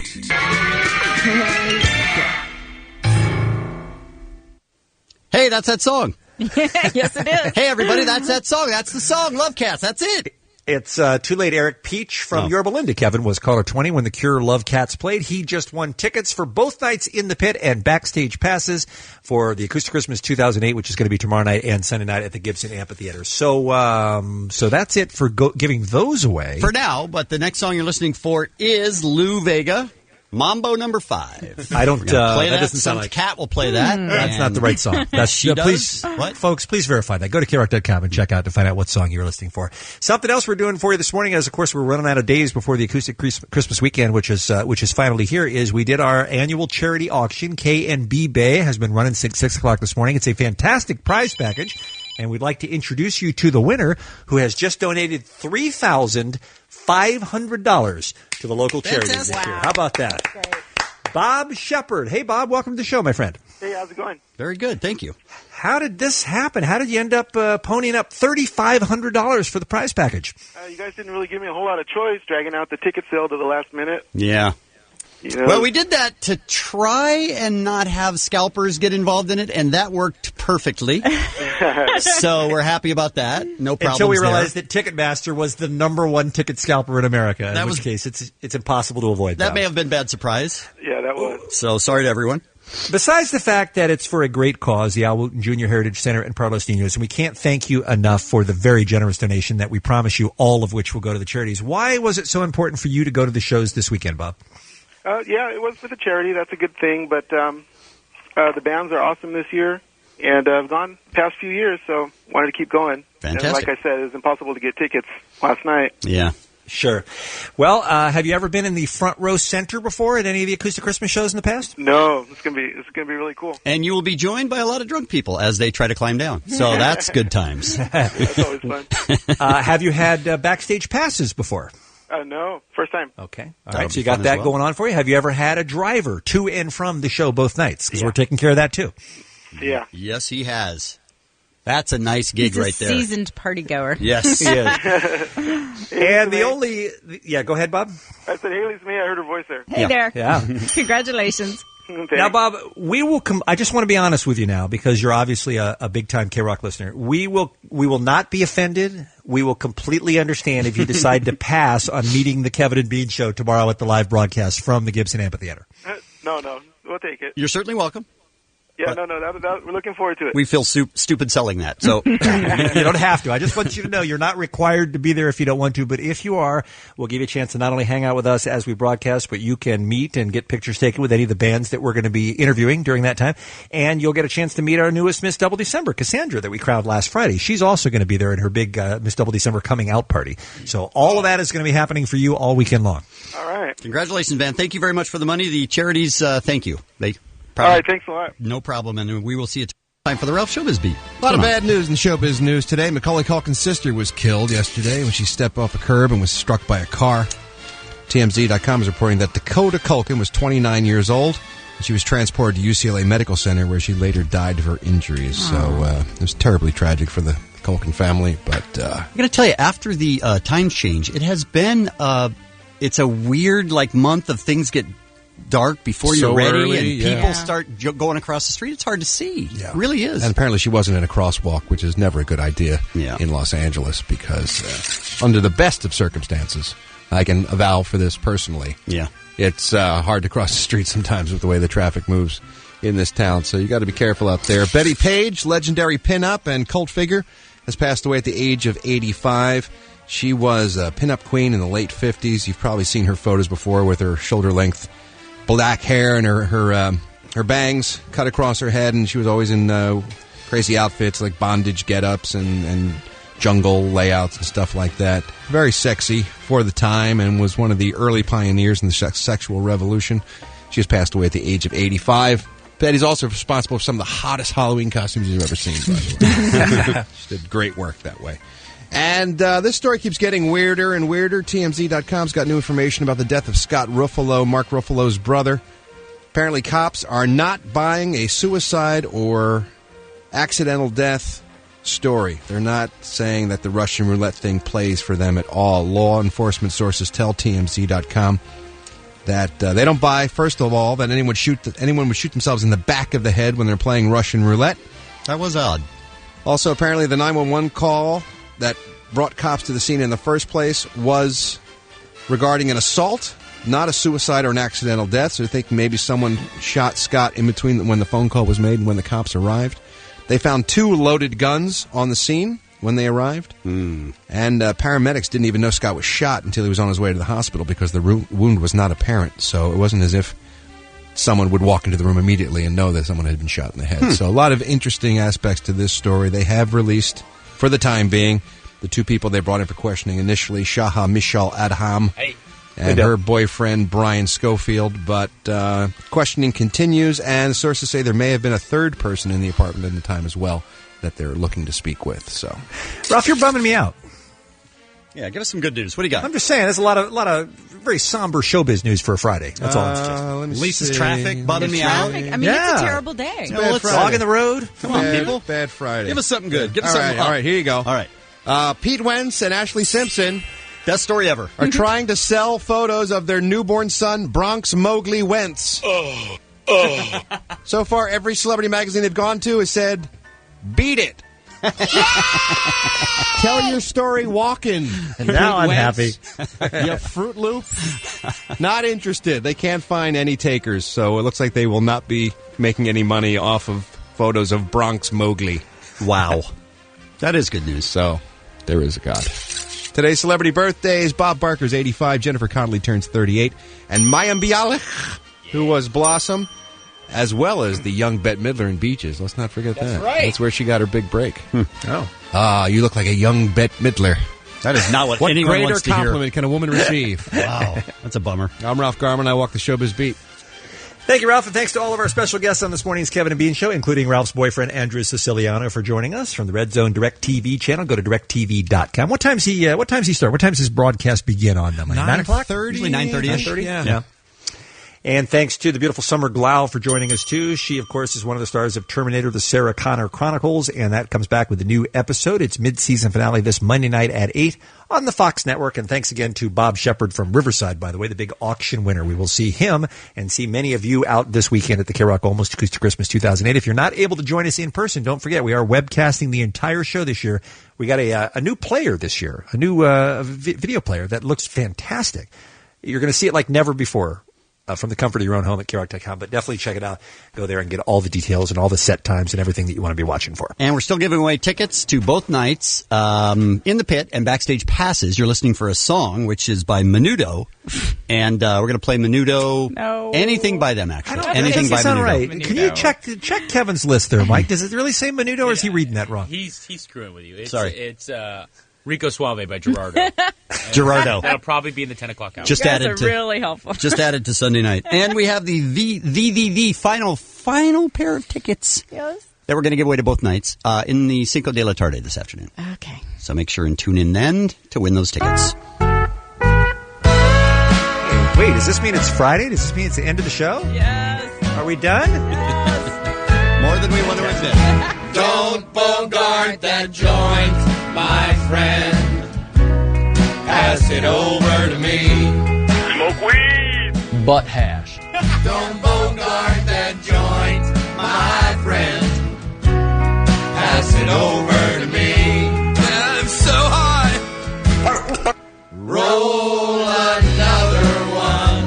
I am so big. Just like the other one. God damn it, I love pot. This one seems to be about to quit. Smoke weed every day. And I need another hit. Lovely Cat Corbett up next with 40 Minutes Nonstop K-Rock. Why would you go anywhere when you know that Coldplay is on the way? Also 9 Inch Nails and Death Cab for Cutie and so much more straight ahead. 40 Minutes K-Rock music next. Booyah. Roll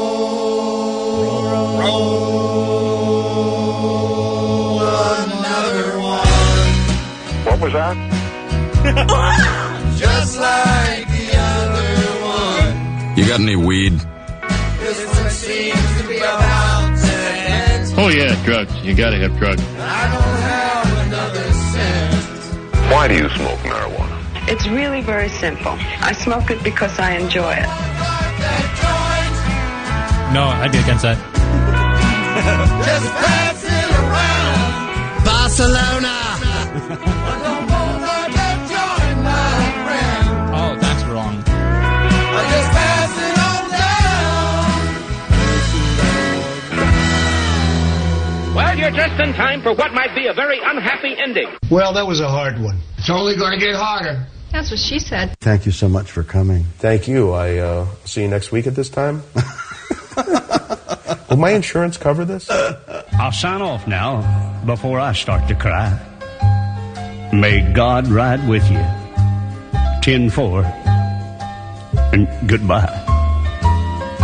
Well, I will see you Monday. I'm out of here. I gotta go have sex with a lot of girls. 106.7 K-Rock is KROQ, and you're listening to the Kevin and Bean Show, Cinco de la Tarde. And this is the hour, once again, where you can win your final pairs of tickets for the K-Rock Almost Acoustic Christmas 2008.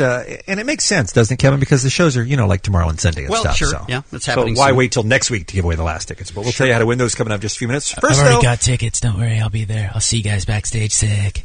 Who let you in? What do you mean? Spencer Pratt? Why are you here, Spencer? You're not here because you want free tickets to Acoustic Christmas, are you?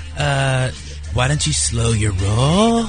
I don't need free tickets from you, bitch, because Brandon Flowers from The Killers already sent me over 4 or 5 tickets with some VIP backstage, and I'm probably going to ride in his helicopter on the way over there. I hope not. And we've got matching velour jackets. They're Gucci. All right. You're a jackal. Listen, since you're here, Spencer, I got to ask you about this bizarre thing. Of course, you've got the horrible show on MTV called The Hills, which I think is the most successful show in the history of the channel, by the way.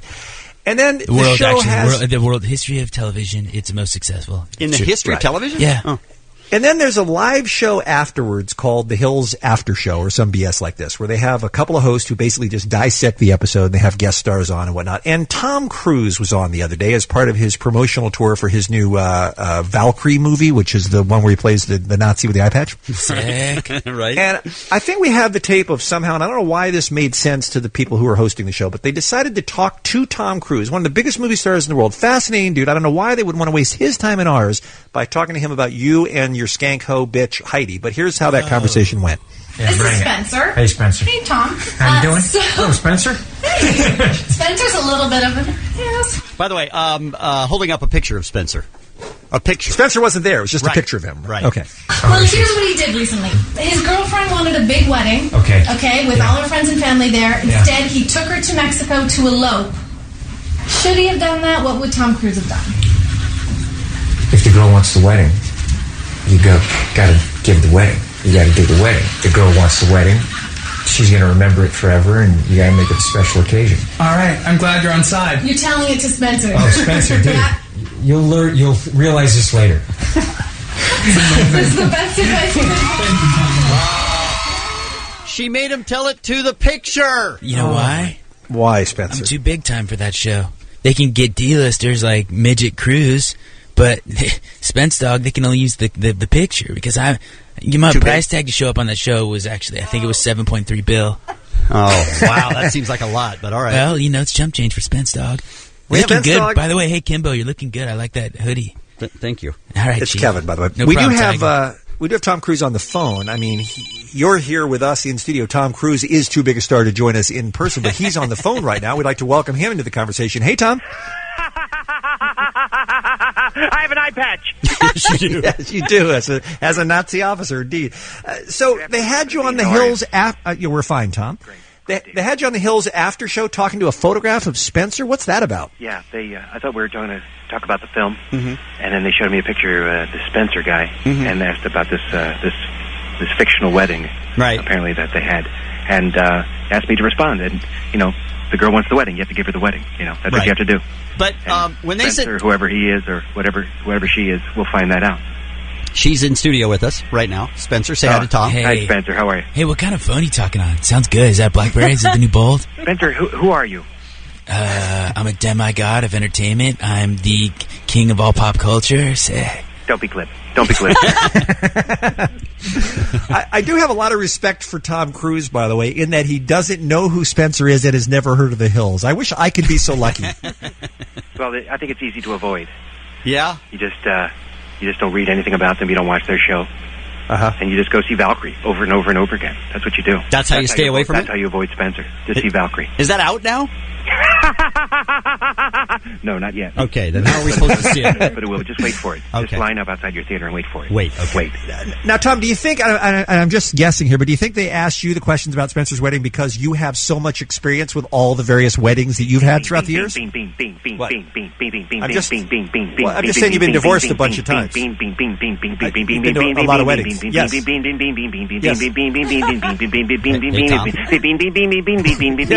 Tom. Don't be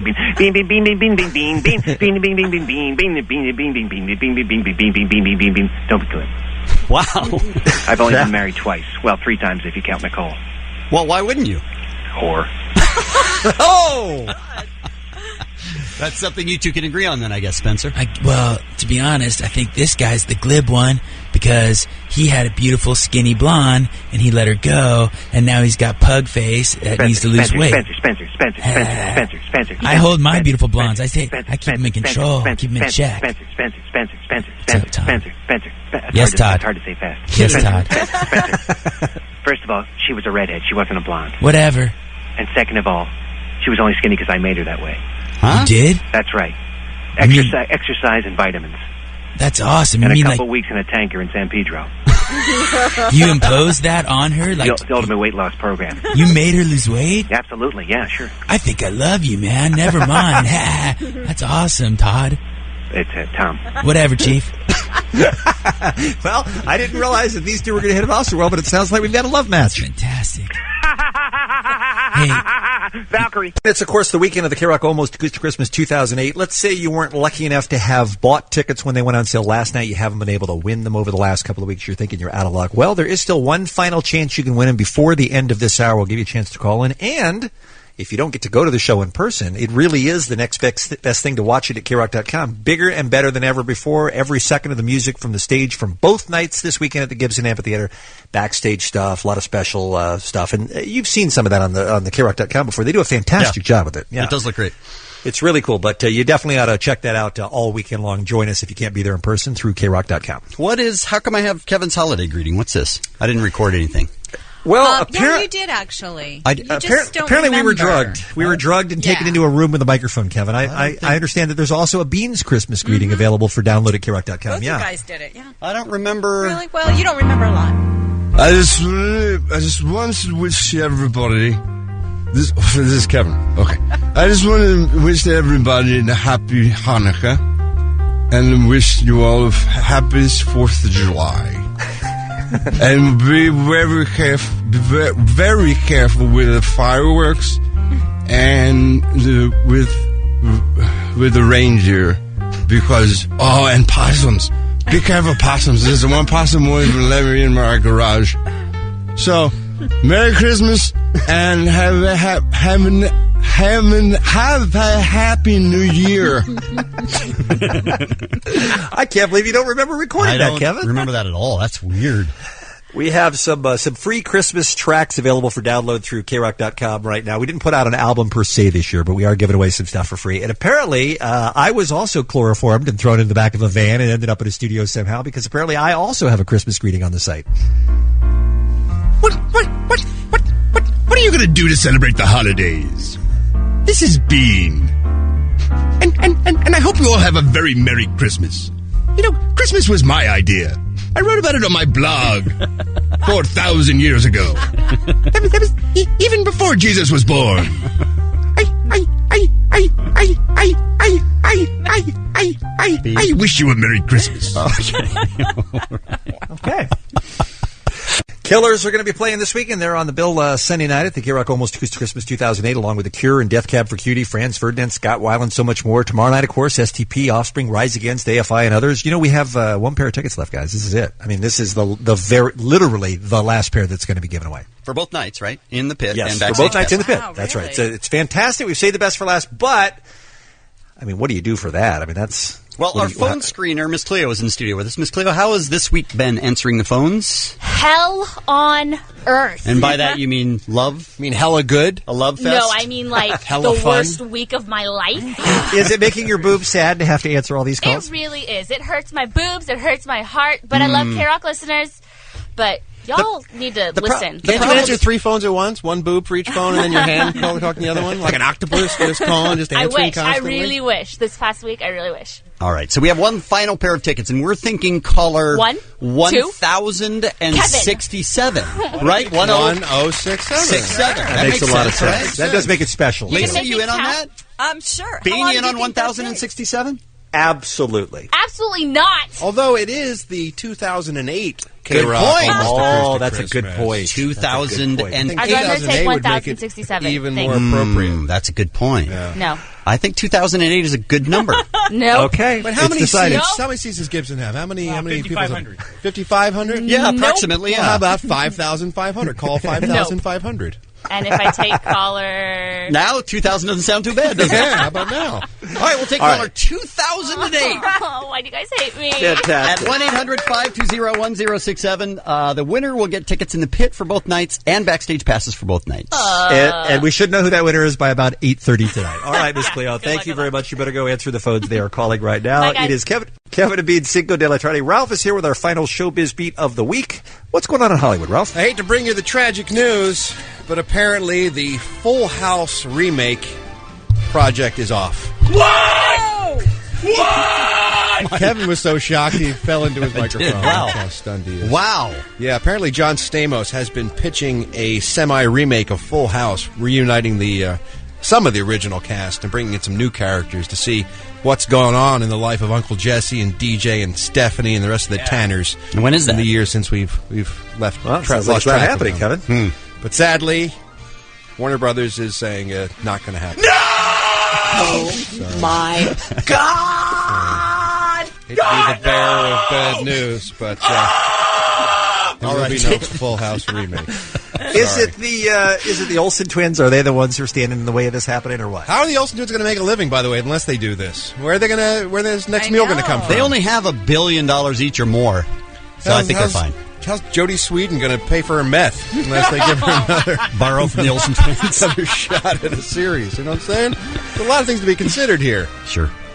Where's Bob Saget going to find nubile teenage girls to bang unless he's got his own series again on the show? Allegedly. So it is or is not happening, Ralph? Not happening. All right. Do you No! God! No! God, please, no! No! Wow. No! Warner Brothers has also announced that there will be no Gossip Girl spinoff. There have been rumors about a spinoff show for Gossip Girl as well. Oh, I'm sad. On CW.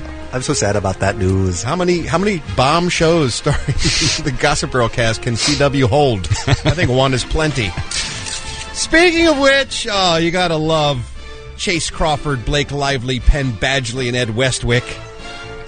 Cast of Gossip Girl? Because the cast of Gossip Girl, not just, Hollywood swingers, not just the it crowd, but now they're branching off into music. Oh, good. Are they a band? They are. Best case scenario. Apparently That's they all performed recently like good hipsters, swathed in leather and skinny scarves and Ray-Bans at a club on the Lower East Side of New York on Tuesday night. Yes. Apparently Ed Westwick is a front for an English band called the Filthy Youth. And Leighton Meester and Taylor Momsen are also working on their own solo albums. Right on. I've heard some of Taylor's, said Penn Badgley, and I really like it. She sounds like Katy Perry. We have a Katy Perry. We've already got one. Yeah. But, so Gossip Girl music coming towards you soon. Right on. Are you excited? Next year's Weenie Roast. Right there. Alone. By the way, Psycho Mike, no Full House reunion show.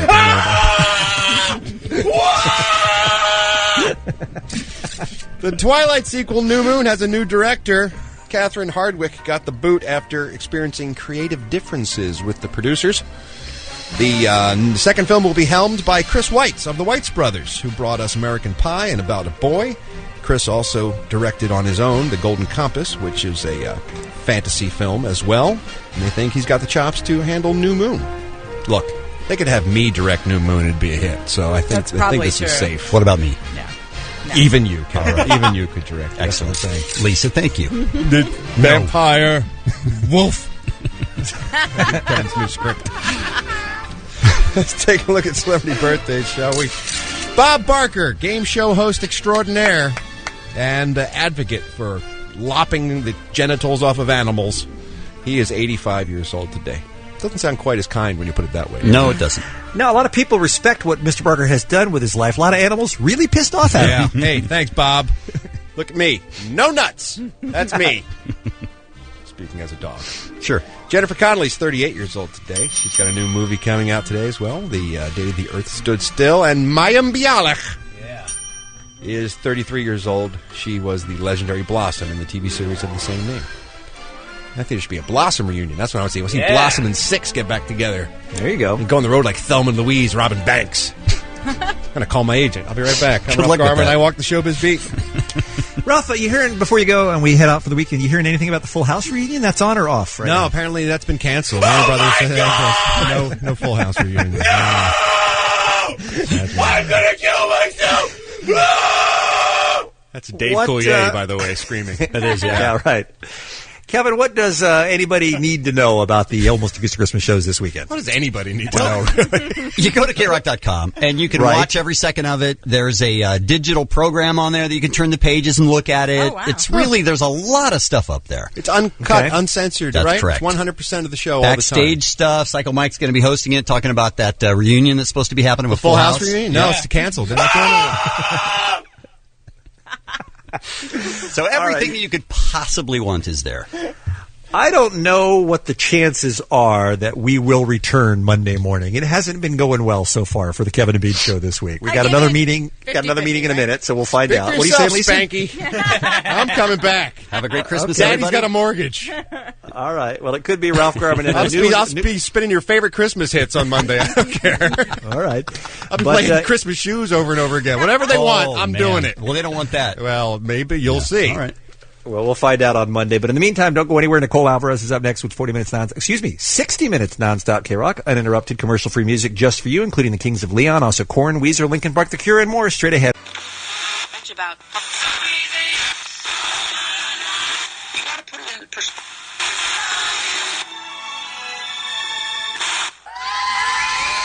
Calm down, girls. Don't get crazy. Just calm down. Okay, cool. Let's get ready to hit the dance floor in 3, 2, 1. If you don't mind, I will begin at the beginning. It's a new day. Let's get going. 1, 2, 3. Bad boy. 4, 5, 6. VIG. Well, the country's changing and people are freaking out about it. And I know they're freaking out because I keep hearing about the year 2042 on the news. For those of you who don't know, 2042, according to census figures, is the year when white people will be the minority in this country. They'll be 49%, and white people are freaking out about it. Don't freak out, white people. You were the minority when you came to this country. Things seem to have worked out for you. And now, Don't forget you can check out my thing on MySpace. our feature presentation. I don't know that I want to check out your thing on MySpace. No. I know that I do not want to check out your thing on MySpace. Is that still a thing, MySpace? You guys? MySpace is really not. I don't know. Not only is it still a thing, but who bought it last year? Was it Ashton Kutcher or Justin Timberlake? It was one of those guys. I think it was. Supposed it Timberlake who bought it? I think back. it was. I think it was. He's bringing MySpace back. I remember that song. Sure. Yeah, it was a hit. So, Rodney, we were going to say no on Big, thick. Wow. Oh my God. I don't know what's going on at his Sunday night show, but it's getting better. I'm going to It's listen. getting dirty. It's getting better. dirty. I got to start tuning in. Oh, my God. Morning, All everybody. It's a brand new Kevin and Bean show. It's Wednesday, the 7th of May. Last week, Lisa, I believe you were out. You were on vacation. Ralph did a story about a celebrity. Yell in from the other room, Dave, if you remember. I think it was a model who, in an interview, revealed that she was a member of the Mile High Club. I want to say it was like Chrissy Teigen or somebody that we like who said, yeah, I've done it on an airplane. Okay. Yeah, Chrissy Teigen. Great, thank you. And we had a conversation about how unpleasant that must be, not for whoever was banging Chrissy Teigen, but just in general, sex in an airplane bathroom. I know people do it. Not everybody who's in the Mile High Club does it in the bathroom. Some people just manage to, get enough room in their seats or whatever on a flight that's not full or something like that. Some people do it in the aisle. Sure. Some people do it in the cockpit. Sure. But those bathrooms, they literally get smaller all the time. They're much smaller than they were when we flew as kids, right? Well, I don't remember, but they're tiny. I think you were way smaller when you flew as a kid. Right, though. of course. But I'm just saying, I think that's one of the places on an airplane where they have tried to save some real estate by just making the bathroom smaller and smaller and smaller. I'm a big guy, but I can barely turn around in a bathroom. There's no way in a million years I could be in there with a second person. Depends on how hot the second person is. Or if the second person is Brad Williams. Sure. So that's why I say to you how unlikely it is that this story happened. Here's a British woman who was flying from London to Las Vegas. She ended up being handcuffed on the flight. Flight attendants had to break down the restroom door because she and a man she had just met on the plane were having sex in the bathroom and loudly. Other passengers were complaining. They went to the bathroom. People could hear loud noises. A passenger from the plane told the UK's Sun. The cabin crew forced the door open. She screamed while she was being handcuffed, screaming drunken abuse. She was shackled to her seat. Now, already you have a bunch of unlikely circumstances there. Somebody she just met on a plane. Right. But you said drunken. And drunken, yes. Sure. So she's drunk.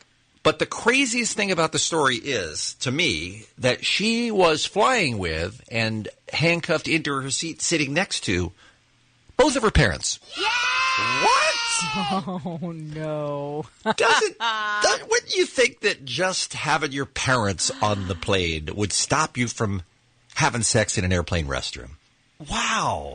How drunk was she? No kidding. Or how horny was she, or how something was she? But how hot was he?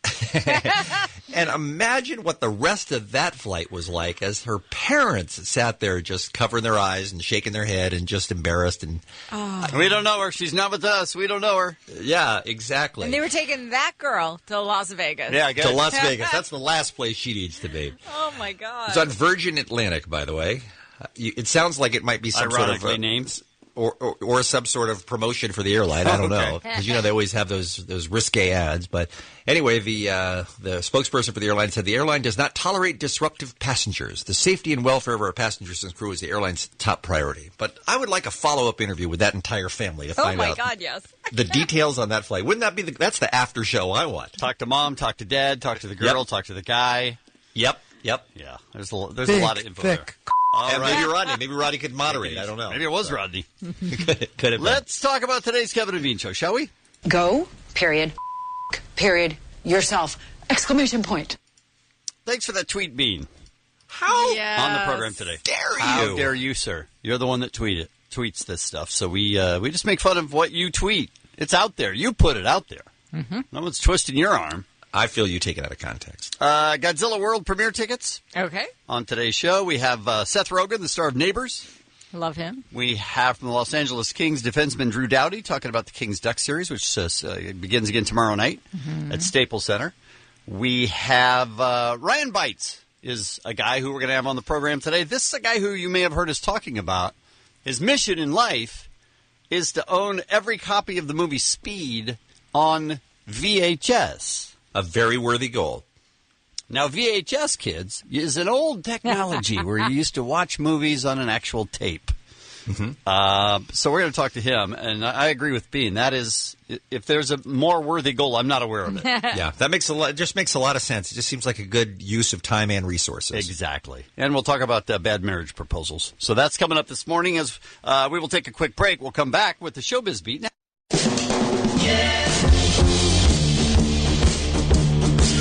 106.7 K-Rock. It's KROQ. This is the Ben and Bean Show at 5:53. Lisa, where were you? That was your chance. Come on. Hey, how about the K-Rock Weenie Roast 2014? We are fast approaching the time you can buy your tickets. If you're a K-Rock Street Team member, it's coming up on Friday at noon. The show is Saturday, May 31st at the Verizon Wireless Amphitheater. Get all the details at KRock.com. You don't want to miss it. It's the event of the summer. Hey, Ralph Garman. Hot fudge, holy moly. Okay. All right, boy wonder, what's going on? That's my new catchphrase. You like it? Hot fudge, holy fudge, holy moly. I think it'll catch on. I think so, too. I think it's going to be a big, big hit. Sure. Already got the T-shirts printed up, so fingers crossed. You know what I'm saying? Emma Stone is just the best.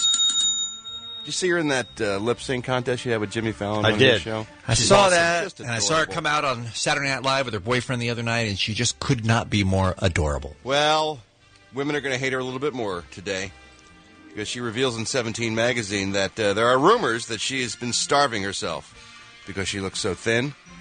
Emma says that's not the case. The problem is, Lisa, and I'm sure you and many of your friends share this, she just can't keep weight on, Lisa. Oh, my God. She can eat anything she wants. It's a struggle for her to try to keep at a healthy weight. It's just hard to gain weight for her. I do feel bad. I mean, that's a rough one. It is. Most women have to deal with that. I struggled with that most of my life. I know. And then it just horrible. flipped. And Muggs has got that now, too. Same thing. You have to just keep eating, just to maintain a decent weight. That falls into you look too skeletal. That falls into the category of if certain things are true of you, keep it to yourself. Yeah. No one wants to hear it. You may not want to. Angelina Jolie has that same problem. Does she? She gets a little, like the life gets a little rough. She gets a little depressed, whatever. Just weight just falls off her. Wow. She cannot What a curse. keep it on. It's brutal. The worst. We feel bad for you, Holy Emma crap. Stone. We hate you. Yes. We don't hate Emma Stone. No. We do now. We don't like her as much as we used to, though. That's right. This would be an interesting topic, I think, to talk about here on the, what show is this again? This is the Kevin and Bean show. Yes.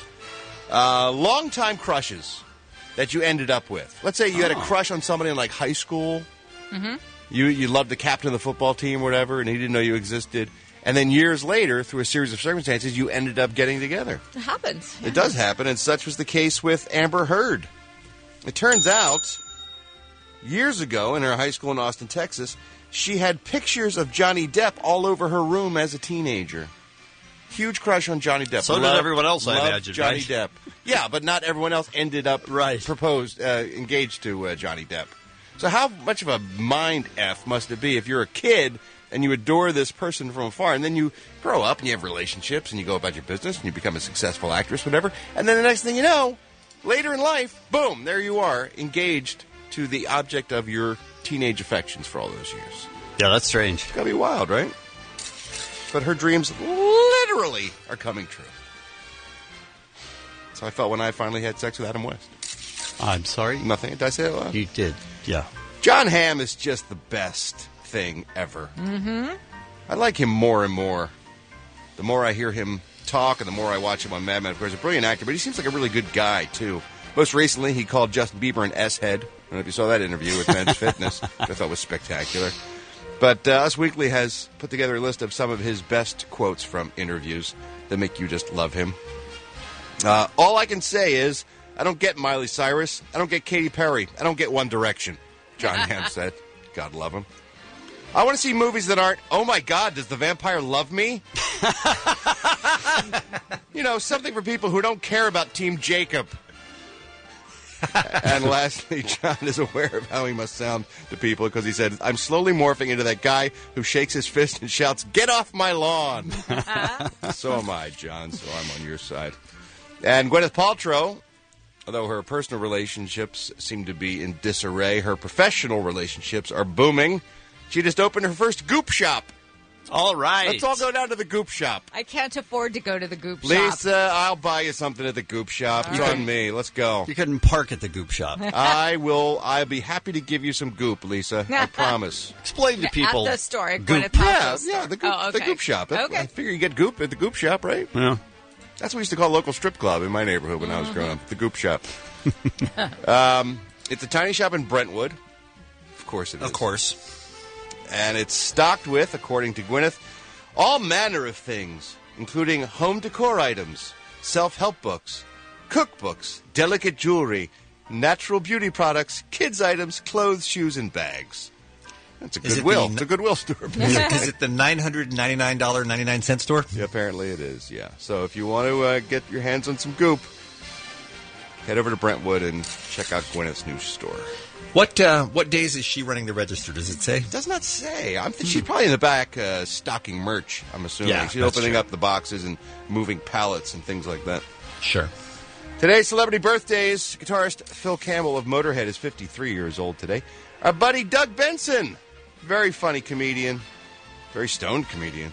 Yeah. He is 50 years old You think today. he'll treat himself to something nice? A little celebration An today edible, on his birthday? I think, for his birthday. Probably, An edible. yeah. Get a big weed cake. Breckenmeyer, another friend of the show, he is 40 years old today. Drummer Matt Helders of Arctic Monkeys is 28. And Tracy Lords, the legendary adult film actress Tracy Lords, celebrates her 46th birthday today. I miss Tracy's work. She had a knack. She did have a knack. She had a couple of knackers. I'm Ralph Garman. I walk the showbiz beat. The man is trying to collect all the copies of the movie Speed on VHS. We'll talk to him in about 40 minutes or so right here on the Kevin and Bean Show. Also, actor Seth Rogen on the program today. And Kevin, Drew Doughty from your Los Angeles Kings is going to be joining us at 8:30 or a little bit after this morning on K-Rock. You know, I was thinking about, as I was reading the story about the new world's oldest man who happens to be an American. We think back to, World War II as being ancient history. Right. I mean, 1939 when that war began. Look, I'm old, and that was well before my parents were born. This guy, who's now the oldest man in the world, was already 36 years old when World War II began, and he's still alive. Oh, my God. He's 111. Here's the news audio. After blowing out these candles at his recent birthday celebration, Alex Imich has earned himself the title of oldest man in the world, a distinction he honors with humor. I don't know. Simply didn't die earlier. What? Alex was born in Poland in February 1903, just months after the Wright brothers flew an airplane. He recalls the first time he saw one land. There was no place to landing inside, so outside on the field. And while shrugging off his new title, he credits good genes, athletics, and a minimal diet to his longevity. I could listen to her talk to him all day, and this is his answer to that last question. I was not drinking, not alcohol. Right. No alcohol? Is that what he's saying? That is one of the things that he attributes his life to, is that he never drank alcohol. Well, good interview. Good interview, first of all, I have to say, for the news. I'd rather die younger, to be honest. And drink. Right. Well, let's not mock her trying to talk to the new oldest man in the world, because we're about to try to do the same thing. On the phone, 111 years old from New York City, Alexander Imich joins us on the Kevin and Bean Show. Hi, Mr. Imich. Hey. Can we call you Alex, or is it Alexander? What do you go by? Hello? You can call me.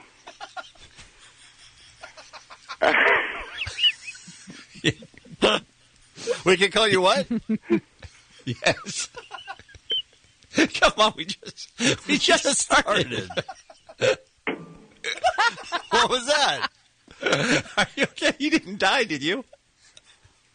It'd be terrible if we killed the oldest man in the world. It'd be awesome. You can call me. Can we call what? Call me out. Oh, do not. Come on. Good night, everybody.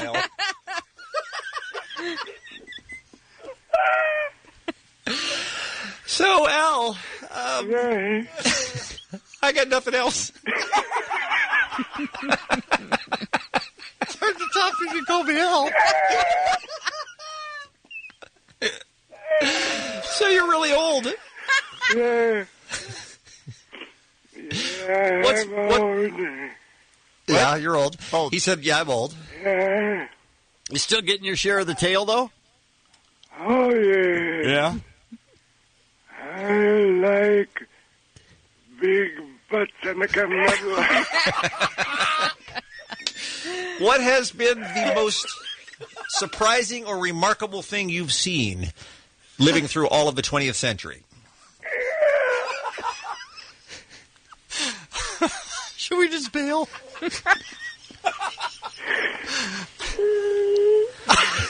Alex, you okay? There's a nurse with you. Is this too much for you? Okay. We're going to let you go to sleep, maybe for a long, long time. The most amazing thing. The most amazing thing I have seen. You've seen. Kate Upton's boobies. Yeah. Well, nothing wrong with that. I'm surprised that didn't give you a heart attack. Motorboat. Right. I like big butts. Okay.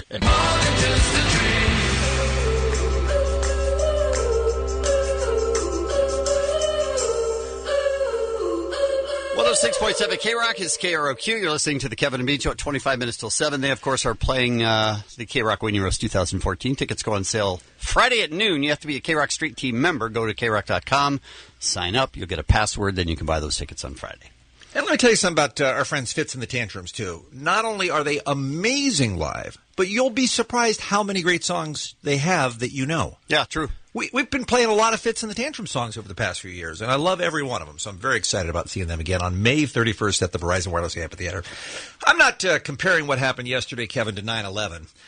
But I shouldn't. That's absurd. But I will say that there is a loss of innocence. There is, you do wish you could turn back the hands of time and go back before an awful thing happened. I mean, this time yesterday, just yesterday morning, just 24 hours ago right now, it was before the tragedy of BKHUPM, as the kids call it now, before Kevin hung up on Paul McCartney. Because the world was a different place. It was a nicer place. It was a sweeter place. It was a place with more respect. It was before Kevin hung up on a Beatle.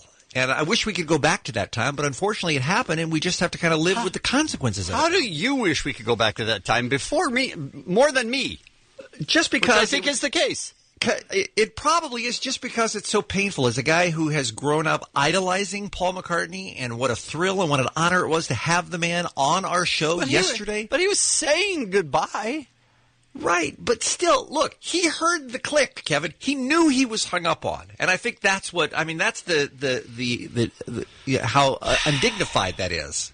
That we hung up on a Beatle, and he knows that. We're now the a-hole Americans who hung up on him while he was, out of the goodness of his heart, giving us his time. And you know what happened? You're assuming that. Like that last moment, that's the only thing that sticks with you. That's right. However Lisa, you're just making this work just because it's fun. It's true. That might be the case. But you're absolutely right. Look, you don't remember the tremendous meal you had when you find a bug in your dessert. That's all you remember, is that it got spoiled at the end because there was a bug in your food. All right, is this 9/11 or bug in your food? I mean, those are two very different things. I'm saying it's a little bit of everything. Come on. For folks who weren't listening yesterday, they got spared, man. They're lucky they didn't have to hear this, but we're going to force it on you anyway. Here's the end of the call as we're wrapping up. A very, I thought, entertaining and candid interview with Mr. McCartney. We do have it up at KROC.com if you want to hear the whole thing. And things were going pretty well until the end when Kevin decided, oh, wait, I forgot I hate the Beatles, so I'm going to hang up on this jerk. I don't know if we'll ever have a chance to do this again, Sir Paul, but thank you so much for the time. It's a real honor to have you on the program today. Listen, that's a really nice interview. So, I hope to see you at the gig. Absolutely, sir. Thanks for the call. Let's make it a date. Thank you. Bye-bye. See you guys. Bye. Oops. You hung up on Paul McCartney. Well, he was saying goodbye.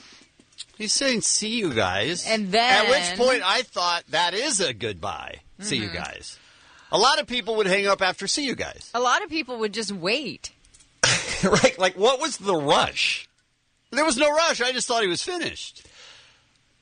Kevin, I can't believe he's generous enough to be back on the phone, but I think we have an opportunity for you to make good. Oh, don't be ridiculous.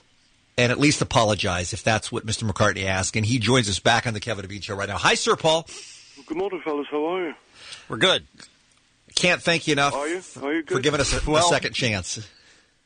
We're good. Did you hear me hang up on you yesterday, or was this a surprise? Of course I heard you hanging up on me. Well, I didn't know if you were already hanging up. You say goodbye. You take the phone away from you. I was already hanging up when I was talking. You thought I would hang up on myself. No, but you were saying goodbye, which is a very short word, and then I imagine you... I wasn't saying goodbye at all. It sounded like you were saying goodbye because you said see ya. Play it again. You already said see you. Okay, I'll play it again. Well, I hope to see you at the gig. Absolutely, sir. Thanks for the call. Let's make it a date. Thank you. Bye-bye. See you guys. Bye. Oops. You hung up on Paul McCartney. Well, he was saying goodbye. So you said see you guys. Bye. So seeing you guys. Buying you all a yacht would be a good idea. Oh, man. That is not possible. Well, I know what I said. So we missed out on a yacht. And buying you all a yacht would be a good idea. That would have been so much better. I was going to get each of you a yacht. Is it too late for the yacht? I think it is. Yeah. I would think so. Because no one likes to be hung up on. I didn't mean to hang up on you. Hello? Paul? Did he hang up? Yeah, how's that sound? It felt pretty feel good, does it? It felt pretty bad, yeah, actually. Hello? All right, I didn't do it that time either, but now you know what it feels like. Right, but Kevin, look, you have a golden opportunity here to make things right. Just apologize to the man. Just tell him it was a mistake. It was a mistake. Mm-hmm. I apologize, Sir Paul. I thought when you said see ya, that was the goodbye, and so then I was going to hang up. So you couldn't give me 20 extra seconds? Well, apparently not. No, apparently you couldn't. Yeah. I didn't know you were going to say you're going to buy us a yacht. Wow, that sucks. He really hung up on you. See, Is it he really hurts, right? It hurts. Yeah, it hurts, doesn't it? What? You still on the phone? It sounds like you hung up for real. I'm just trying to teach him a lesson. Well, I didn't do it on purpose. Well, he's clearly gone now. I didn't do it on purpose. He can't possibly think I did it on purpose. Well, it's just sloppy. It may have been sloppy, but it wasn't on purpose. It wasn't like I did it on purpose. It was him. You should be extra careful. Kevin's an asshole. Now he can take up the phone. Maria writes in, Dear Kevin and Bean, I've called the show many times over the years, and I've had Kevin cut me off while I was mid-goodbye several times. It is supremely off-putting each and every time. Believe me, Sir Paul noticed it when it happened to him. Thank you, Maria. Thank you, Maria, for writing in on that. Yeah, thanks. Yeah, thank you, Maria.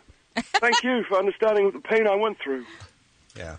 Well, Paul, I didn't do it on purpose. It was an accident, and if I hurt your feelings, I'm sorry. Well, I'd still like the yacht. I mean, if that's not asking too much.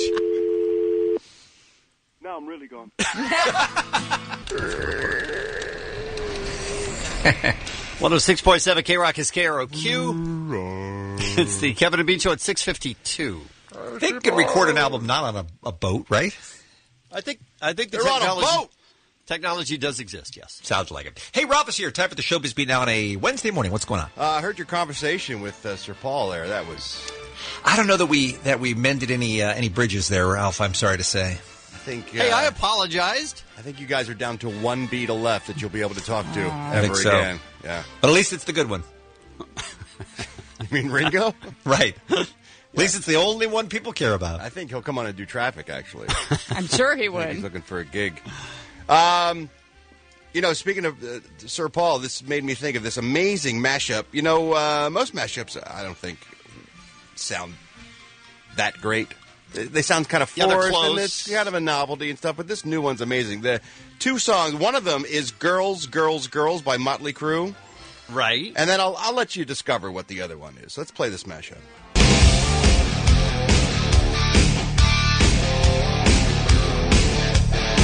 It's been a hard day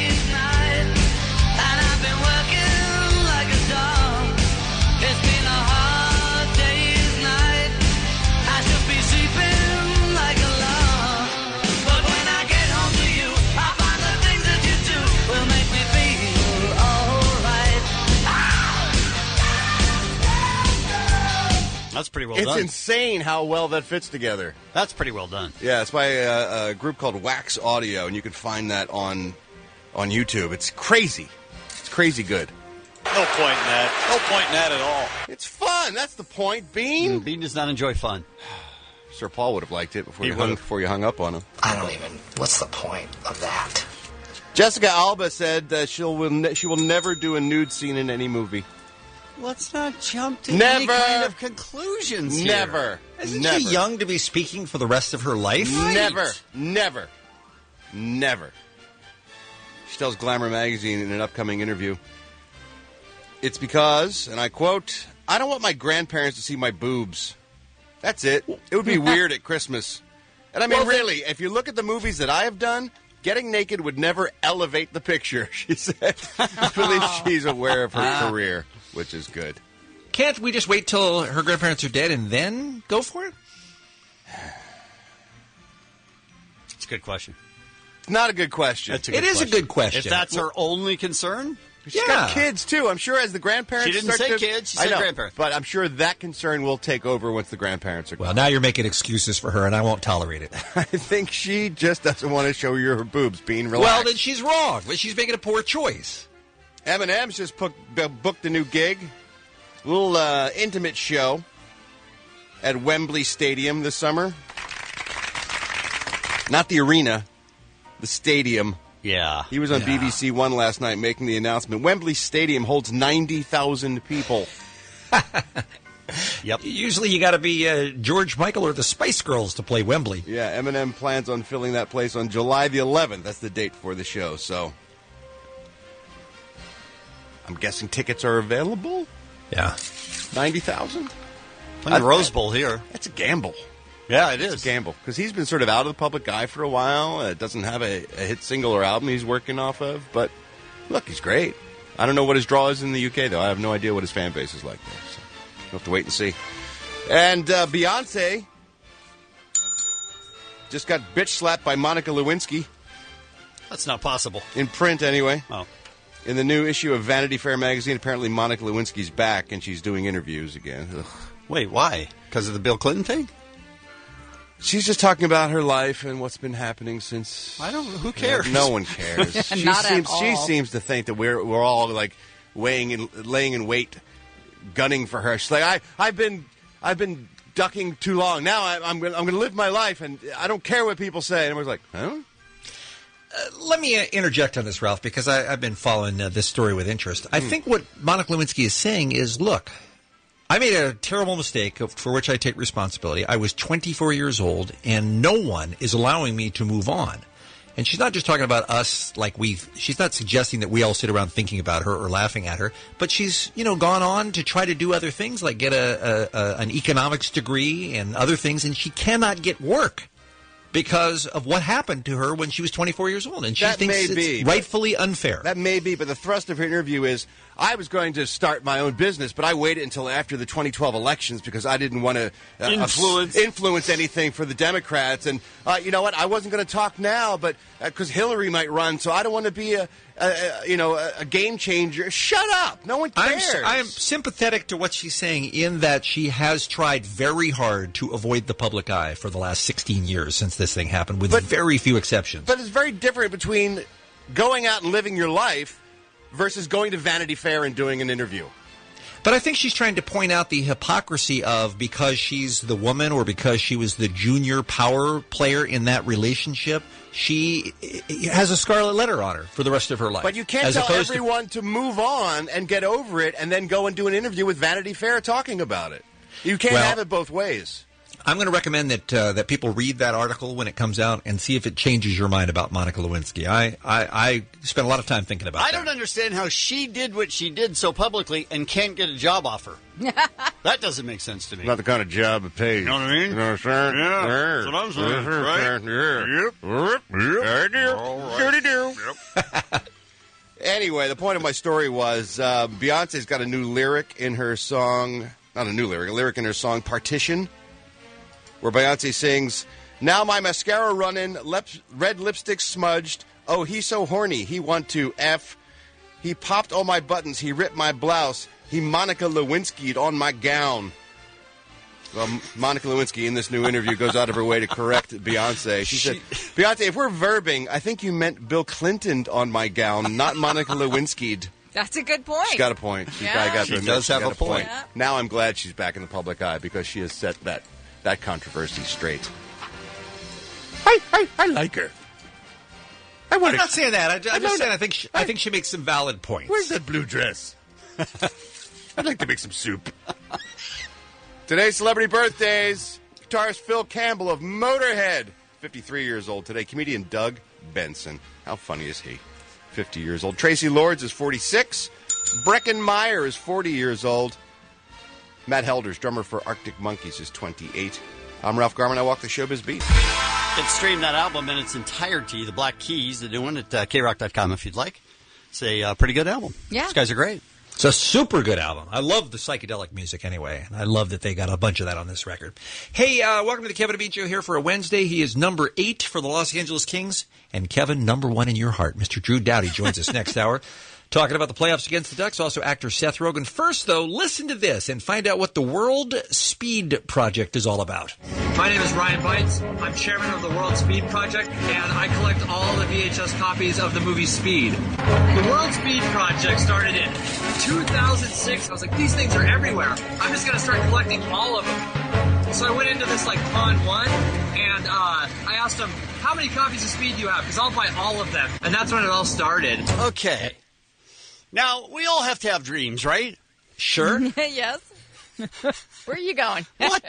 Don't try to poop on Ryan's dream here. I'm 1,000% behind Ryan. How does Ryan believe that once he accomplishes buying all the VHS copies of the 1994 movie Speed, gets him anywhere? What then? Yeah. Why don't we find out? Ryan's on the phone right now. Hey, Ryan, welcome to the Kevin and Bean Show, my friend. How are you? Hi, I'm doing great. Don't listen to Kevin. He's a hater. Oh, wait. Let me just ask a question. Why? That's obviously the first question everybody asks. But you have to realize when you ask why, you assume there's a purpose. And the World Speed Project is an exercise in radical uselessness. I do Kevin, that every you have day. to get behind that. I do. That's my life. Radical uselessness that's what you're all about. So it started at Christmas one year, as I understand. You're living in Seattle. You're super broke. You're Christmas shopping. How did you find your way to a bunch of copies of Speed? Like the video says, I was in a pawn shop, and they had. Well, it's funny. They had 6 copies of Speed, 10 copies of Jurassic Park, probably 10 copies of Jerry Maguire also, and I only picked Speed because it was the only rated R movie my parents would let us watch as a kid. Okay, so that movie holds a special place in your heart. Precisely. It was the first movie I was allowed to watch that had a lot of swearing in it. Okay. All right, so you bought all 6 copies to distribute as Christmas gifts, and then a light bulb went off over your head that you thought, hey, this is pretty cool to have so many copies of one movie.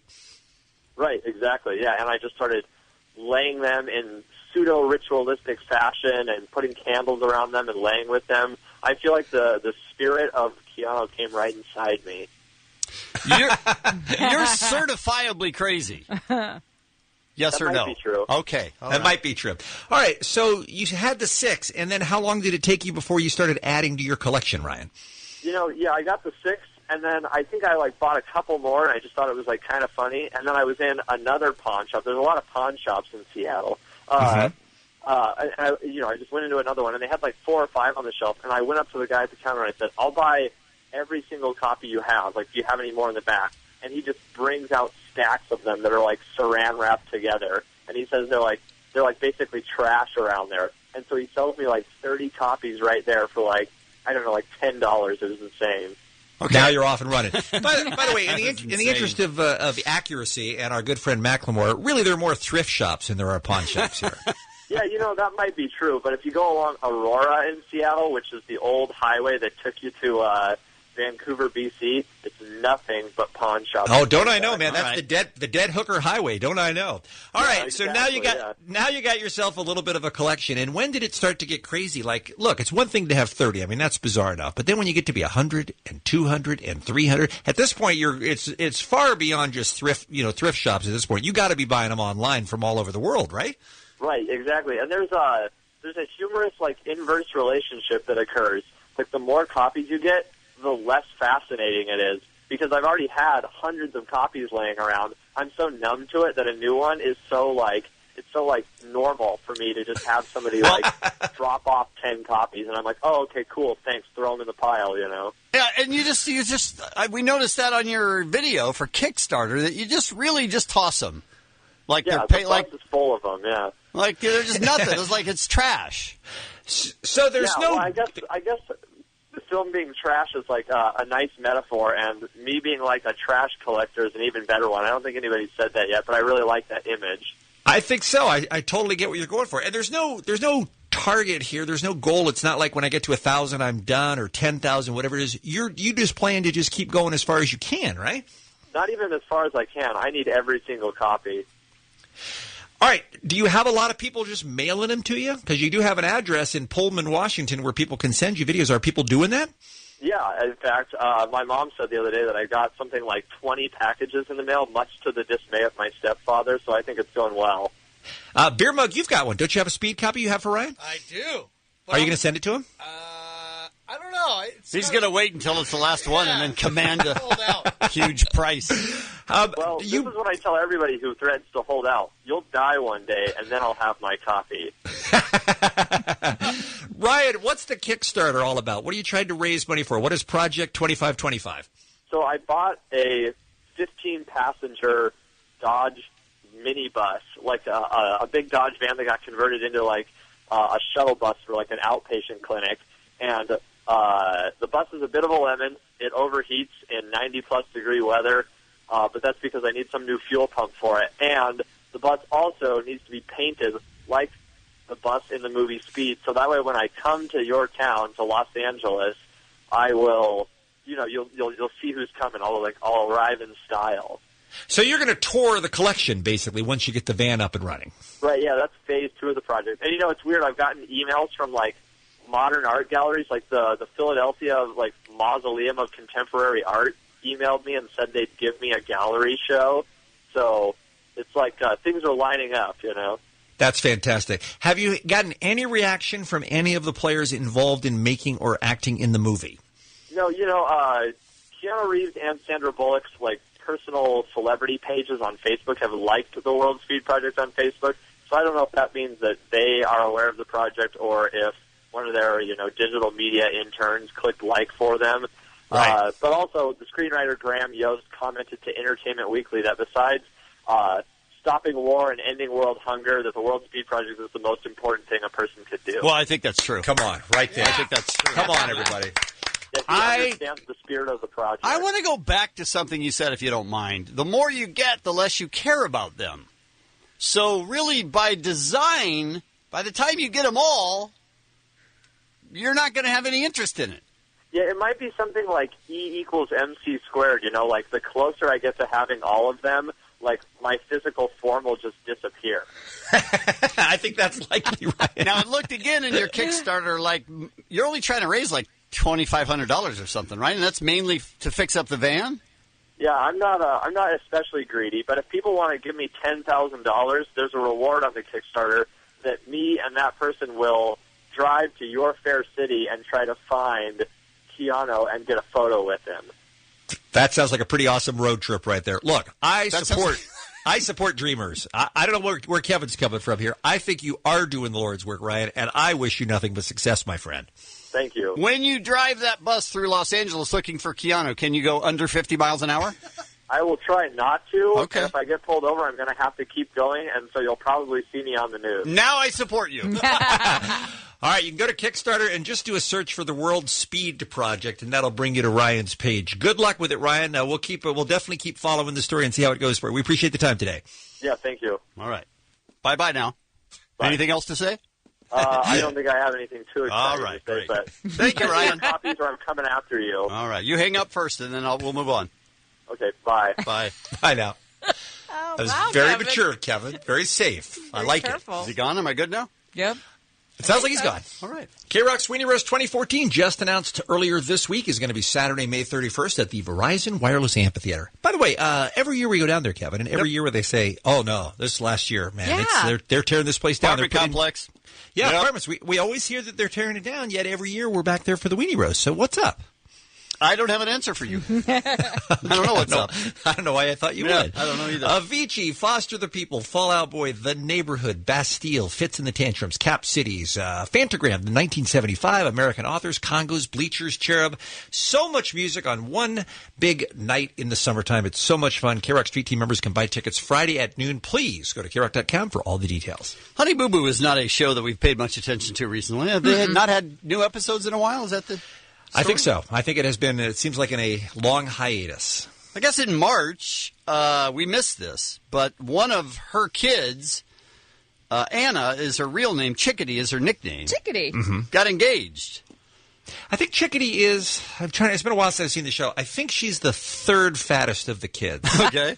So she'd be the fourth fattest in the house. Well, then this was a good proposal. Her fiancé, the way he proposed to her was that he ordered a pizza, and on it, the pepperoni spelled "Marry Me." Well, that's labor intensive. He probably didn't have to do it, though. Right? Oh, he had them do it? Probably had them do it. Then that's probably had whoever's delivering the pizza do it, just like you'd have them make a birthday cake, I think. I see. Now, here's the question I have for you, Lisa, and I know this is a difficult one for you to answer because you didn't grow up in this little town in Arkansas or wherever the F they live, so your life has been very different from theirs. Is it possible that this was an awesome proposal? Yes? No, it's possible it was good. I mean, if they never go anywhere, which I'm thinking they don't, right, or really do anything, then I mean, it doesn't. I mean, look. First of all, they're very young. Okay, that's not a proposal for a 35-year-old woman, but she's 19 years old. So and they love pizza. Yes, they do love food more than anything. They certainly don't have a lot of money unless mom is, June is and Sugar Bear are distributing that TV money down to the kids. I don't know how much they're getting, but I sense that it's not like he had a tremendous cash supply at his disposal here. Plus, how risky is that? How risky is that with a family that will take that pizza and cram it down their throats in one bite before she even gets to see it? Before she even gets close to it.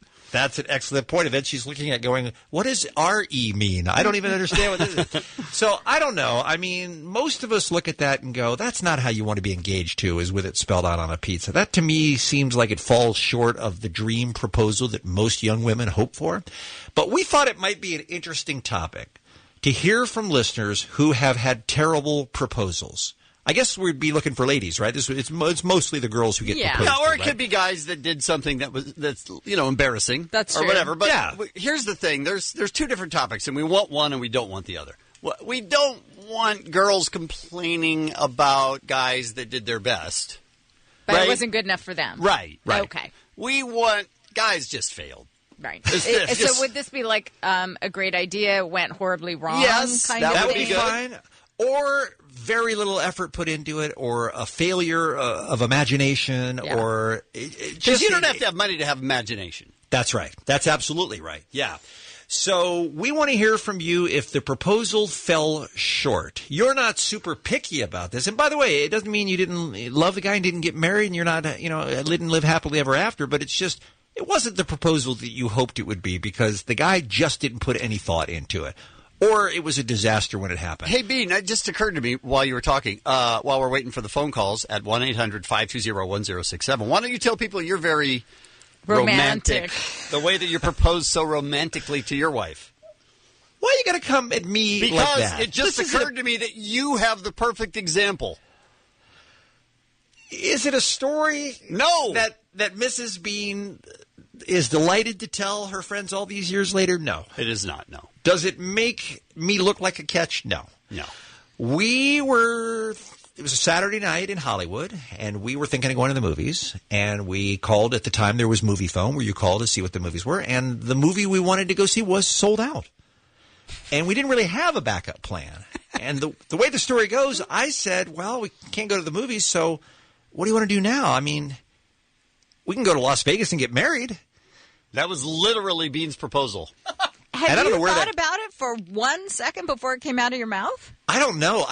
You know my memory, but I don't think so. It certainly wasn't something we were talking about. It's not like we were having all these conversations about wanting to get married. And by the way, let's remember, we had been dating for less than 5 months at that point. All good. This is all good signs. It's not like we were funny.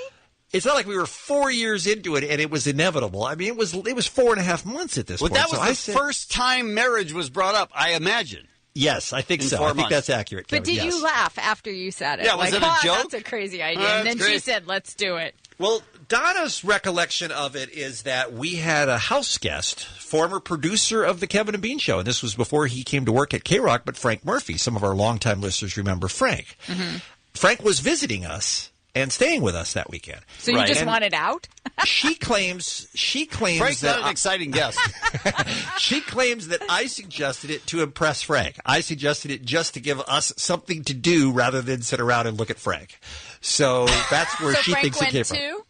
Oh yeah, Frank came with us. He was his best man. Yeah, we all flew to Las Vegas together. Frank was the best man. Then we turned around and came back. We literally were on the ground in Las Vegas for just 2 hours. You are a romantic bastard. We landed at 11, came back at 1. Your wife thought you did it just to impress Frank and still said yes.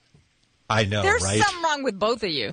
Absolutely. That's true, and you need to hang on to her because you're never going to find another one like that. Yes. Now that we put could see a movie or go to Vegas and get married. That's how you propose with Frank.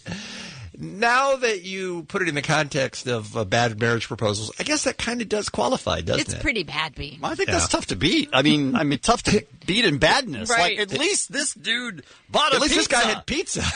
At least he thought ahead to have them arrange the pepperonis. All of a sudden, this one isn't so bad. Pizza does make everything better. It does. All right, we got some great calls. We'll take a very quick break. George, please hang on. Wendy, Michelle, Stephanie. Apparently a lot of bad marriage proposals are happening in the Kevin and Bean audience. And we'll talk to all of you next, right after this on K-Rock. So Chickadee on the Honey Boo Boo reality TV show gets proposed to by her fiancé presenting a pizza with the pepperoni arranged to spell Marry Me.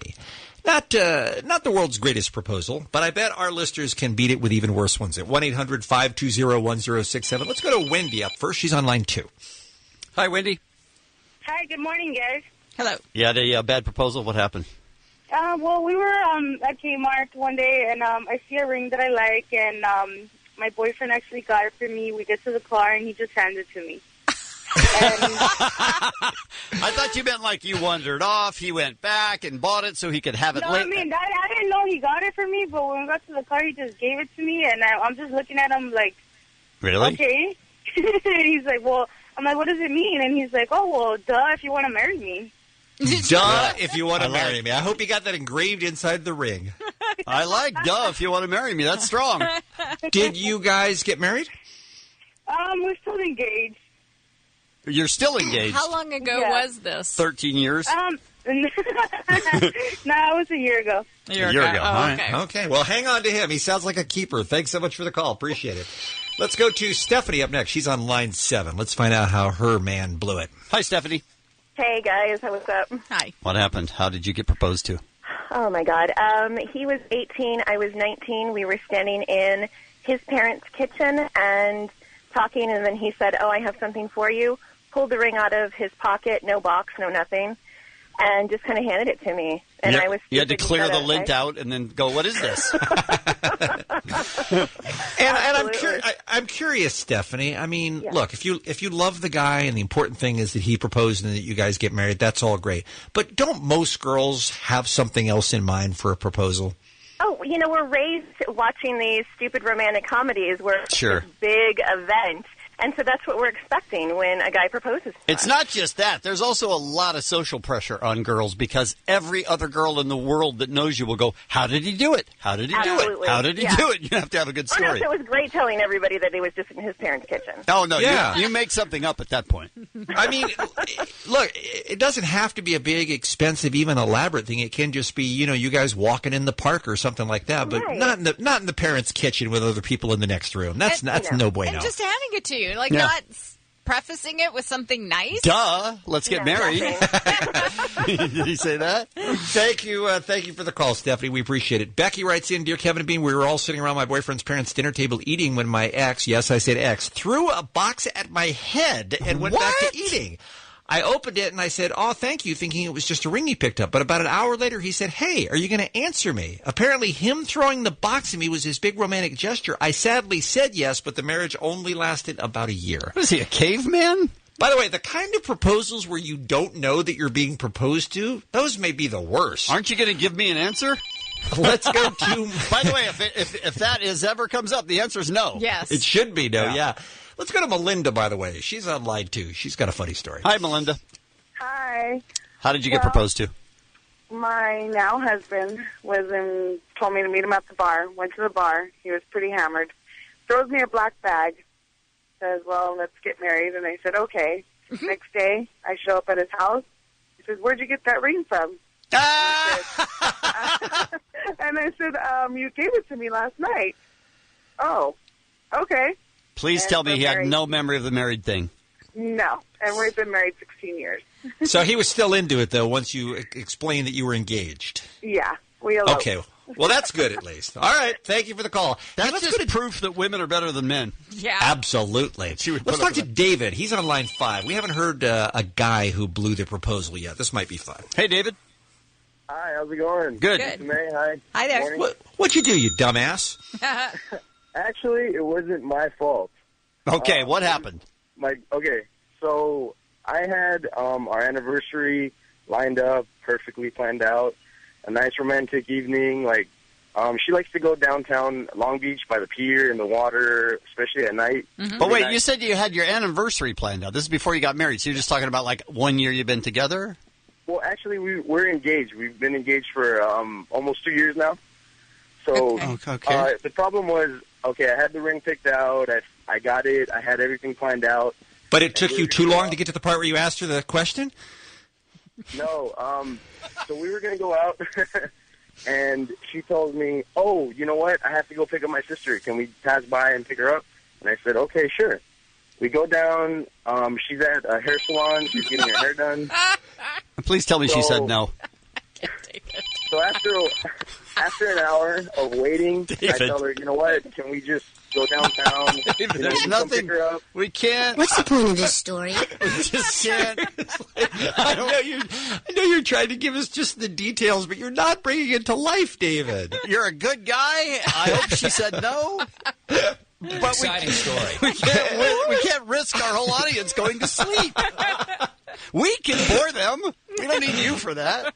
Exactly. All right. We only have time for one more, Kevin. Which one do you like? Let's talk to, I don't know, you want to do Laura? I agree. Let's go back to David. Yeah. Back to David. I hung up on David. You think that's an opportunity? No, I'm kidding. All right. Hi, Laura. Hey. What happened? Hello. You have to cleanse our palate after David. Make it short and sweet. What happened? Okay, short and sweet. So my boyfriend and I have been dating about a year, and we'd gone to the mall to do a bunch of different errands, and we're doing all these different things, and we'd stopped kind of, just browsing in a jewelry store, and then we kept going and doing other things. He had to go to Sears to get some power tools. Right. So we're going down the escalator at Sears into the power tool section, because he had to get a drill or something, and he looks at me and he goes, oh, that ring that we saw, at that jewelry place, that'd be a good engagement ring, if you, wanted to get married. Wow. Did he have the ring with him? Oh, no. We'd just seen it. He was suggesting that perhaps you wanted to walk back and get it together. Right. And I looked at him and I went, no. You don't get to propose to me on the escalator at Sears. Good for you. And it wasn't even going up. It was going down. That's right. Which is just a metaphor for where your relationship was going if you said yes. All right. Much better, Laura. And then, 2 weeks later, he took me out on a romantic date. And did it right. Proposed beautifully, and we were married for many, many years and have an amazing child, and, so it all worked out well. There you go. A happy ending. Fantastic. Thank you, Laura. 106.7 K-Rock is KROQ. You are listening to the Kevin and Bean Show at 7:55. It's the return of Seth Rogen on the Kevin and Bean Show right after the top of the hour. First, though, Ralph has the Showbiz Beat here on a Wednesday. What's going on? Hey, interesting news. Jack White's gone fully insane. He's always been partially insane. We've been waiting. He's been creeping towards the precipice of insanity for some time. Is he making an even faster record than the one he made last week? No, he's just... Boy, does he love vinyl. Boy, he does. Some people like vinyl, and then there's Jack White, who, if he could, would make sweet love to vinyl. No. Oh. But it's pretty close. He's got a vinyl version of his new solo album, Lazaretto. Mm-hmm. Here's the features of the vinyl version of Lazaretto. Features? Got some time? Sure. Kick back. Put your feet up. We're going to be here a while. All right. It's on 180-gram vinyl. Is that normal? That's the best you can get. It's the best vinyl you can get. That's the vinyl they say really captures whatever fidelity, quality that vinyl offers over digital music. Okay. This is how you get it. You got to get it the high-end 180-gram vinyl. It's not the cheap plastic. This is the good stuff, all right? There are 2 vinyl-only hidden tracks hidden on the record beneath the center label. What? You have to peel the label. You know the center of an LP has that label with all the track listings and stuff written on it? Right. You got to peel that off. And hidden underneath that label on each side is an additional vinyl-only track. Here's an idea. Just put the tracks on the regular record. Then put it on CD. Don't make me get out a putty knife and scrape off the label to the record so I can hear what you're hiding. One hidden track plays at 78 revolutions per minute, and another one plays at 45 revolutions per minute. What is happening? So of those 2 hidden tracks on each side, both of them are at different speeds than the rest of the album. You got 33 on a third, you got 78 on one side, and 45 on another. It's a 3-speed record. He might be making us work too hard. Side A of the record, side A, plays from the outside in. You got to put the needle on the inside of the record, and then it plays out. It's grooved the opposite direction, so at the end of the record, the needle's on the far end, the edge of the record. Oh, you're bringing me crazy extra hard today, huh? Do you get a handler with every copy who comes to your house and explains it to you and shows you how to use the product? One song, Just One Drink, has 2 different introductions to it. Depending on where you drop the needle, one will be acoustic and one will be electric. And then the grooves meet for the body of the song, so it plays out regularly. But depending on where you drop the record needle, it'll play different intros. Ralph, you're the vice president of Showbiz. Yes. What's he going for here? Why is he doing this? Bat-S insanity is what he's going for. Could be.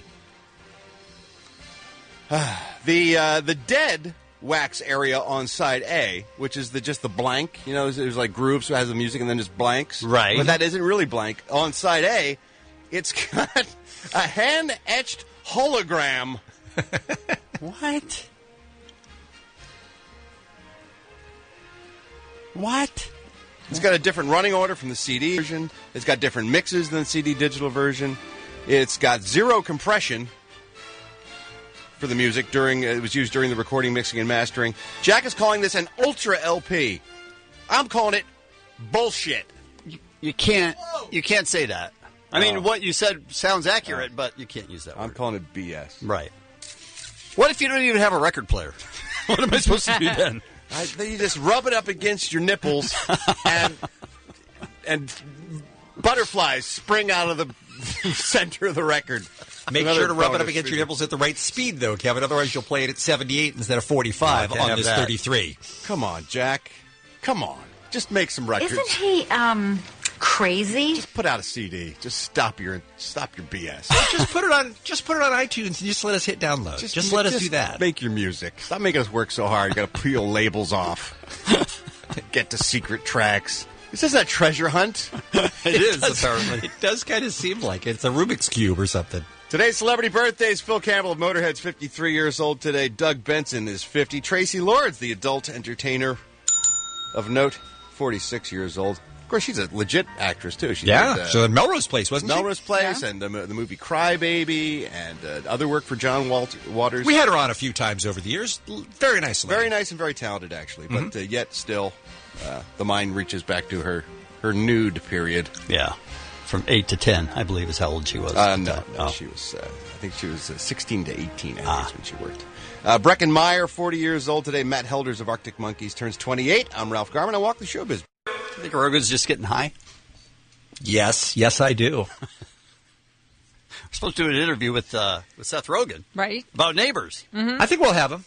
You I do? feel good about it. Should I start think the intro? If you hit the big intro, I think he'll be on the phone when it's over. You tell her you're a virgin. This is how it's going to go. Tell me. I'm a virgin. I like that because you don't have chlamydia. What if she laughs at me, though? Then you punch her in the head if she laughs. What's it like to have guns? It is awesome, McLovin. I mean, it's like having two if one of your could kill someone. I'm pregnant. Off. What? What? I'm pregnant? With emotion? With a baby. You're the father. What the You can make a porn. If it's so easy, how come everybody doesn't do it? Because other people have options and dignity, which we do not have, which puts us in an amazingly advantageous position. You, I have dignity. Where? I saw someone murder someone else, and we gotta get the F out of here. Let's go. Are you high? What? No, I'm not high. You are high as a kite. I'm not high. Dan, we're not on acid. We didn't suck each other's James Franco didn't last night. Now I know you all are tripping. Hells yeah. Producer, actor, writer, director, stand-up, friend of the Kevin and Bean Show, Seth Rogen, back with a new movie called Neighbors, opening everywhere in theaters this Friday. Hey, Seth, how's it going, man? Good, how are you? Very good. Always good to have you on the program. I wish I had not seen you in drag on Fallon last night. That's going to be a tough image to wash out. But you do. You know, some people, they can pull it off. They can make that transition to the opposite sex. Even with I make an ugly girl. I'm not one even of without them. even without the beard, Seth, that was rough, dude. I know. I think I kept the beard as kind of a safety blanket, so no one could truly criticize what I looked like. Just to let everyone know you're not really trying. There was a moment I got a glimpse of myself in the monitor dressed as the girl, and I literally said out loud, I feel like this girl. That's what I feel like. That's how I see myself all the time. Well, maybe it changes. As a big, hairy, redheaded 12-year-old girl. Maybe a change is in order. Well, yes, I think a change is in order. Let's talk about your co-star in the film and in the ooh bit that you did, or the you. How do you pronounce that? Ooh, right? Ooh is what the bit was on Fallon. Zac Efron appeared with you in that, and he makes it outstanding, girl, because he makes it outstanding, boy. He's awfully pretty, isn't he, Seth? He's a very pretty man. He's incredibly attractive, and I don't know what else you can say about it. Could you elaborate, please? I would say even as a girl, he's prettier than a lot of girls I've been with. You know, you are going to break his post-high school musical streak of being in terrible movies that lose money at the box office. This movie can't miss, and he's got to be so happy to be in it. Tell us about working with Zac. He was a very good work ethic. He's a very hard worker. He took the work very seriously, which was nice. I mean, I'm generally just most concerned about the performance, whether or not the movie's doing well. So I think his performance was really good. So that made me happy on a day-to-day basis. The trailer is ridiculous. I mean, I know that you've screened this movie for a bunch of people, and that's kind of part of your process is seeing what works, so that's all killer, no filler. But, I mean, people are applauding in theaters at this trailer. I don't know if you've been to one and seen that, but people are so excited about this Neighbors movie. No, that's awesome. People really like it. I've watched it with a lot of audiences. It plays really well. It gets massive laughs all the way through. It's pretty. I'm so happy. Thank God. Did you having made ones that don't always play well? It's nice to have one that really does. Do you ever get the huge laughter, and then you think to yourself, "That wasn't supposed to be. That wasn't where I thought the laugh would come." Every once in a while, but we go with it. Now, Seth, I haven't exhaustively researched your IMDb page, so correct me if I'm wrong, but this is a real-life grown-up role for you. I mean, you're kind of playing the opposite character that you often play in the films, right, which is the Arrested Development kid.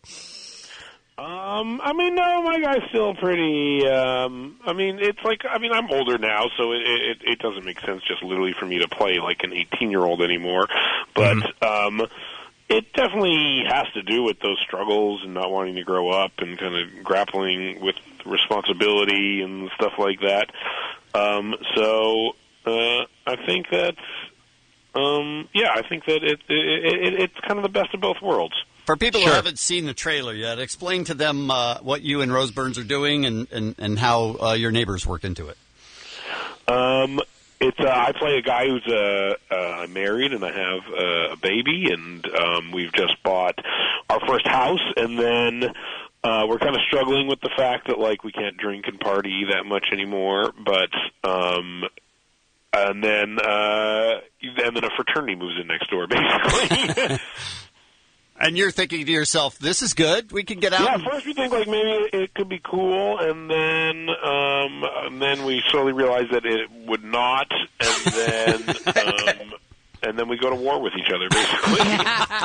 We actually do have a clip from the film. We're talking to Seth Rogen about the movie called Neighbors. It opens up everywhere on Friday, and I think this is a scene where you're kind of getting to know the head of the fraternity next door, played by Zac Efron, and you guys are trying to lay down some rules in the neighborhood. Who's this little lady?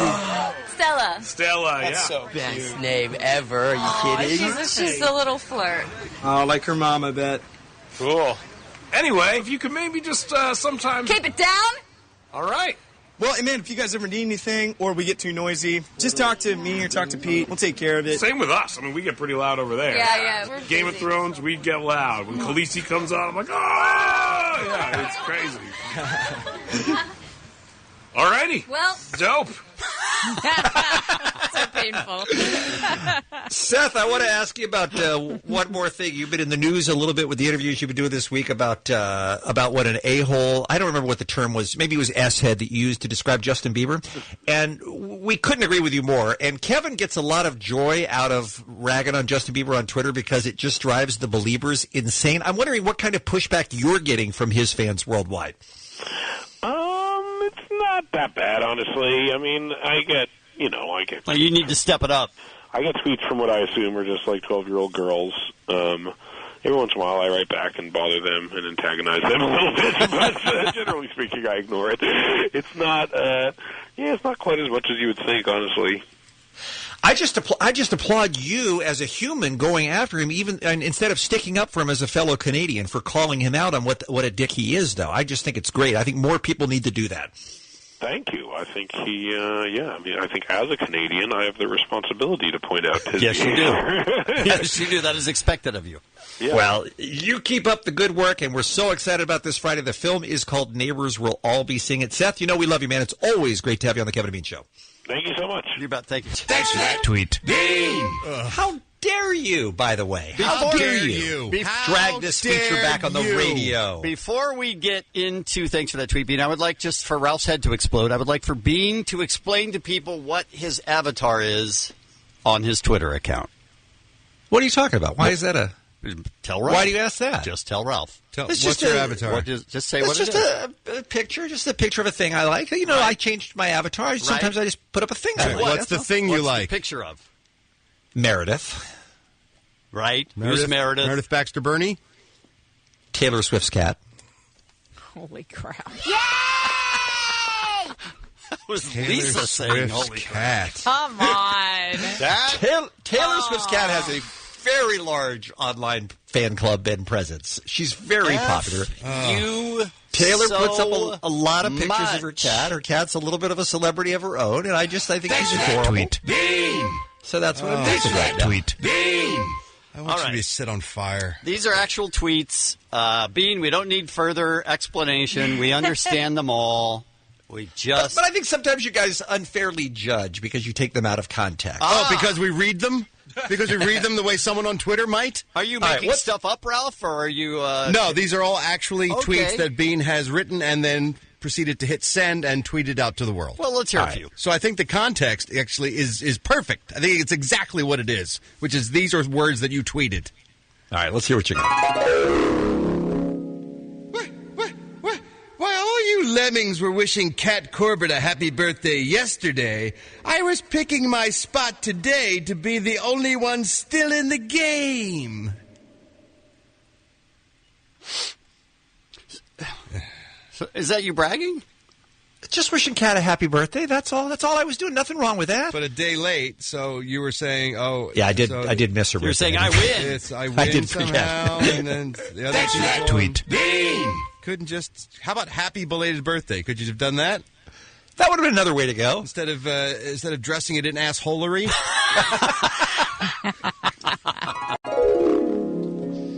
My pancake is an innie. What the hell does that even mean? What does that even mean? With a photo of my pancake that had a little dip there where the syrup collects right there in the middle. It looked like an innie belly button. I just was taken by that. Wow. How taken can you be by that? Just unusual. It's Not a something, pancake! not something you see normally occurring in your pancakes. It's a pancake! You know how much I love my pancakes, and it was just a surprise. That's right. Tweet. Every time I remember that one of the fat boys is dead, it's my personal 9/11. That goes without saying. I think we all share that sentiment. The world's a sadder place. How often do you have that thought? Well, when it comes up, I'm just saying. How it just often makes you sad. does it come up? I hear a lot of Fat Boys songs in rotation. It just makes makes you sad all over again. I listen to a lot of the like the classic hip hop stations and things like that. And Fat Boys you're bringing the crazy extra hard today, huh? How dare you? Is that serious? The Fat Boy channel? Do they have that? It's Backspin. That's the channel. Right? Tweet. Now that Kevin Ryder got his photo with Alessandra Ambrosio, I am more determined than ever to find Gordon Lightfoot. You guys are with me on that. You support Dreams, right? Not yours. No. Thanks for that tweet. It's dumb. Good to wake up to George Michael's One More Try on the radio and get the weepiest part of your day out of the way first thing. That's an effing sad song, man. You realize that when you hear it again. How many of us that is rough. heard that song in years? And who's weeping to George Michael songs? I'm just saying, when you hear it, you realize how sad Thanks for that tweet. Whoa, I'm glad I got that out of the way. Hey, other cities' baseball fans. What does it mean when you have a W next to your team's name in the scores? Ooh, Mariners had lost a lot in a row at that point. Self-deprecating humor from Bean. Starting to forget what it was like. But they've rebounded. They're above 500 now, so it's all good. That is good news for nobody listening. How about that tweet? Mariners win a game, or Mariners are losing a lot. Why is it a convoluted riddle of a Twitter you have to figure out, or the diagram says to see what the hell you're talking about? Hey, other cities' baseball fans, what does it mean when you have a W next to your team's name in the scores? You're saying was that try the riddle too of the hard? cat people? Is that inscribed in a pyramid somewhere? All right, we're out of time here, guys. We got to go. Penguin Cam stat. Oh, That's the entire tweet. I'm gonna. Ralph, With a you link haven't- to the Ralph, Penguin you Cam, haven't by had the to way. sit in here and listen to Bean talk about the goddamn Penguin Cam all week. It's absurd. Penguin Cam stat. That's all it was.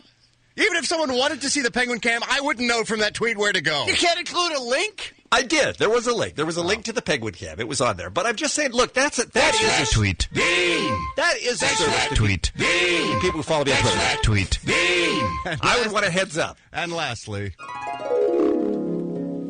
I feel like the letter Q should come earlier in the alphabet. That is the one that got retweeted to Ralph and I the most from people saying, you have to do things for that tweet being about this tweet. Universal derision. They're turning you in, Bean. What kind of nonsense is that? Who's got time in their day to think about the order of the alphabet? And how can one letter feel like it should go anywhere else than where it is? It's just sometimes you look at it and it just looks all hinky. It just looks all out of balance or something like that. I just feel like Q is down there. It's too close to like the W's and the X's and the Z's. You're stupid. If it moved way to the left, I feel like it would be much more balanced. You guys know what I'm talking about. No, you're stupid and dumb and absurd. I hope that's that tweet. Sorry, Ralph, what? I hope you choke on an innie pancake. The Kevin and Bean Show on K-Rock. It is 8:36. I don't see him on the hold, so I'm reluctant. I know. This is what happened with Seth Rogen just a half hour ago. We played the intro, and there he was. I don't know how's Dave feeling about Drew Doughty if we hit the intro. He'll be calling in any second. So should I start the intro? Because if we end the intro and he's not there, there'll be hell to pay. Right. Then no. Okay. Oh, there he is. Play the Hit intro. it. Hit it, Steve. Beautiful check by Doughty, and then Penner goes after Doughty. And a ruckus breaks out here at the LA blue line. What a hit. When it comes to hockey, I don't think about it at all. I try not to think about the skills or anything. I just really want to work my hardest and play my heart out and just play my game and hopefully help my team win. Drew Doughty, when he has pressure on him, he becomes a better player. Doing really good. Whoa, what a check by Doughty at the blue line on Taylor Hall. Drew Doughty, here he comes. Doughty in front. He scored! Nice hip check there from Drew Doughty. Kopitar up the middle, shot, score! Right down the middle. The Kings got it to Doughty. 3-1, Los Angeles. And the Los Angeles Kings take early control of this Battle of Southern California. They win the first two in Anaheim. Goosebumps when you hear that audio, right, Kevin? Goosebumps. Absolutely. I got to tell you got to get hot at the right time. The Kings waited to the last possible second to turn it around in the Stanley Cup playoffs, but now have won 6 in a row, up 2-0 against Anaheim. We are delighted to welcome back to the program Drew Doughty from your Los Angeles Kings. Hi, Drew. Welcome, sir. Hey, how are you guys? Very good. Let's, if you don't mind, I'd like to go back a series and talk about the Sharks because that was bad. That was a bad start. We were down 3-0, and as much as you believe in your team, and the fans believe in the team, still you go 3 games is a tough thing to overcome. What was your mindset during that time? How did you stay positive? It was tough to stay positive, obviously, but like you said, we believed in our teammates, we believed in our team, and we just had to take it one game at a time. We won Game 4 at home, and then after that, we knew the toughest task was going to be winning Game 5 in San Jose, and we overcame that one. We knew we were going to have Game 6 coming back to LA, and then it was a toss-up for Game 7. So we just took it one game at a time, and like I said, just believed in it, and it happened.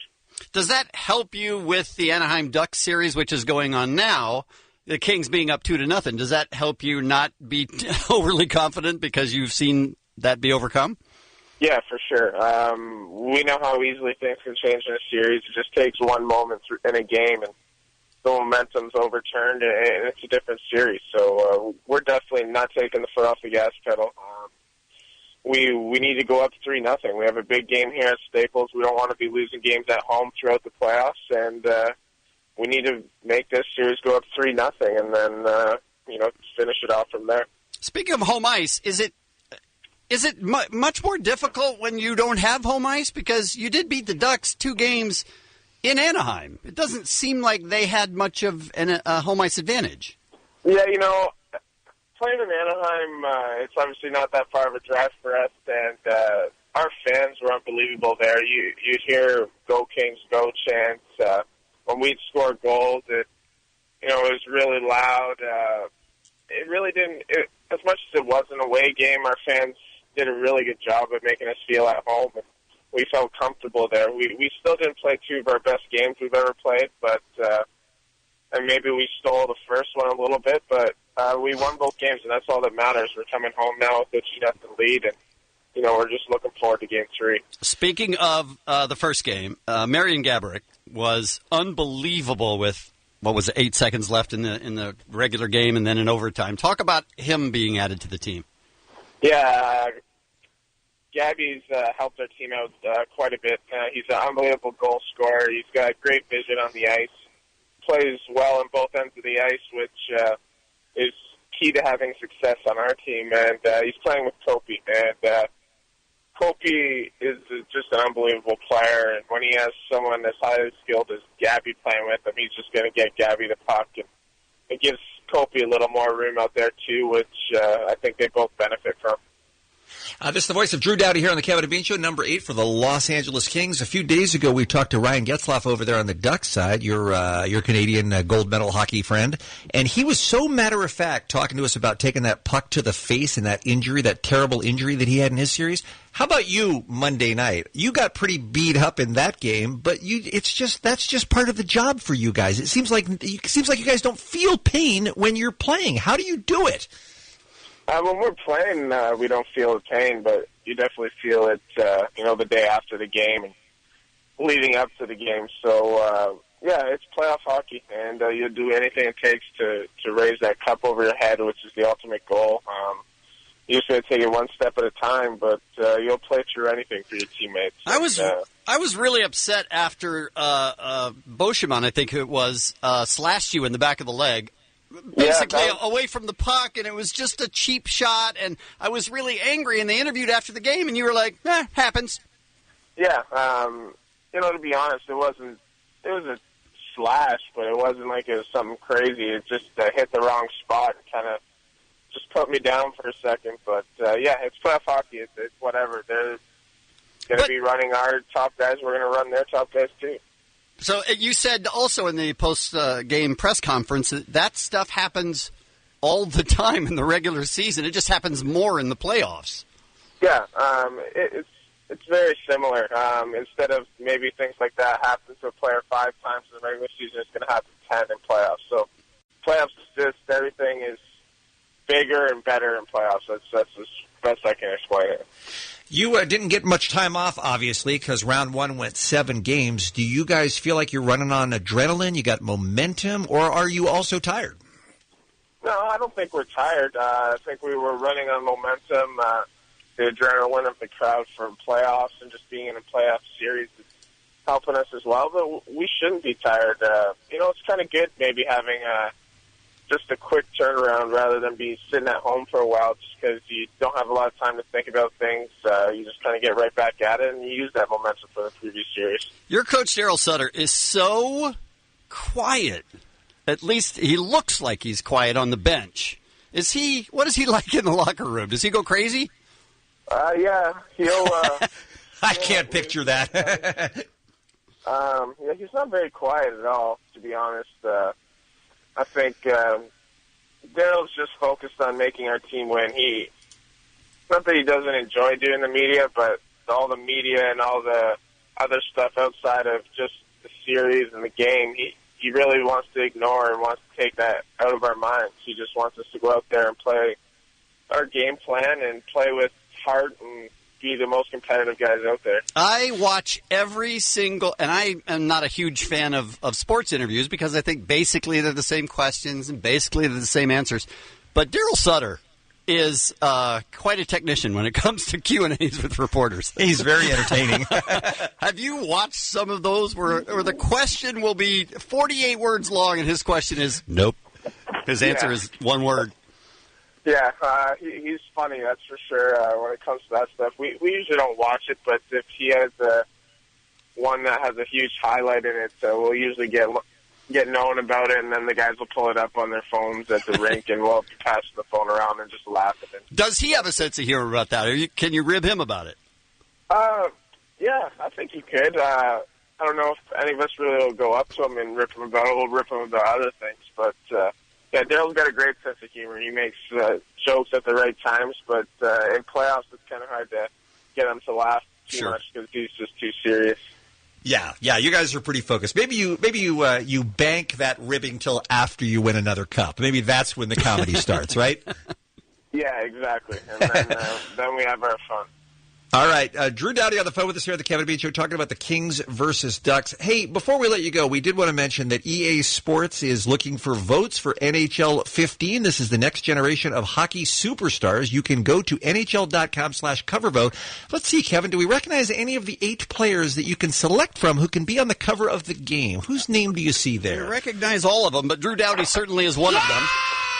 Yeah, go to NHL.com/covervote to cast your vote, and let's get Drew on the cover of the game. That would be awesome. And it's been a great season, some great series, and we're having so much fun watching Drew. We're very excited you had a few moments to join us on the Kevin Bean Show, man. We are really, really rooting for you guys. Good luck, sir. All right, well, thank you guys. I appreciate you guys having me on here. Sure, we'll see you tomorrow. Bye. 106.7 K-Rock is KROQ. You are listening to the Kevin and Bean Show. It's 8:54. Hey, go! Well, speaking of reunions, there was a reunion over the weekend Oh, good. Of the Runaways. Oh, Runaways. Yep. well, let me explain. Okay. It was only for a photo, basically. Well, that's so not what really happened was reunion. Joan Jett was at a Women in Rock award thing at the Nokia Theater, and Cherie Curry and Lita Ford was there. I feel like we're already And they all got together and already too posted far a into the photo. story for me. And if you want to check that photo out, Yes. you can go online at www. LitaFordOnline.com, and you see it in color. Oh, wait a minute. So you got Cherie Curry, Joan Jett, and Lita Ford all in one photo. Did he say color? Yeah. Apparently it is in color. Yeah, that's What? actually very Jeez. exciting. What if I don't have a color monitor? What if I don't know have what a you do color with that. computer monitor? Yeah. I'm still rocking a black and white. I don't think you can even get one of those anymore. I don't think so. Rodney That's has what you're one. playing. What you're playing Pong on, is it, Ralph? Yeah. Huh? Hey, speaking of Rodney, the reason the great Rodney Bingenheimer is here today and not on K-Rock Sunday nights playing 80s songs is because he's going to help us give away tickets to the premiere of Godzilla. All right. It opens up everywhere on May 16th. Hold on. Yes. Hold on. How does Rodney know so much about Godzilla? You know his love for monster movies. I didn't even realize. What? He loves monster Oh, movies? yeah. Oh, yeah. He calls himself Rodzilla. You didn't know that? I didn't know that. No. Oh, yeah, Rodzilla. He knows everything there is to know about monster movies. Huh. So if you think you can stump Rodney with monster movie trivia, you call right now at 1-800-520-1067. If you stump him, you win tickets to see the new Godzilla 8 days before it opens up for the rest of the world at the Dolby Theaters. How about that? This is for the premiere, right? Yeah, tomorrow night. That's right. That's right. This is the premiere. Tough tickets to get. Absolutely. So good luck. Call now. Now here's Ralph with the Showbiz Beat. I didn't realize Rodzilla had so much Rodzilla. knowledge about monster movies. That's going to be entertaining. It's his monster movie name and his porn name together. Explains why he's out there in the hallway limbering up. You know how flexible that dude is?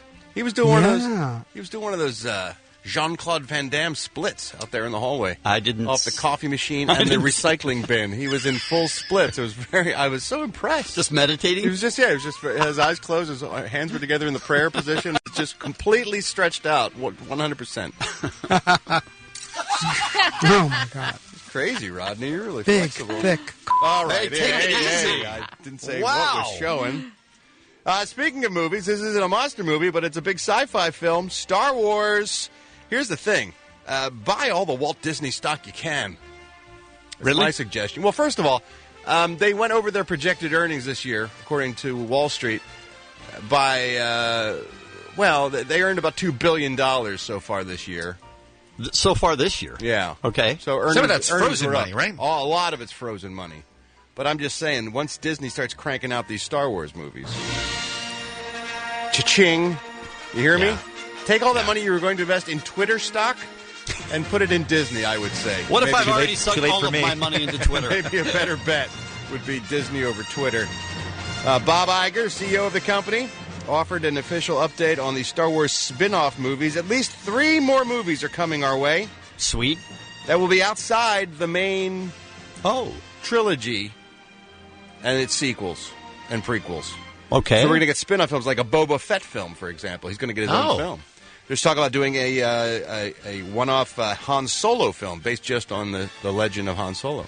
So we may get additional Star Wars films that have nothing to do with the main storyline. So they're marveling it up, basically. Yes, we will get multiple Star Wars films with multiple characters at the same time. Yoda potentially also getting his own film. That'd be a great film. That would be great. The early days of Yoda when he's kicking ass and taking names, living in the swamp with that little cane.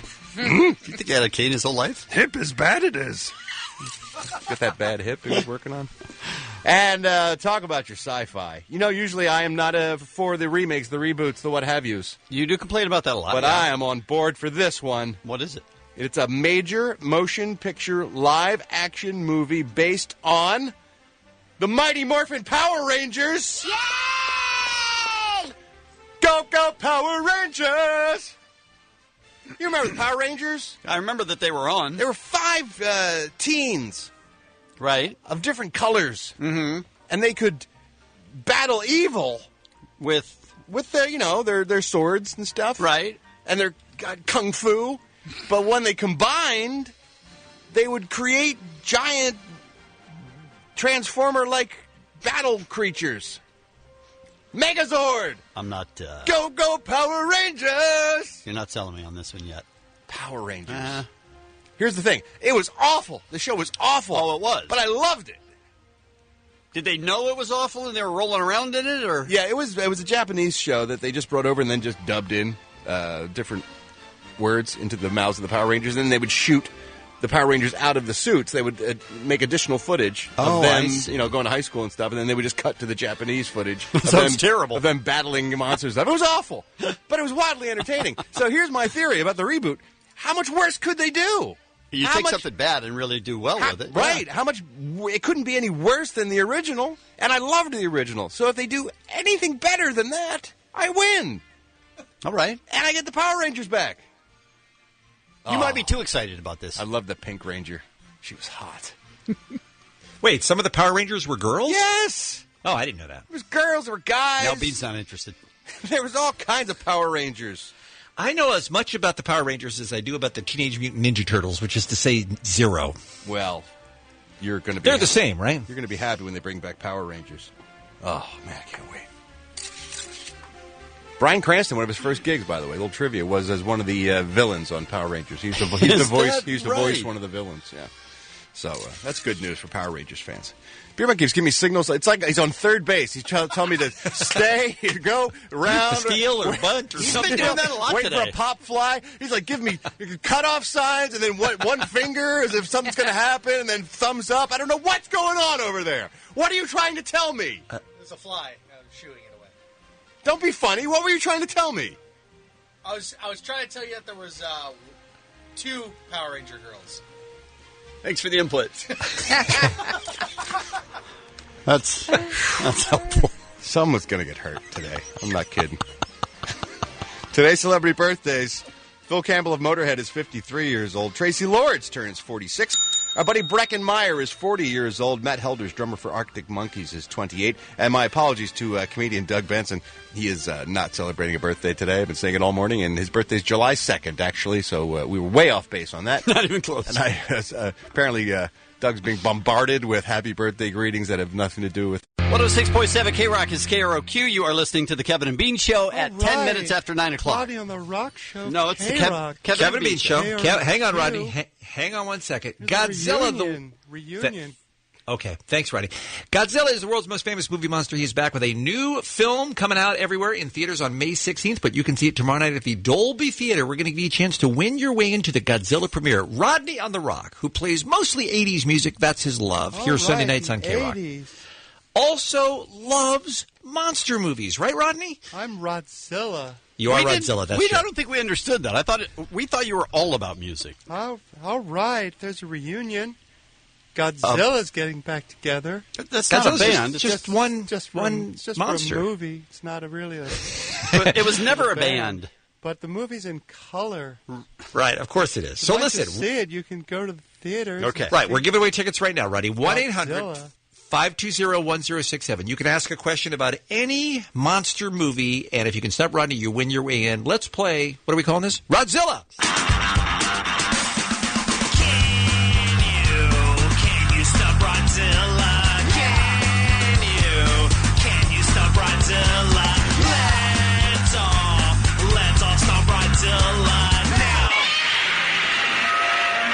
Yeah, wig, wham, bam. All right, close enough. Stump Rodzilla. Who's our first contestant, Kevin? Hang on, can I hear your Godzilla again? Jason is on the line. Hi, Jason. Hey, party people, what's up? Stump Rodzilla. My question is, what's the name of the 3-headed monster Godzilla fights in his movies? Flock of seagulls. All right. Now, maybe you don't win? understand the question. What'd I win? What was the name of it? King Ghidorah. Yeah, that's not Flock of Seagulls at all. So I think you were stumped, and I think Jason's going to the film, Rodney. Yes. They fly too. Seagulls fly. Right, but that doesn't make it the answer. All right. All right, let's go to... All right, what? Let's go to David. Hi, David. Hey, guys, what's up? Lisa May. Hello. Stump Rodzilla. All right. All right. Hey, Rodzilla, what's Godzilla's son's name? Billy Ocean. Now, Rodney, do you really honestly think Godzilla's son's name is Billy Ocean? Yes. Why are you pestering me? Well, I gave my answer. That's a stupid answer. David, is it Billy Ocean? It's not Billy Ocean. What is it? Godzuki. Oh, that makes a lot more sense. Okay, you're going to the movie, too. All 2 right. for 2, Rodney. Sorry about that. Congratulations. We're not doing a drawing, by the way. All of these people that stump Rodney are going right to the movie premiere. Let's go to Kyle. Hi there. Morning, guys. Morning, Lisa May. Good morning. Morning. All right, so what was the name of Charlie Hunnam's Jaeger in Pacific Rim? Charlie Hunnam's Jaeger? Yeah. Explain that to me. What are you guys talking about? That's the big automated robot he fights the monsters with. Oh, it's a robot. Okay. Rodney knows that. Rodney is all this Yeah, I know very all about knowledgeable. monster movies.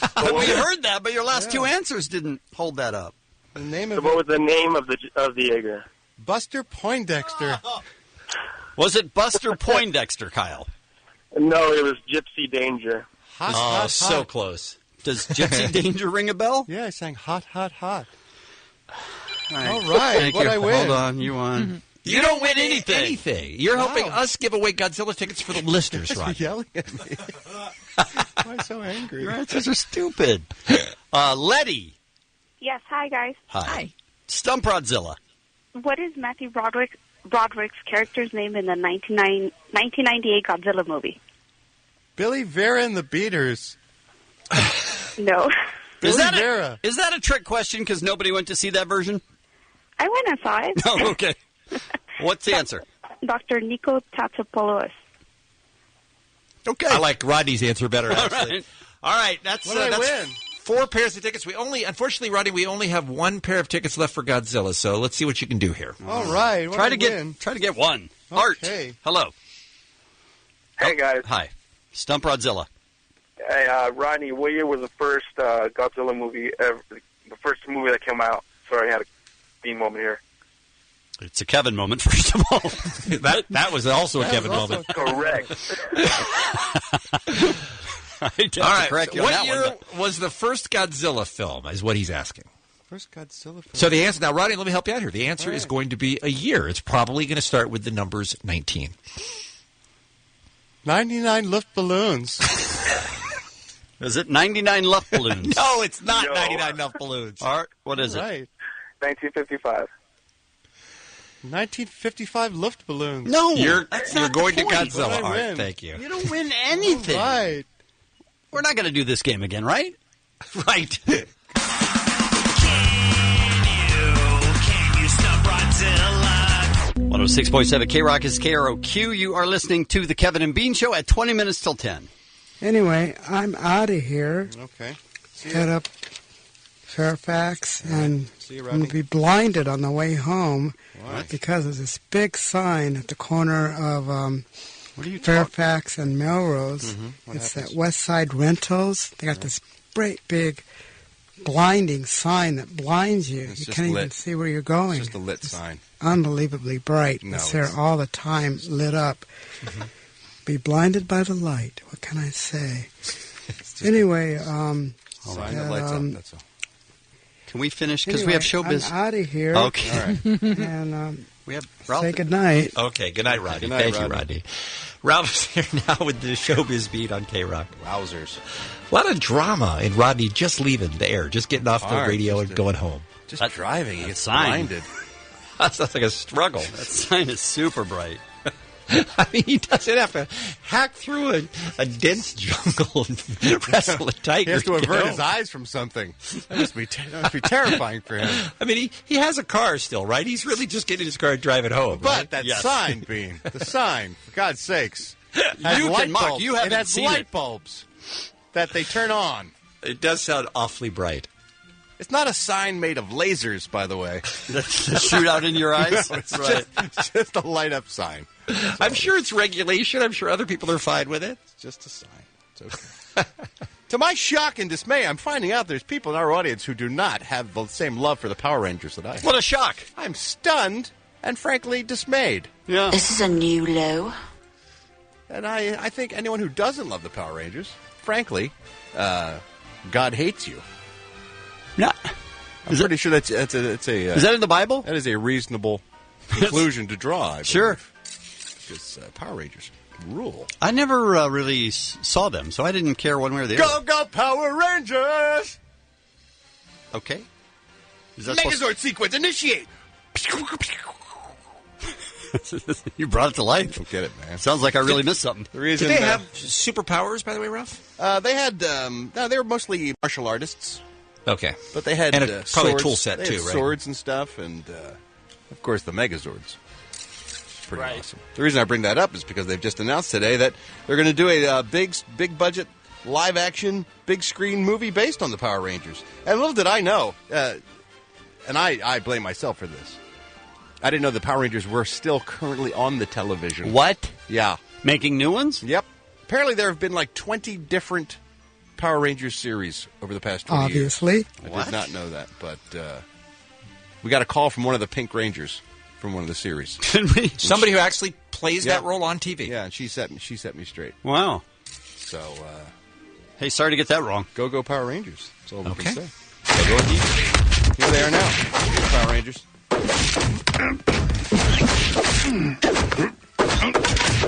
There's a pink one right there. Oh. Yellow Ranger, look out! Oh, got him. Yeah. Taking on all of Rita Repulsa's. Who are they running? Why are they running?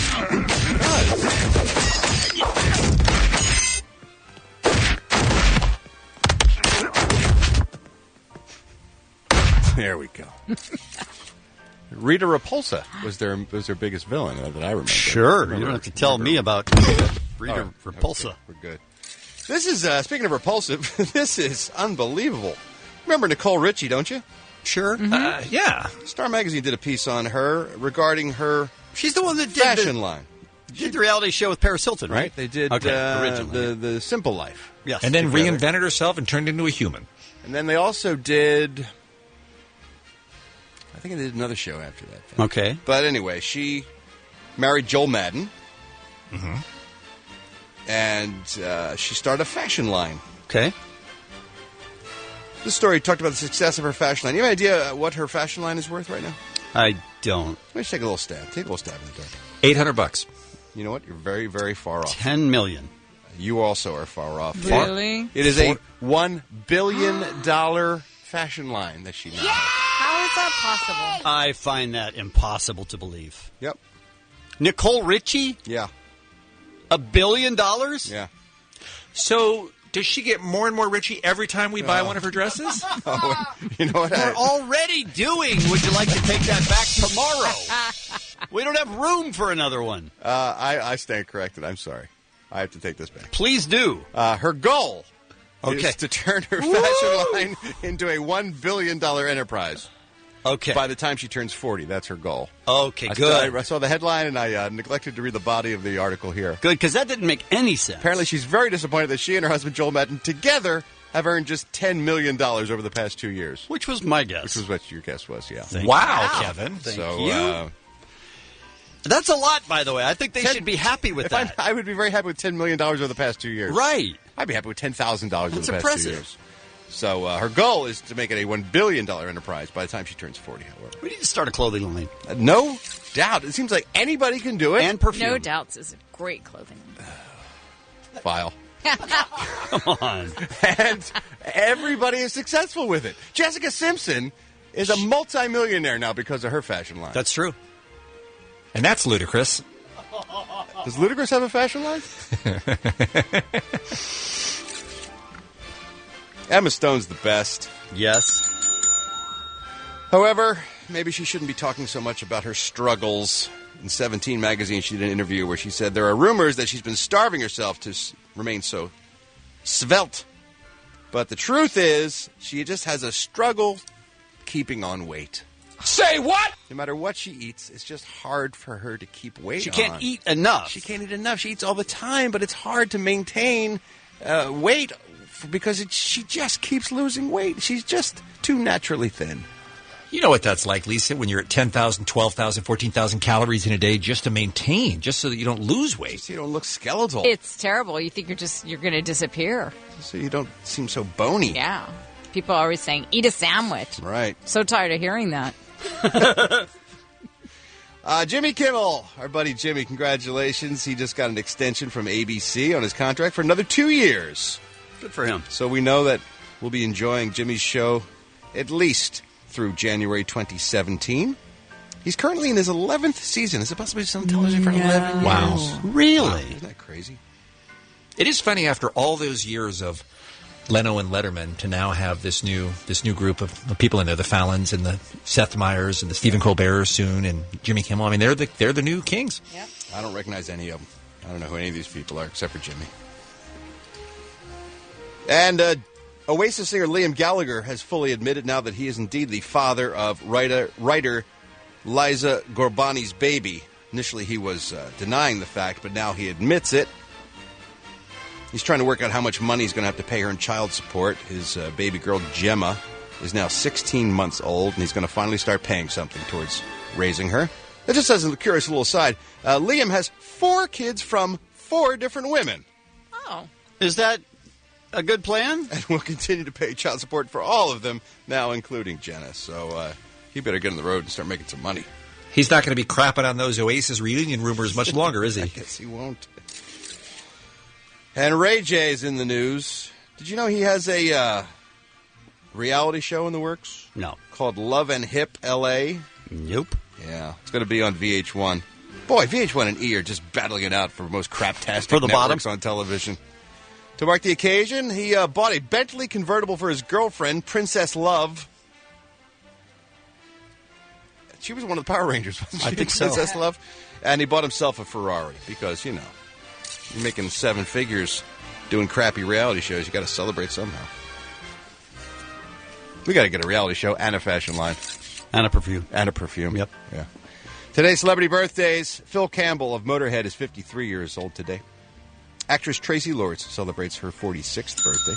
Actor Breckin Meyer, our good friend, of course, stars on Franklin and Bash. He's awesome. He is the best. 40 years old today. Matt Helders, drummer for Arctic Monkeys, celebrates his 28th birthday. I'm Ralph Garman. I walk the showbiz beat. Thank you, Ralph. Tomorrow morning on All New Kevin and Bean Show, we have a brand new Internet Roundup for you. We have Would You Like to Take That Back? Which Bean and Lisa were trying very hard to get in on. Under the wire. They're trying to get their points up. In this past showbiz. Scott Ackerman will be here to tell us about Comedy Bang Bang, which comes back tomorrow night. Oh, so funny. It's the most absurd show on TV, and it's awesome. And we also have Craig Robinson. Comedian Craig Robinson. Let's hear it for Craig Wilson, everybody. And that is tomorrow morning, along with your tickets for the world premiere of Godzilla. Yes. You gotta put it in perspective. This is what everybody's been waiting for. If you don't mind, I will begin at the beginning. It's a new day. Let's get going. 1, 2, 3. Bad boy! 4, 5, 6. B.I.G. All right, let's count it down. 20, 19, 16, 17, 9, 12, 10, 4, 14. Happy New Year! 7, 6, 8, 11, 18, 5, 3, 2, 20. Happy New Year. Now, people have started to leave Times Square, but don't go anywhere. Be a lot more for you. Thank you for spending New Year's with us. And I hope you have a healthy and happy New Year from the bottom of my heart. And now, look who's back. And now, they came to party and they weren't disappointed. Our feature presentation. Too soon? Not at all. Too soon? I think. Hey, party people. What's going on? What? You can't make a tribute to a broadcasting legend, Lisa? You could maybe, I don't know, pick some drops from earlier in his life. Oh, that's all I had at my fingertips. I wasn't going to put that much work into it. But yeah. Morning, the great Dick Clark will always remember him. Unfortunately, that is true. Morning, everybody. It's a brand new Kevin and Bean Show. It is a Thursday morning. What's happening, people? Hey, Bean. We should get our little friend Carson Daly to run down today. He's worked a lot with Dick Clark. Friends with him. Oh, that's true. Got a lot of stories. So that might be interesting to hear a perspective from somebody. I don't know. Your tribute was quite moving. Right. Pretty much all we need, I would guess. I don't know. I was a big fan of Dick Clark. We actually had him on the show back in the day. Remember, Kevin? We went down to his office and interviewed him, and man, the memorabilia in that guy's office, it was like a museum. Unbelievable. Super nice guy, too. Yeah. There's little guys that have their own building, their own office, and then they bring their pets. Just hang out there. Dogs are running around. Yeah. Yep. Yeah, it was crazy, the stuff he had and the stories he had to tell. I mean, he knew everybody, worked with everybody. It was amazing. And a huge player in television, obviously, with, all the many, many shows he put on the air and produced and everything. Great Obviously. stuff. Obviously, exactly. Here's a fantastic story to get us started. I love this so much. This has been an ongoing court case for a number of years, but here's a woman, I think this happened in, I want to say Australia. Here's a woman who's on a business trip. And there's a guy that she's staying in a hotel on a business trip, and there's a guy that she had been dating, and she invited him to the hotel where she was staying on this business trip because he lived apparently fairly near where her conference was. Mm-hmm. So, they're doing it. And apparently they're going hard, as it says in the documents from the trial. And a glass light fitting came off the wall above her bed and injured her, hit her, cut her. Oh. So she filed a workman's compensation claim, saying, hey, I was on business. I was staying at this hotel on business, and I'm therefore entitled. Woman in her 30s, working for the government of Australia there. And originally, the court said no. The court said no, that, you were having sex. That wasn't something that was necessary. But, they argued, hey, but it's something that people do. And if I had been injured playing cards in the hotel room, or if I had been injured taking a shower in the hotel room, I think it would have been covered. So this thing wound through the courts and finally went up to an appeals court where they agreed with her, and they said, she's eligible for workman's compensation as a result of the sex. That's awesome. I would just think you'd sue the hotel. As opposed to applying for workman's comp. Yeah, it doesn't say here whether she did, but it would seem like the hotel would be at least a little bit more directly involved in what happened, never right? would have crossed my mind, although she is there for work. So, really, regardless of what you're doing in your room at the time, if you are in that hotel because of a job, I could see that. Yeah, and they argued that, she wasn't doing anything, illegal. She wasn't doing anything that had been prohibited. It wasn't like she was told, that she wasn't allowed to have anybody in there. So as far as she was concerned, it was just the normal, business. Cost of doing business. Cost of doing business, exactly, yeah. So anyway, interesting story. Took a long time, like I said. She had to go all the way up through appeals court and stuff, and who knows who's paying for all this, if it's going to end up costing her more than whatever she's going to get as a result. How injured was she? Yeah, it doesn't say, as usual. Not enough details here. Damn it. How many times do you think she had to tell the gory details of everything that happened in that hotel? And then, yes, that's what he did. Yes. I was upside down. Sure, but, she had to go through it and explain it to every court. I love it. Well, I'm going to keep this in mind the next time I have to travel for work, man. I'm going to try to hook some of this up. Yeah. Really? You do that, Bean. It's going to take a great deal of work to get all those circumstances to work out, because I got to find someone to have sex with, first of all. Then I got to figure out a way to get injured. Then I got to figure out a way to make some money off it. It just seems like a lot of work, but I'm going to try it. Yeah, and then this company would never pay you. That's true. Crazy. They do it if the court ruled in my favor. Yeah, well, that's true. All right, let's talk about today's Kevin and Bean show, shall we? No, that's not true. It is true. We have Dr. Drew on the program today. Yeah. We do. We have to ask him about the tube down your nose diet. He's just going to be pulling out all his hair. He is, yeah. Over that. Yeah, he's not going to be happy. Yeah. We have a brand new internet viral song to tell you about, and it'll be stuck in your head forever, and you'll love it. Damn it. It's really? terrible. It's terrible. It's something. And it's part of our brand new Internet Roundup as well. We got that today. We have comedian Paul F. Tompkins in the studio. Mm-hmm. We have Mensa members. What's that all about? What is that all about? I don't know anything about it. Bean wouldn't take my word for it yesterday when I was trying to tell him about the meetings and the pins and stuff and the different levels of things that you can get. But you don't like to brag, so I don't feel like I'm getting the full story about what it's like being in Mensa, but I am curious to know.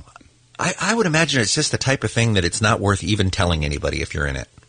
Because I think people just have this perception that you must be, boring or no fun or something like that just because you're smart. And I don't think it necessarily would have anything to do with that. I think most of those people would be boring and no fun. See, that's my point. Well, wait, let me finish. Except to other Mensa members. See, I think that's the opposite of true. I think there will be a wide range. No, I think there'd be just as many partiers as there would be people who are boring. I think it'd crazy, son. I think it'd be a totally random average cross section. No, because it would be self-selecting, because there's a lot of people who can join Mensa. A lot of people choose not to. Those are the cool people. Plus, if you're that smart all the way through school, you don't have friends, you don't have social skills. Come on now. That's why you join Mensa. Let's be realistic. To make friends. That's true. Other people that are as smart as you. Find yourself talking to me, we got nothing in common. Well, I'm eager to see if anyone will call, if we have any Mensa members listening, and what their experiences have been. Also on the program today, we have the light heavyweight champion of the world, John Bones Jones. Wow. Talking about UFC 145. Cool. Where he's fighting, is it Rashad Evans? Yeah. I think so. So we're going to talk to him today. I'm very excited about that. And we have your tickets for Coachella today as well. So keep listening for your chance to win those. Coming up this morning on the Kevin and Bean Show, we'll take a break and come back with the Ralph Showbiz Beat next. Somebody that I used to know. Somebody. Hey guys. That I used to know. I think Gaudier and Kimbrough maybe have that part covered. Or maybe Ralph and Kevin have that part right. covered. We're going on we'll the be road. at Coachella this weekend. Come out and see us. Sahara Tent. Oh, wait, that's the dance tent.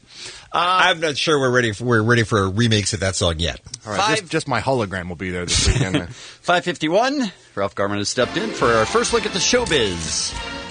Goodbye, Dick. We hardly knew you. Dick Clark. Legend of television.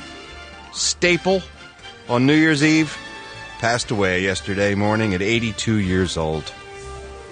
After a heart attack. Apparently he was having they call a simple outpatient procedure. Something went horribly wrong, and he passed away at the age of 82. Oh, I thought maybe there was a lot going on we didn't know about that was expected. No, this was unexpected, but it was a massive heart attack and took his life. Of course, he was suffering from a stroke, and he had in 2004, so he was not in great health, but this was a surprise. They haven't confirmed it yet, but it is thought that he was in the hospital for cataract surgery. So completely unrelated, and then next thing you know, boom. Richard Wagstaff Clark. Is not the name of anyone. Is his name. Really? Oh, the Dick. I see. Richard Wagstaff Clark. His middle name was Wagstaff. He's a dick to us, sure. Wagstaff. But his middle name was Wagstaff. I didn't know that. He, of course, was a legend in my hometown, Philadelphia, where I grew up, because he was a DJ there with WFIL back in the 50s, and then he started a little local TV dance show called American Bandstand. Well, that started in Philly only? Yeah. Oh, no it was a little local show. ABC. It was on the local ABC affiliate there in Philadelphia. They picked it up, took it national, and ba-boom. There you go. The next thing. 30 years he's on the air every day doing his band. He's a phenomenon. And then, of course, Ryan Seacrest took over duties on the New Year's Eve show with him. Ryan's crushed. As he went around screaming, going, "Woohoo! New Year's Eve is mine now!" It's all mine. Yeah. You know. Thank you, Ryan, very much. It's really good to be back with you again this year. Yeah. I'm going to miss that. Should we have one last countdown for Dick? We just did, about a half hour ago. Oh, really? Yeah, we had all Dick. I wasn't here. What happened? A half hour ago, it was all Dick. It was all Dick? Yep. Really? I'm glad I wasn't here. Sounds uncomfortable. I'm glad I was. I'm sure you did. Did you guys get your invitations to this weekend's wedding? No. Obviously. Carrie Mulligan and Marcus Mumford from Mumford & Sons? That was not invited. What? No. They're getting married this weekend in the English countryside. Very nice. I hope she's hyphenating the name. I hope she's going to be Carrie Mulligan Mumford. That sounds like a bad career choice on her part. Like any blushing bride, she's reportedly very excited, can hardly contain her love for her man Marcus. So I wish them all the best. I hope they have a nice wedding. I should have got them all a gift. Just a little something. Just a little something. Thank you. Thank you so much. A phony Justin Bieber's in trouble. Who wants to be a phony Justin Bieber? This creepy dude, 34-year-old Lee Moore of Toronto, posed as Justin Bieber on the internet on Facebook. He's been arrested for threatening and sexually abusing a 12-year-old little girl on a video chat site. Wow. He threatened rather to harm the girl's family if she didn't do certain sexual things for him online. The girl began to realize she wasn't talking to the real Justin Bieber when the video chat began. Yeah, he's 34! Yeah, no kidding. And doesn't look like Justin Bieber. He was nabbed when a Canadian officer pretended to be a 14-year-old girl online, and this creep asked to meet the girl. Well, he met the police officer instead. Police officer said, yeah, let's meet. Next thing you know, so your name is Bean. Is that what I understand? Next thing you know, there was our man Chris hiding in the bushes. You're free to go. Don't tease me, dude. Dennis Rodman's broke. That's not a surprise. He made a lot of money in his day. He did, but he spent it like a crazy man. His lawyers claim he's too sick and broke to pay the $800,000 he owes in back child support. Oh, my God. Ouch. It's almost $1 million in back child support. How many kids, Ralph? Does it say? It doesn't say here. All. Yeah. That's a lot of child support. Yeah, that's why I'm wondering. Does he have 30 kids? Or did he just wait a really long time without paying? Right. Yeah.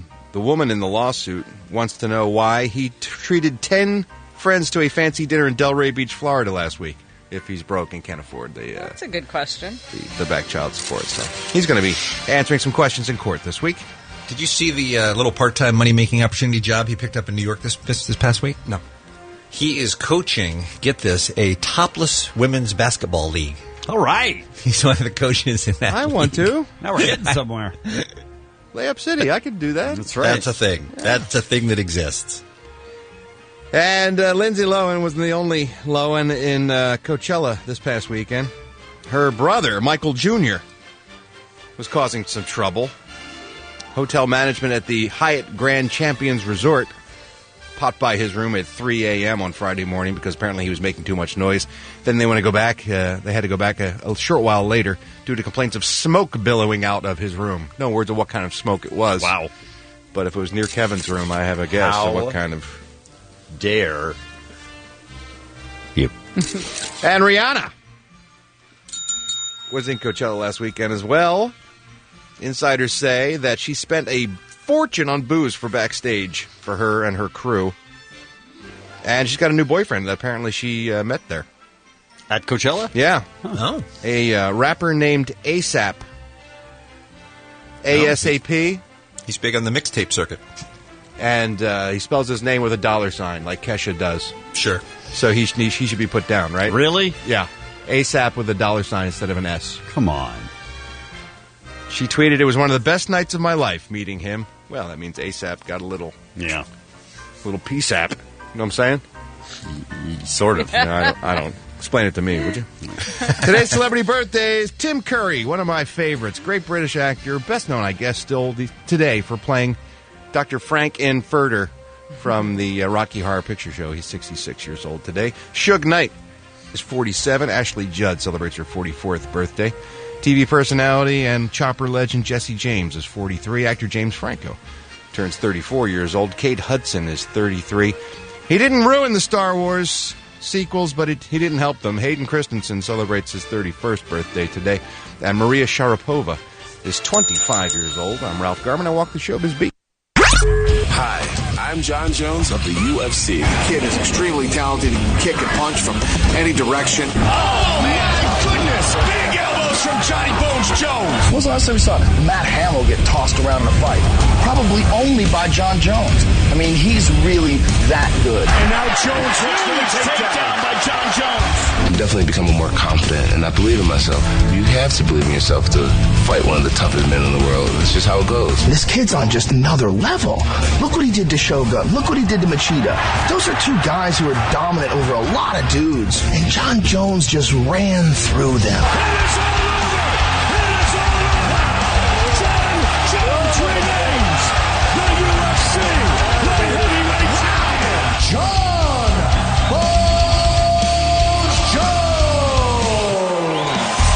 It's all happening again Saturday night, April 21st, 7 o'clock on pay-per-view. Jones versus Evans. That's going to be UFC 145, and John Bones Jones joins us on the Kevin and Bean Show right now. Hey, man, how are you?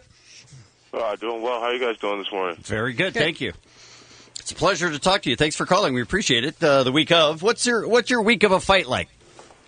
It just consists of a lot of, mental training, a lot of sports psychology work, and, self-reassurance, just, making sure that my confidence is sky high. I think that's a big part of competing, especially in a sport like fighting. And then the weight losing. Right now I weigh 215, and I got to get down to 205 by Saturday. So just trying to preserve my energy and also, make this time productive. But you cut way back on the physical training. Oh, yeah, totally. Yeah. Speaking of the mental training, Bones, I was watching some of the coverage from earlier in the week in Atlanta, and I saw the stare down. Do the stare downs, are they at all real anymore? Is there actual animosity fighter to fighter, or both guys step up there and look at each other and they know that they're really just doing it for a photo op? Well, the press conference that you saw, the pre-fight press conference stare down, different fighters have different approaches to them. Some people, get their emotions really tied up, and some people think they can see fear in their opponent's eyes and everything like that.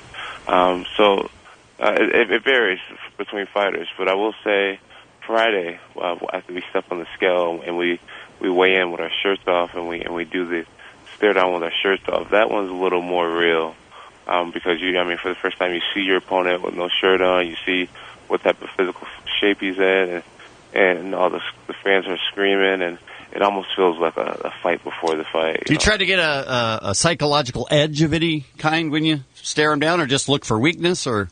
A lot of times I walk up real close to my opponent, and then I stare away from him and not look him in his eyes, and it kind of messes with a lot of them. I can tell. They want to look in your eyes.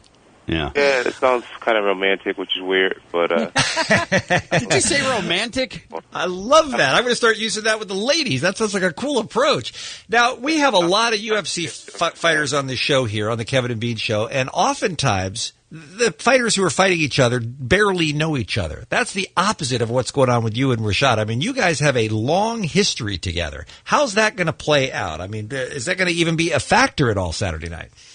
Me and Rashad definitely trained together. We had the same coaches and nutritionists and strength coaches. Yeah, same teammates. I think it'll be a little different. Fighting someone you've trained with. Every fight starts off with this little feeling out process where you're trying to figure out what he's trying to do to you and what's this guy's intentions. And we and Rashad, we kind of know each other, so I think the feeling out process is going to be a lot faster. I think we might get out there and just start swinging at each other right away. But as far as fighting somebody that you know, is it easier or harder than somebody that you don't know? It's harder because, we were friends. So, even though we've trained together, I've never ever tried to actually kick him in his face or think that could seriously hurt him. So it might be awkward at first. You're not much of a trash talker. Is that on purpose? It's just the person that I am. I think a part of the sport is about being a man of integrity and being a martial artist. And throughout martial arts history, it's been about, respect and honor and discipline.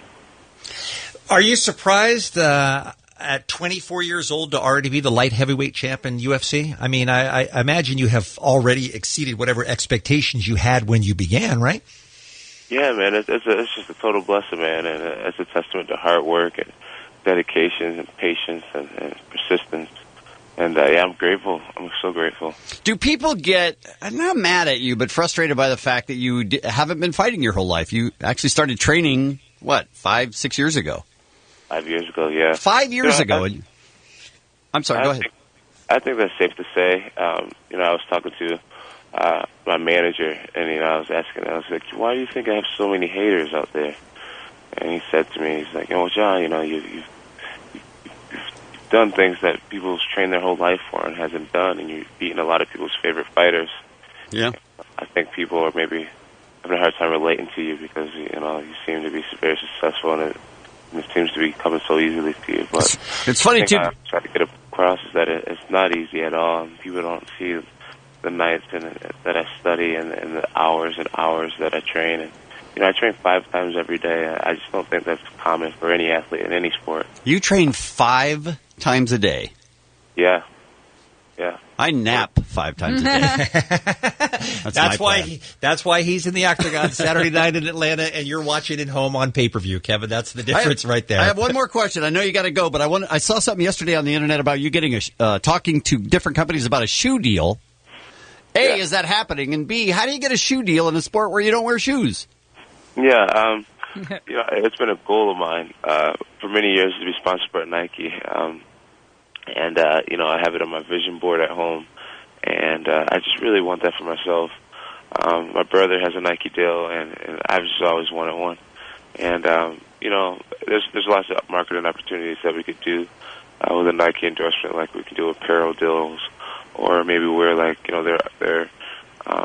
compression gear, or just make viral videos of training and all types of stuff. So, shoes is definitely a big part of our sport. John Bones Jones, another one of those guys who's making the rest of us look bad because he does it all. UFC 145 versus Sugar Evans. That's going to be Saturday night on pay-per-view at 7 from Atlanta, Georgia. Good luck to you, Bones. Thanks for the time, man. Show, guys. Ralph Garman joins us for the Showbiz Beat. Kevin, can I tell him what happened? Can I tell him what happened? Yeah, your incorrect version of the story. Yeah, go ahead. So I says to Kevin, Ralph, and you'll love this based on the conversation we've been having in the office all week. So I says to Kevin, Kevin, when you got home yesterday, how did it go when you called to ask about jury duty today? Right. Nothing. Longest pause you've ever heard. Remember the conversation we had before you left? Right. Forgot to call to find out about jury duty today. No way. No, because it was for tomorrow. It's for today, right? And you said, "What am I supposed to do?" We said, "Well, look at the paperwork for starting." Call. I have to go in. Yeah, right. I got an envelope. I haven't looked at it. So I guess yesterday you were supposed to go home and call and find out if you were supposed to show up somewhere today for jury duty. And you didn't call. That was next week. It's next week. It was next week. It's next week. Right. So it's today. Right. You... There. Can I you. tell another story then? No. Please. Well, one of the reasons you couldn't go to Coachella. One of the big reasons why you couldn't go to Coachella this weekend. I knew you wanted to go. You were debating whether to go out, but one thing really sealed the deal for you why you couldn't go to Coachella this weekend. Tell everybody what that was. My kid's birthday. Right. Party. The party. You're having a birthday party for your kid this weekend, so obviously you couldn't go to Coachella. Right. And they were hounding me all weekend. You got to come next weekend. You got to come next. And I was like, I want to come next weekend, but I can't because this is my kid's birthday. I can't do it. Right. So we're having a party at the Galaxy game. So I walk up to somebody last night at the Kings game, and that is involved with the Galaxy, and I say, "Hey, we're having a party on Saturday." And he says, "Not unless you're having it in Colorado." And I said, "What?" And he said, "Yeah, they're away this weekend. It's a week from Saturday. Not this Saturday, but the following. No party this weekend. Yeah, so you'll be home this weekend.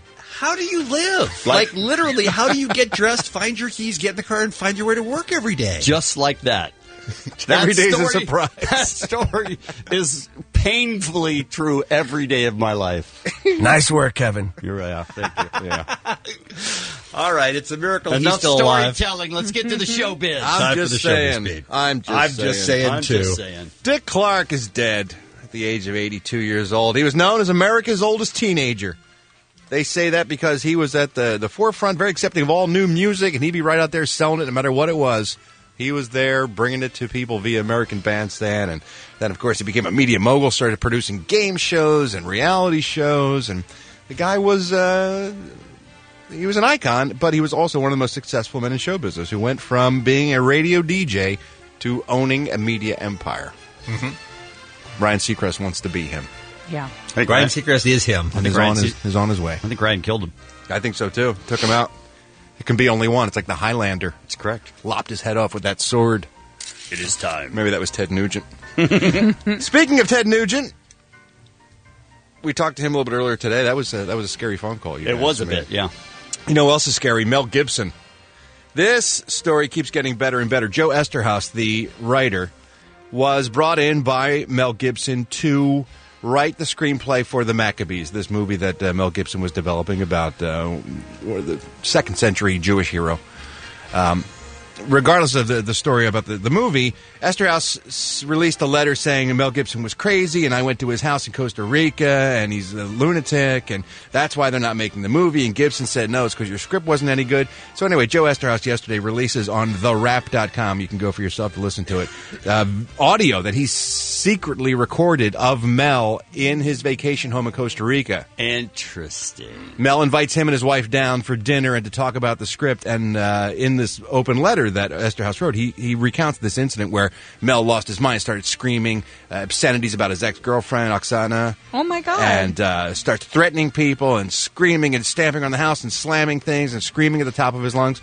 And so to back up that account of that story, he has released the audio now. And he recorded it outside of the States. Surreptitiously recorded in Mel Gibson's home in Costa Rica. So it's probably not illegal. I don't know about that. Mel Gibson's people are certainly looking into whether they have a lawsuit or not, as it was announced today. But I brought you just a little taste of Mel Gibson losing his mind. The audio quality is not great, so this is the best chunk we could listen to. This is apparently the housekeeper, whatever, while Mel is screaming and cursing about the script and about his ex-girlfriend, the housekeeper says the dinner is ready for Mel and his house guests. Who wants to eat?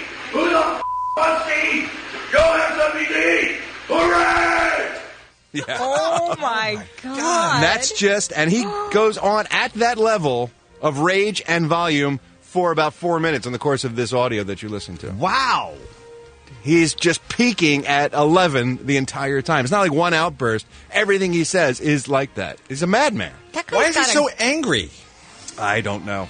I can't imagine. But he curses about the script. He curses about his ex-girlfriend, Oksana Grigorieva. And now he's got this current girlfriend, lucky girl. Yeah.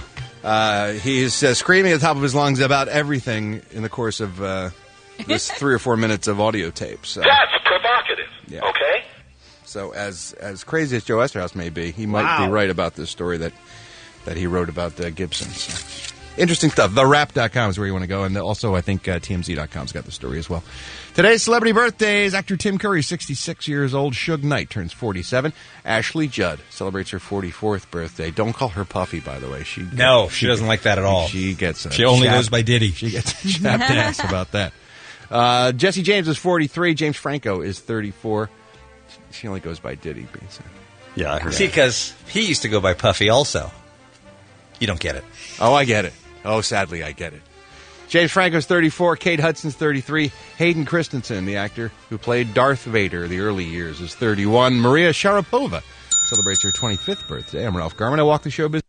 Yes, we have your tickets for Coachella at 9 o'clock this morning here on the Kevin and Bean Show. Sold out passes for Friday, Saturday, and Sunday, and access to the K-Rock Coachella House. By the way, they had almost 85,000 people at Coachella this past weekend, Kevin. An all-time record. Insane, right? And it's going to be the same this weekend. And it's going to be the same this weekend. Only it's supposed to be way hotter this weekend. Oh, good. Yeah. That's right. That's going to make a difference. Dress accordingly. I am very excited about our next guest. We're going to get to Mr. Bruce Smith from the Los Angeles Mensa here in a moment. And the reason Mensa came up, look, I know what you're thinking. Kevin and Bean, why are you guys talking about Mensa? I've heard your show. Well, every once in a while, I'd like to highlight my personal life. Nope. That's not what's going on here. What happened is we were doing a story about this young girl in, when I say young, I mean she's like 4, and she's in England, and she has just been admitted to the Mensa chapter there. She has an IQ, they say, of 159. Now, I don't know how you can measure the IQ of a kid that's small because they, haven't been to school yet. I don't even know how the testing works. But they say she's just below Albert Einstein and Stephen Hawking, and she's already in Mensa. The pressure. And I guess they measure potential. That must be all they can do, is that this person has the kind of brain that could do great things. I don't know. So I was curious because I don't know anything about the Mensa. I'm certainly not smart enough to be in it, but I thought, let's find out more about this organization, what it is they do, and how popular they are, and how prevalent they are, and how many people are in it, and good stuff like that. And Bruce Smith joins us from the Los Angeles Mensa. How are you, Mr. Smith? Thanks for coming on. Very good, thank you. Do a lot of people have a misconception about what Mensa members are all about? I'm not sure, probably.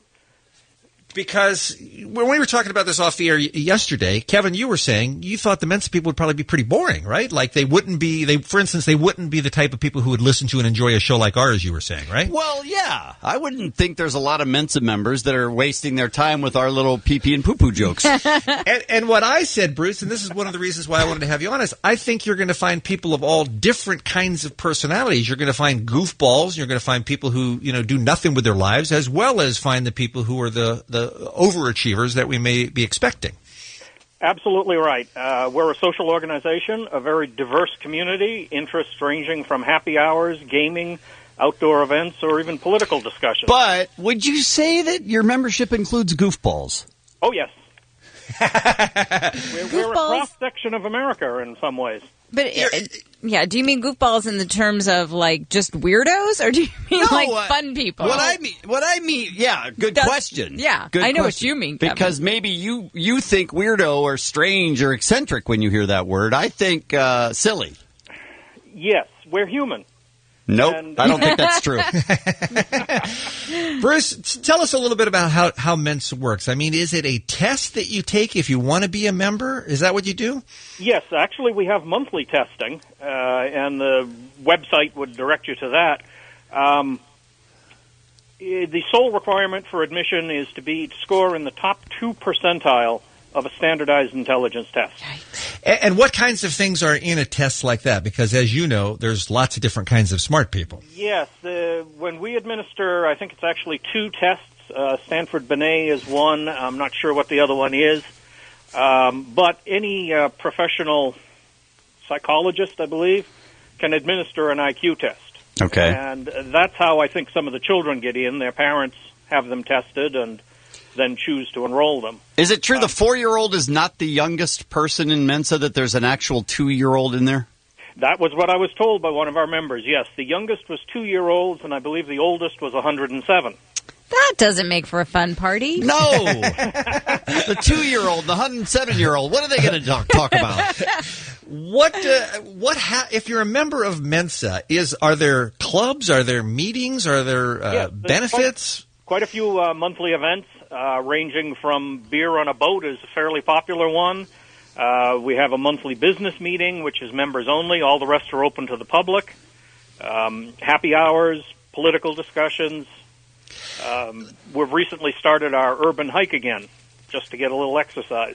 How about that? Now, I notice as of March 2011, this information that our producer sent out to us, Bruce, says that there are fewer than 2,000 Los Angeles Mensa members. For the population in Southern California, that seems extremely low to me.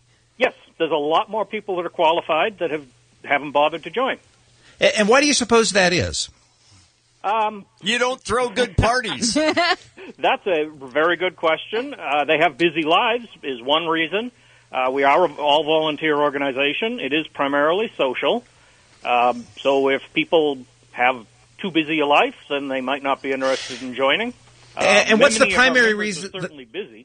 Yeah, what's the primary reason people do join? Is it because they want to hang out with people that they think they'll have something in common with? That would probably be an excellent guess. I don't know for sure. One of the slogans we talk about is, "We get your jokes." That's funny. I can imagine somebody in Mensa talking to me for 30 seconds and going, I need to join a group. I need to get away from talking to civilians. Bruce, how are the chicks in Mensa? Wonderful. I don't think that's what he's asking. Are there some hotties? Yes, there are. Okay. But hottie by smart girl standards. Not necessarily. Like I say, we are a cross-section of America, and you draw your own conclusions about the percentage of hotties in the United States out of 300 million citizens. Yeah. Well, according to the data, general membership is 66% male of Mensa. This is nationwide, I guess. 33% female, so it's maybe not a great place to meet women. But I was surprised to see the percentage of young people. 31% are Gen Xers between the age of 27 and 48. So I think there's a good possibility that we have Mensa members listening to the Kevin and Bean Show right now. What do you think, Bruce?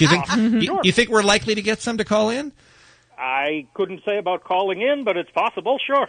Can they not dial? No, they're busy. Oh, they're busy. All right, so we're going to ask you to call if you are a Mensa member. We want to hear from you. And Kevin doesn't think we're going to get anybody, but I'm convinced that we've got at least a couple of people this smart in this organization who are listening to us right now. We want to find out what your lives are like. 1-800-520-1067 is the number. And Bruce, what's the website if people want to get more information about the Los Angeles Mensa? Oh, shoot. I have it. I had it right here in front of me. Oh, not so smart, are you, Bruce? It looks like Kevin's smarter than you are now, huh? I have the paperwork. The big thing is there's a big difference between intelligence and wisdom. www.glam.us.mensa.org. Well, it would be smarter to get an easy domain name, I'll tell you that. All right, Bruce Smith, thank you so much for coming on the Kevin and Bean Show today. We enjoyed talking to you. You're very welcome. Thank you. Right now, though, we're talking to Kevin and Bean listeners who are also Mensa members. Kevin, you did not think we'd necessarily have anybody call in when we asked for this, right? I think people are calling. I doubt they're in Mensa. So, let's meet a couple of them real fast. We'll start with Chad. Chad is on line 3, and he joins us here on the Kevin and Bean Show. We just had Bruce Smith on, who's the representative for the Los Angeles Mensa Membership Society. And I don't know anything about it, but let's find out what these people are like. Hi, Chad. Welcome to the show, man. Hello, Chad. Yes. Here we go again. Chad, are you there? Hello? There you go. Fantastic. All right. Chad, how long have you been in Mensa, man? Let's see, 20 years? 20 years? When did you join? Well, I joined when I was like about 10 years old. Me too. Why are you in Mensa? What's the benefit for you for being in this organization? Nothing really. I don't go to any meetings. I don't go to any meetups. I did a couple when I was maybe 10 or 11. My dad took me, and I was 10 or 11, so it wasn't that much fun for So what are you going to do? Yeah. Right, exactly. So do you stay a member just because it's something that's a conversation starter? You're able, you maybe you meet a girl, you think it might impress her if you're a Mensa member, or what? Yeah, just so you can say you're in Mensa. No, not really. Oh. No, it doesn't really impress anyone. Maybe at work, but no, not really out there on the dating scene. What's your IQ? Do you know, Chad? They had tested me at about 147. And how has that played out in your life? I not average, I guess. I'm nothing really that special. I manage housekeepers at a hospital. Huh. Interesting. So it hasn't been an extraordinary benefit to you to test so well. Not really. Or to be in Mensa, for that matter. No. All right. Thank you for the call. Okay. Brains didn't equal motivation in this case. Okay. All right. That's a good point. Brains don't equal motivation. Yeah, Thank you very much for the call. That's the case a lot. Let's try Fred. Fred is interesting. I think he's on line 2, and he joins us with his Mensa experience. Let's try to get this phone working. Fred, hi. Hello, Fred. Try again. Fred, hi. Oh, wait. Hey, yeah. There you are. Static for a second. Yeah, sorry about that. Sorry about that. Whatever you guys are doing second, do that first. Can't. Fred, tell me about being a Mensa, dude. I joined about 4 years ago, and I went to some of the Gen X drink nights. I swear to God, it was the biggest bunch of freaks and losers. It was basically That's what I thought! It's not like where you'd think it would be Ivy League graduates who are doctors and lawyers. It was all people who never accomplished anything with their lives, took the test to validate their own intelligence, and I thought it was like in a circus sideshow freak show. Really? So these people were accomplishing less than people that they would consider of normal intelligence? Yes. Yeah. What do you think what's going on there? Why is that? Why are they not reaching their potential if they're so smart? Well, smart is relative. I mean, I grew up around Ivy League graduates, and, just because you're smart doesn't mean that you have social skills or have charm or have grace. Bean. Yeah, exactly, like Bean. Yeah.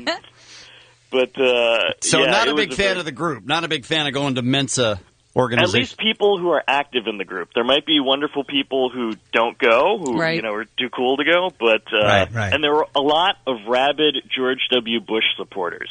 Oh, no, that's interesting. Really? I wonder why that is. How would a Mensa member look at George W. Bush and go, "That's my guy"? I mean, really? That's what freaked me out. That's bizarre.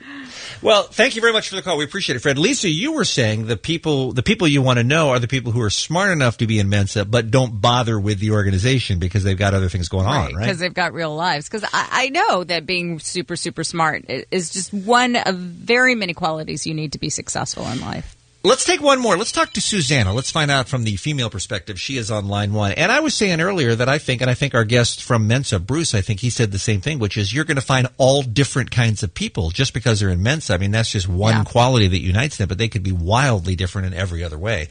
Hi, Susanna. What's your experience been in Mensa? How long have you been in, first of all? There she is. Susanna. Yeah. Hi. Hi.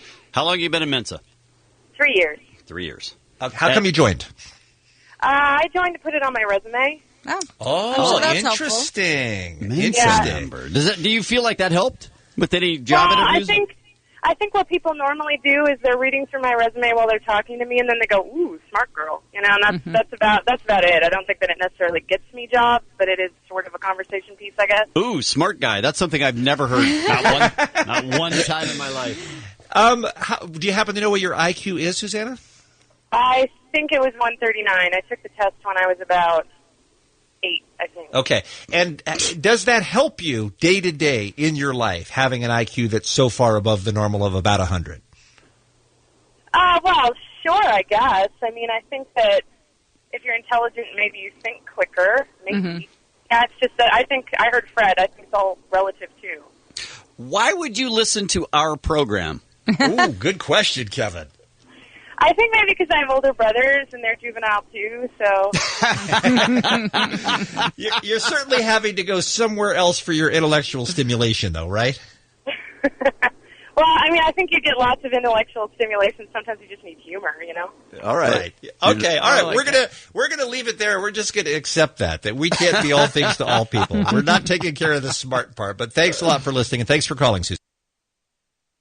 106.7 K-Rock is KROQ. This is the Kevin and Bean Show, the home for Mensa members. Apparently so. 7:39. We scour the internet all day long, all week long, all month long, so that you don't have to. And then we put it all together in one tidy little package that we call the Kevin and Bean Internet Roundup. Click that mouse and open your browser. Pull up your shirt and drop them trousers. We've got shots that need your viewing. Live so hard that you'll start spewing. Kevin and Bean's Internet Roundup.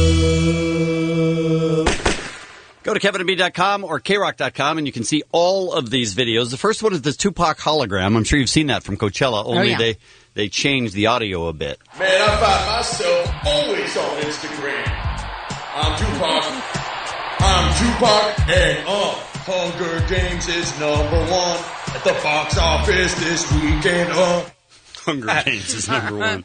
And he does nothing but make sure that you know that this is 2012. Yep. He only talks about things from the last 2 weeks. It's very well done. And by the way, speaking of the Coachella thing, speaking of the hologram from Tupac, that wasn't pre-existing footage. I read a very in-depth interview with the people who made that. They created that. That wasn't... What do you mean it wasn't pre-existing? Concert footage. Yes, they created that in a lab. Really? Tupac. Yes. Isn't that insane? Well, I was really surprised by that because I'll tell you why. They did, and not to get off on a tangent, but they did California Love just before the Tupac thing. Right. And he sings the second verse of that. Yes. So as soon as they started California Love, I was like, this is it. This is when they're going to do the hologram. And they didn't do it then. And apparently they could have if they wanted to because they could make him say or do anything they wanted. Is that how they made him say, "What's up, Coachella"? Because he died before the Coachella Festival began. Still have no idea who did that voice, but man, it matched and it sounded exactly like him. Yeah, they must have hired someone. I think so. All right, the next video that we have, Kevin and Bean's Internet Roundup, Lana Del Rey. It's the video. It's her. She's hot. They've replaced her voice, though, with a duck.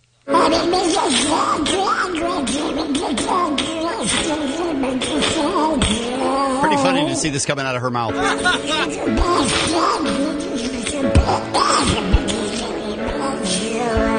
Lana Del Duck. Lana Del Duck. Kevin and Bean Internet Roundup. Here is straight ace honor student Blonde. This is a girl who's telling us how to solve the problem of it being too hot. And you might want to think about this. Maybe when you go out to Coachella this weekend, it's supposed to be pretty hot. So this is her suggestion as she's sitting in a car and she's sweating. They should invent air conditioning outside. Like have big air conditioners sitting on the highway and stuff. And just blow it on people. Air conditioner outside. Are you serious? Yeah, Do you think I've that thought would about work? this before. I mean, not like humongous. Well, yeah, they have to be pretty big. Yeah. I'm think thinking it's this a great- as I'm going. I think it's a great. Global warming is a problem. If you just put giant air conditioners at every intersection, it would.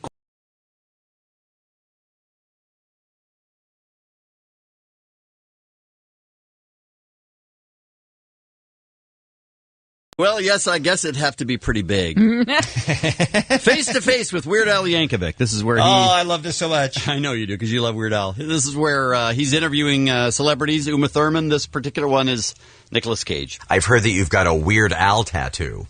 Well, there's a couple. Are you talking about the one in the... Right, the lower back, your Weird Al tramp stamp. You're not going to see it right now. Oh, come on.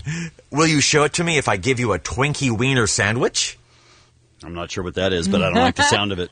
Al takes interviews that celebrities do in these, when they go to the hotel and they do that interview with 1 million people, and he takes those interviews and edits his own questions in. He's been doing it for years and years and years.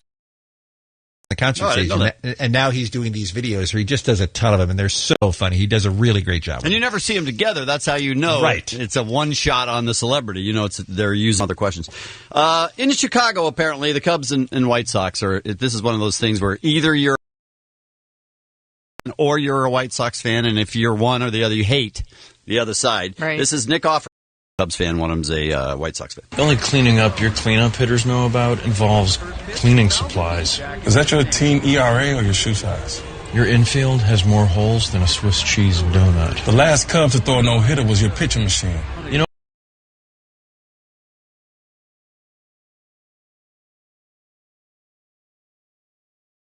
stand